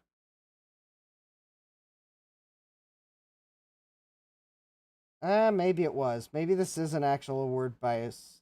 Okay, I'm looking at it not under the microscope, and yeah, okay. It does look like maybe it is printed different. Maybe I should use the stereo microscope. Anyways.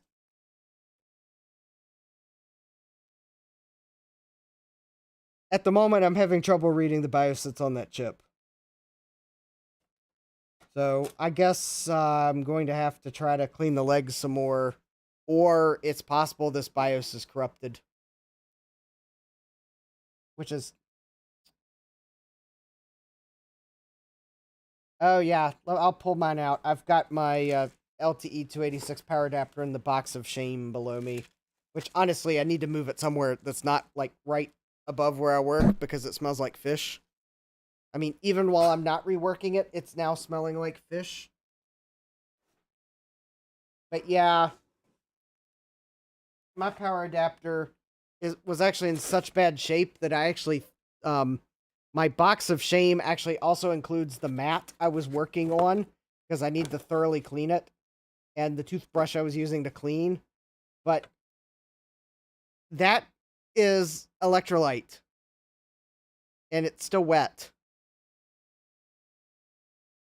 There's electrolyte on the top, but yeah, here's the, I got the RF shield off the bottom, and it's like this whole section of the board, the solder mask, and it looks like the traces underneath are like, they're really sad. Yeah, it's it's a series 2692.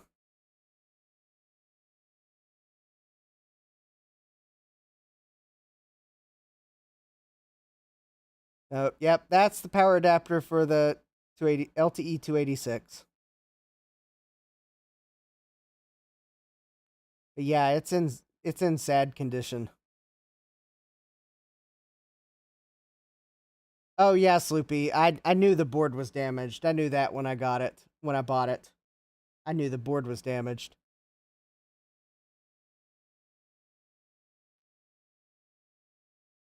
But even the board damage would still let me.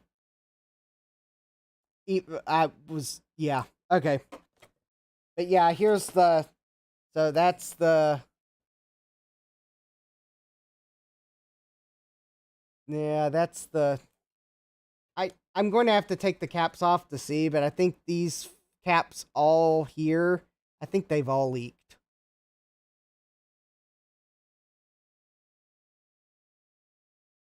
Jeremy, I appreciate the confidence, but there's one difference between this power supply and the K Pro power supply. And that is the K Pro power supply did not have extensive trace damage on it.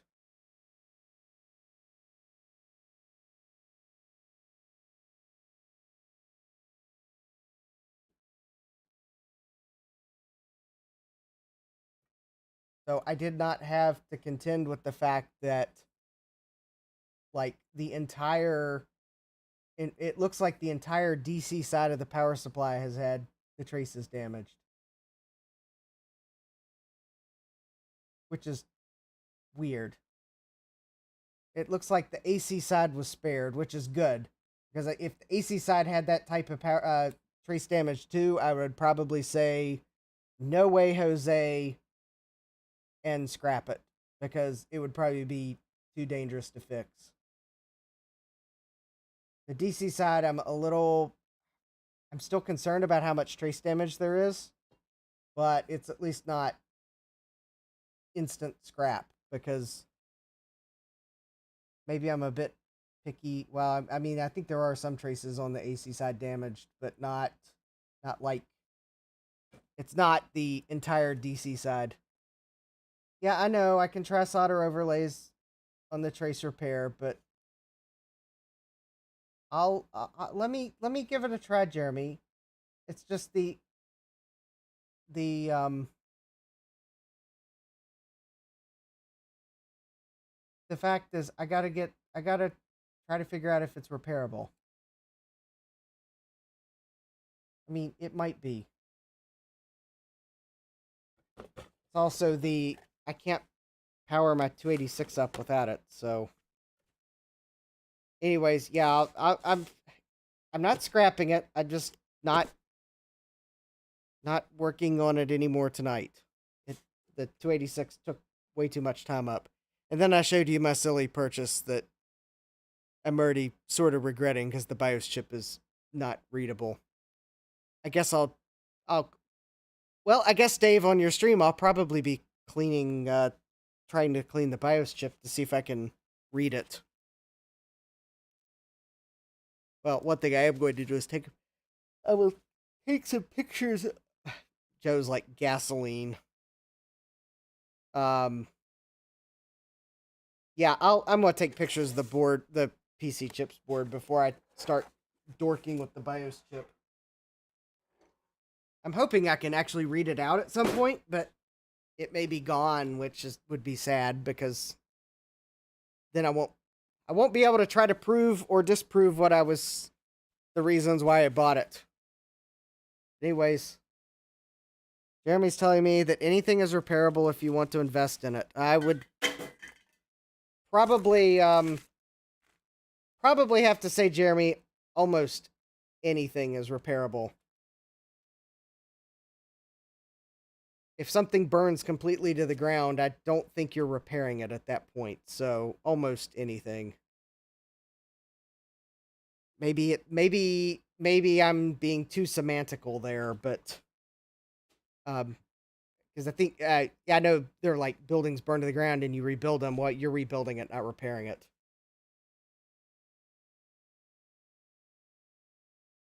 Retrotech Chris is saying, I bet with some Google searching we could learn more about that BIOS chip and what type it is. Well, type, yes, it should be. I mean, it should be a 27C 512 because this is an M326 board that's a version 2.7. Although this is the PC chips zone where everything is it seems and nothing as it seems, and they put fake brand labels on chips to hide the true chipset under them. So what's to say that they used other BIOS chips as well on these boards, and this isn't actually exactly the same as my current M326 board? I mean, you're right. It may be something different. I'm looking at my directory of... But yes, the ROM I read off of my other M326 board was a 64K, so it's a 27C512. So this should be a 27512 or some like part. Maybe it's actually a mask ROM, a pin compatible mask ROM. Unless there's a jumper on the board I don't see that's not documented. But yeah, I'll have to see. We'll have to see if there's any data on it. Jeremy's saying heat can help pry the sticker off. Well, Jeremy, I really don't want to remove the sticker because that's the type of sticker I don't think it's going back on once I remove it. Which is why I'm going to take pictures of the board with the ROM chip back in before I try anything with that ROM chip. So at least I have pictures of the board in its current condition, because I will be sad if I don't, because I might need it later. But anyways, yeah. I would prefer not to remove the label if I can help, because I don't want to remove... Oh, sorry. You can't see what I'm pointing at. I changed camera views. I don't want to remove this label. It may come off when I ultrasonically clean the board after I fix this mess over here, assuming I do fix it. But I don't really want to remove this label, because... Yes, I know PC Chips was trying to hide something. I think I can tell you this is a SARC 4018 or 4016 or something like that chipset. I'm pretty sure it's the same chipset that's on my other board. I know they're trying to hide the chipset. They're trying to make you think it's a... I didn't think Toshiba made chipsets. I don't know why they picked Toshiba. Probably because they thought Toshiba wouldn't notice. I don't know. But... Oh, and now Chris is pointing out there's a picture of the board with an award BIOS on it. Oh. Well, Chris, there's a slight difference. That is the M326 with the soldered on chip. But yeah, I guarantee you this chipset is right here, because now I see the exact part number on the board Chris just posted. That is going to be a SARC RC4018A4 chipset. And then this is going to be, this is a, what's the same chip that's on like, oh, you can't see it. This is like the same chip that's on like bazillions of other 386 boards. It's like that cache controller. Yeah, it's a SARC PC chips UMC clone chipset. Although yeah, it's called the UMC 82C491 493 clone chipset, but I will tell you this, it's not enough of a clone to use a BIOS for a UMC 82C491 493 board. That I can tell you for sure, because I've tried it. It doesn't work. Yes, there is a Mr. BIOS for that UMC chipset. It does not work in this board. It's not enough of a clone. Hey, Falcor, welcome. And Chris is pointing out the board he found has a copyright data 95 on it. And that's actually probably someone's working board. Oh, also they got cheated because they have one less ISA slot on their board, or they removed it because of damage, one or the other. Oh, it looks like they may have removed it. Yeah, but that's the version of the board that has the soldered on CPU. This is the version of the board that has the PGA socket. So, unfortunately, the award BIOS they have posted here, I believe, is there's a reason why I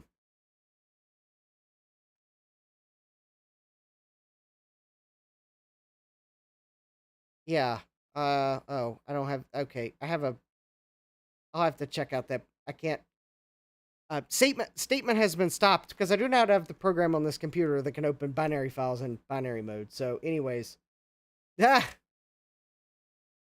and I don't feel like going to the Windows App Store and trying to install it. So, all right, well, I'll check that out and it'll get enumerated later. But anyways, yeah.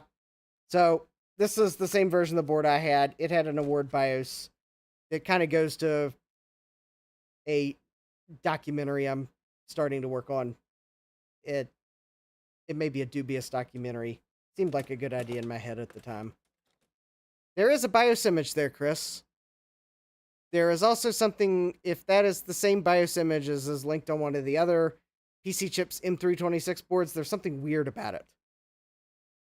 And I was kind of hoping to, like, I saw this board and, well, I don't know. It's a long story short. This is one of the, I'm quickly regretting buying this. I bought it on eBay. Retrotech Chris has a theory he's going to crack it open. All right, well, I'm going to, while I hold for Chris's theory, I am going to open the Windows Store, the Microsoft Store, and I'm going to go to my download history and install that program so I can open it up real quick. Apps. I'll be stopping the stream here like really, really shortly. Okay, why does Microsoft have to make everything ridiculously complicated? Yes, I know, it's because it's Microsoft. Library. Okay, I'm trying to install the program. It's like Microsoft does not want to.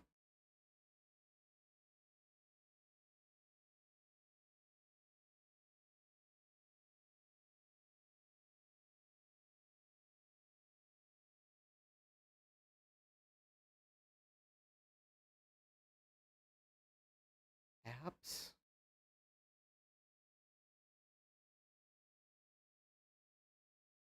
Okay, please tell me that I'm going crazy and that there is a place in the Microsoft Store where you can see everything that you've downloaded on your account, because it seems to only be showing me anything I've downloaded on this computer. And I don't feel like going upstairs to see what the name of the program is. I know I installed it through the Microsoft Store because it was like one of those genre of programs that I was really getting weirded out by some of the programs that were just out on the internet. And so I went to the Microsoft Store. So at least I thought someone might. Maybe I didn't use the Microsoft Store. Oh. Yes, Joe, I used the Microsoft Store because I was really getting worried that what I was going to download online was going to be an illegitimate program. And so far, my computer upstairs only occasionally asks me for my mother's maiden name and social security number, so I think I did okay. Hashtag sarcasm. No.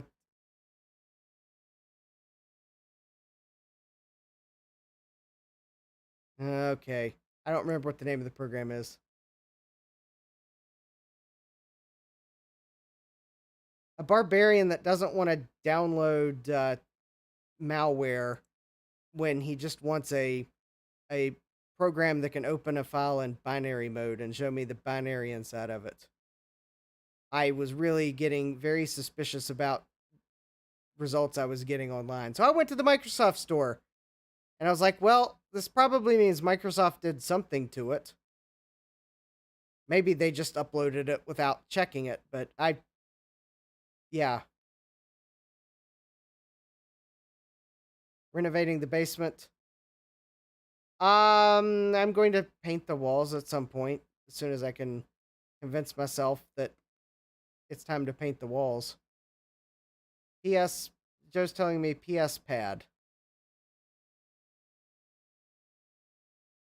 Oh, I'm going to be mentioned on the Coco Nation. Cool. There's probably some reason I didn't download PS Pad, Joe, and maybe that's because... Oh, it's probably because I didn't search for the right thing. Freeware Programmer's Editor for Windows. Okay. This looks legitimate. Why is the 64-bit installer experimental?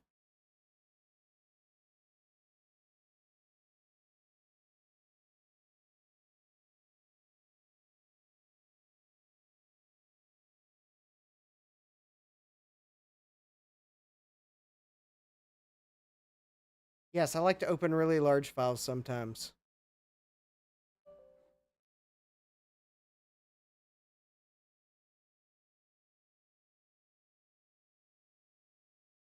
I'm sure the 32-bit version will be fine. All right.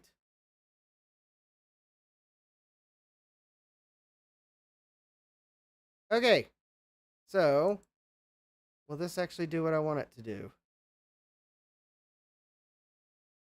Yeah, I'm opening that bin file now for the BIOS. Oh, and it realized that it was a binary file. Yay, that was pretty cool.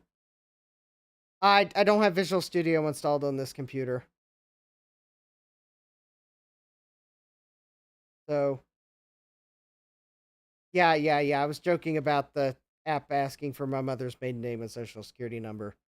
If it says anything, I got a voicemail on my phone today claiming to be from Xfinity and to call them back for my 50% discount as a loyal customer today only between like 9 and 5 Pacific, and the phone number was some toll-free number that didn't look right. So what did I do? I went to Comcast's website, found their phone number for their security department, called them up, and basically told them, I got this call. They claim to be Xfinity. The offer seemed to be too good to be true. And she's like, well, were they offering 50% off? I was like, yes. She's like, all right, give me the phone numbers. Yeah, you're right. That's not a legitimate offer. And then gave her the phone number. She's like, okay, would you please call the FCC as well? Here's their number. I haven't bothered to call the FCC yet, though, because I'm going to double check that it's legitimate to call the FCC over matters such as that. But yeah, I reported them to Xfinity, Comcast. Like, I didn't know Notepad++ could open binary files. If I've got a local WSUS server, no, I don't. Yeah, I don't have Visual Studio installed on this computer. I might on my other one. Yeah, it's kind of, I think it's weird on Windows that you got to choose between 32 and 64-bit and zip and MSI. Whereas on the Mac, you just download a disk image and you open it up and it just gives you the icon and usually a cool background and a shortcut to the applications folder, and you just drag and drop and done, you're done. So Jeremy's searching for a replacement keyboard membrane for his Coco 2. Yeah, this program just detected it automatically. Now see that, yep, the BIOS that was posted on that one board is an award software BIOS and is probably, well, I haven't seen the thing that I saw in one of them for this board that I thought was weird.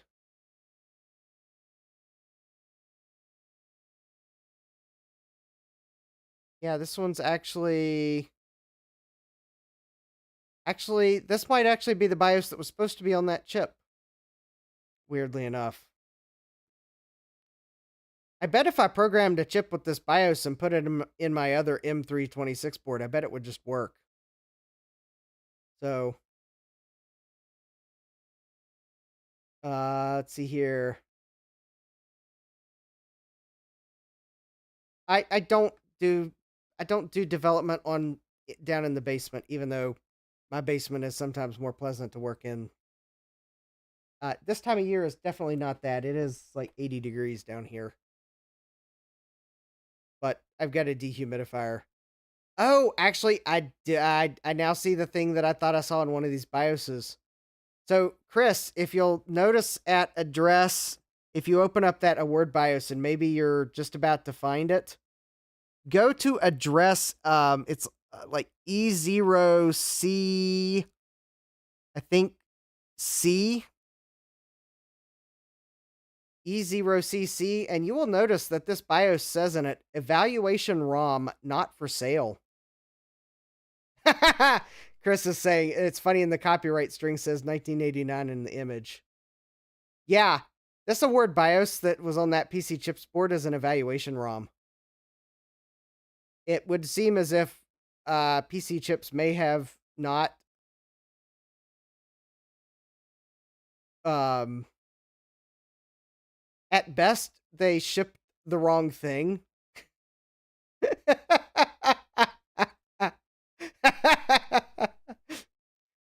At best they shipped the wrong thing. In reality, yeah, I think Chris is has said what I was trying to. I mean, I either they shipped the wrong BIOS image and they shipped one that was marked evaluation when they should have shipped the one that didn't have that in it. But Joe's saying sometimes strings can get dumped into ROMs when compiled. But I've also opened a bunch of other Word BIOSes and they don't say evaluation ROM in them. Yeah, and the date says 1983 in this. Yeah. I don't know. It's quite possible that maybe they did legitimately pay for this BIOS and the software duped them somehow and they might have done something wrong when they built it. And because I'm not exactly sure that it should have dumped evaluation ROM if they had a license from Award, but yeah, Jeremy's right on the mark there. PC chips was 1000% ghetto. I mean, yeah. All I gotta say is, I don't have to say it. I mean, this is a SARC chipset. Toshiba did not make it, and I guarantee you, this chip was not made in Japan. That's all I gotta say. Jeremy's on the mark. PC chips was 1000% ghetto.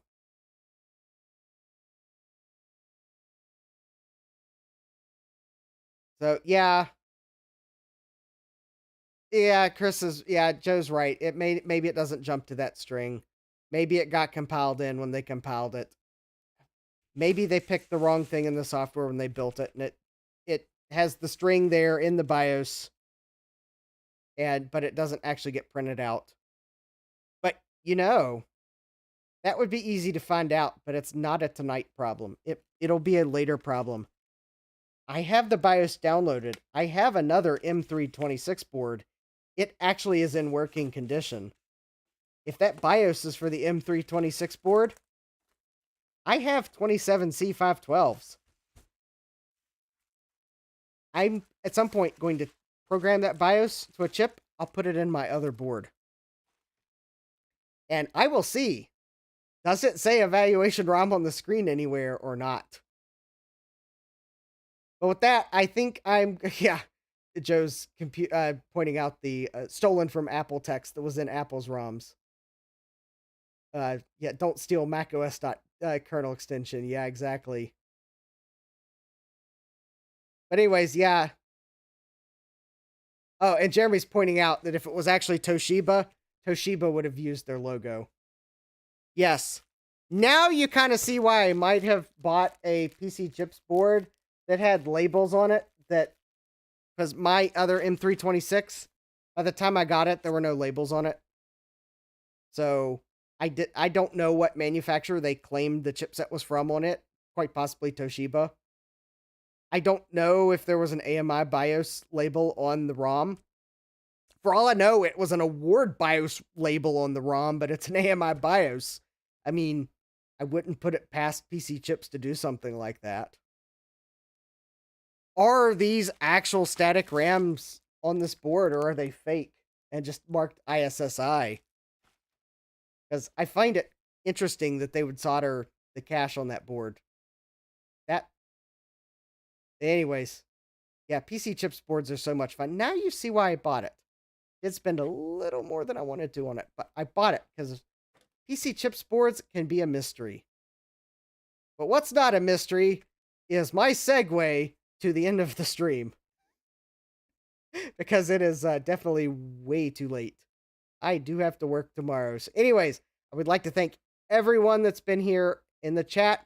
Definitely thanks to everyone that contributed towards my coffee goal.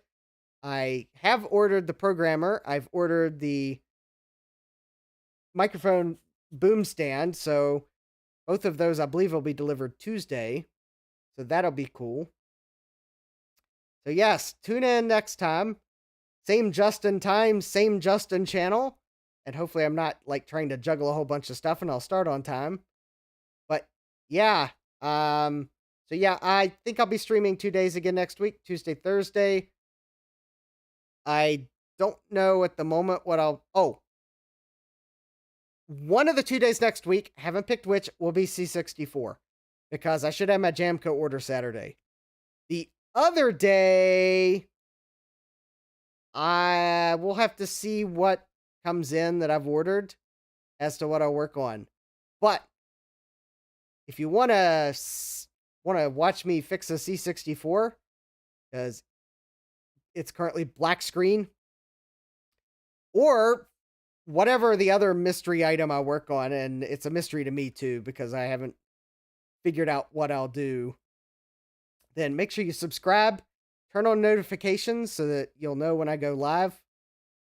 Ring that, ring that bell icon, smash that like button that tells the YouTube algorithm that you like my live streams, so it'll recommend my live streams to other people. And most of all, you can follow me on the social medias, because when I do schedule the live streams, I'll usually post something. That way you'll see what the theme is. And as always, yes, Sloopy's like C64. I can't wait to miss it. Yeah, your schedule, Sloopy. Whew. Actually, if I can get parts to fix the Coco, it's got a color burst issue on it, but don't know. Don't know if I'll get those in time for next week. Anyways, yeah, so I thank everyone for joining. Thanks for the coffee tips. Thanks for just being cool in the chat. Joe says hit the like button or Joe will find you. But you can find Joe at Kansas Fest real soon now. He will have Apple III stuffs and Blue Scuzzy stuffs and possibly other stuff. So anyways, take care, and I will see you next time right back on the channel. Computerized Start is brought to you by my awesome patrons on Patreon, and by your tips and memberships on Ko-fi. These and other channel supporters make my live streams possible. You too can become a channel supporter with tiers starting at just $1. Don't forget to smash that like button. And if you've liked what you've seen, subscribe and turn on notifications so that you don't miss the next video or live stream. And as always, thank you for all your support. I hope to see you next time. And until then, take care.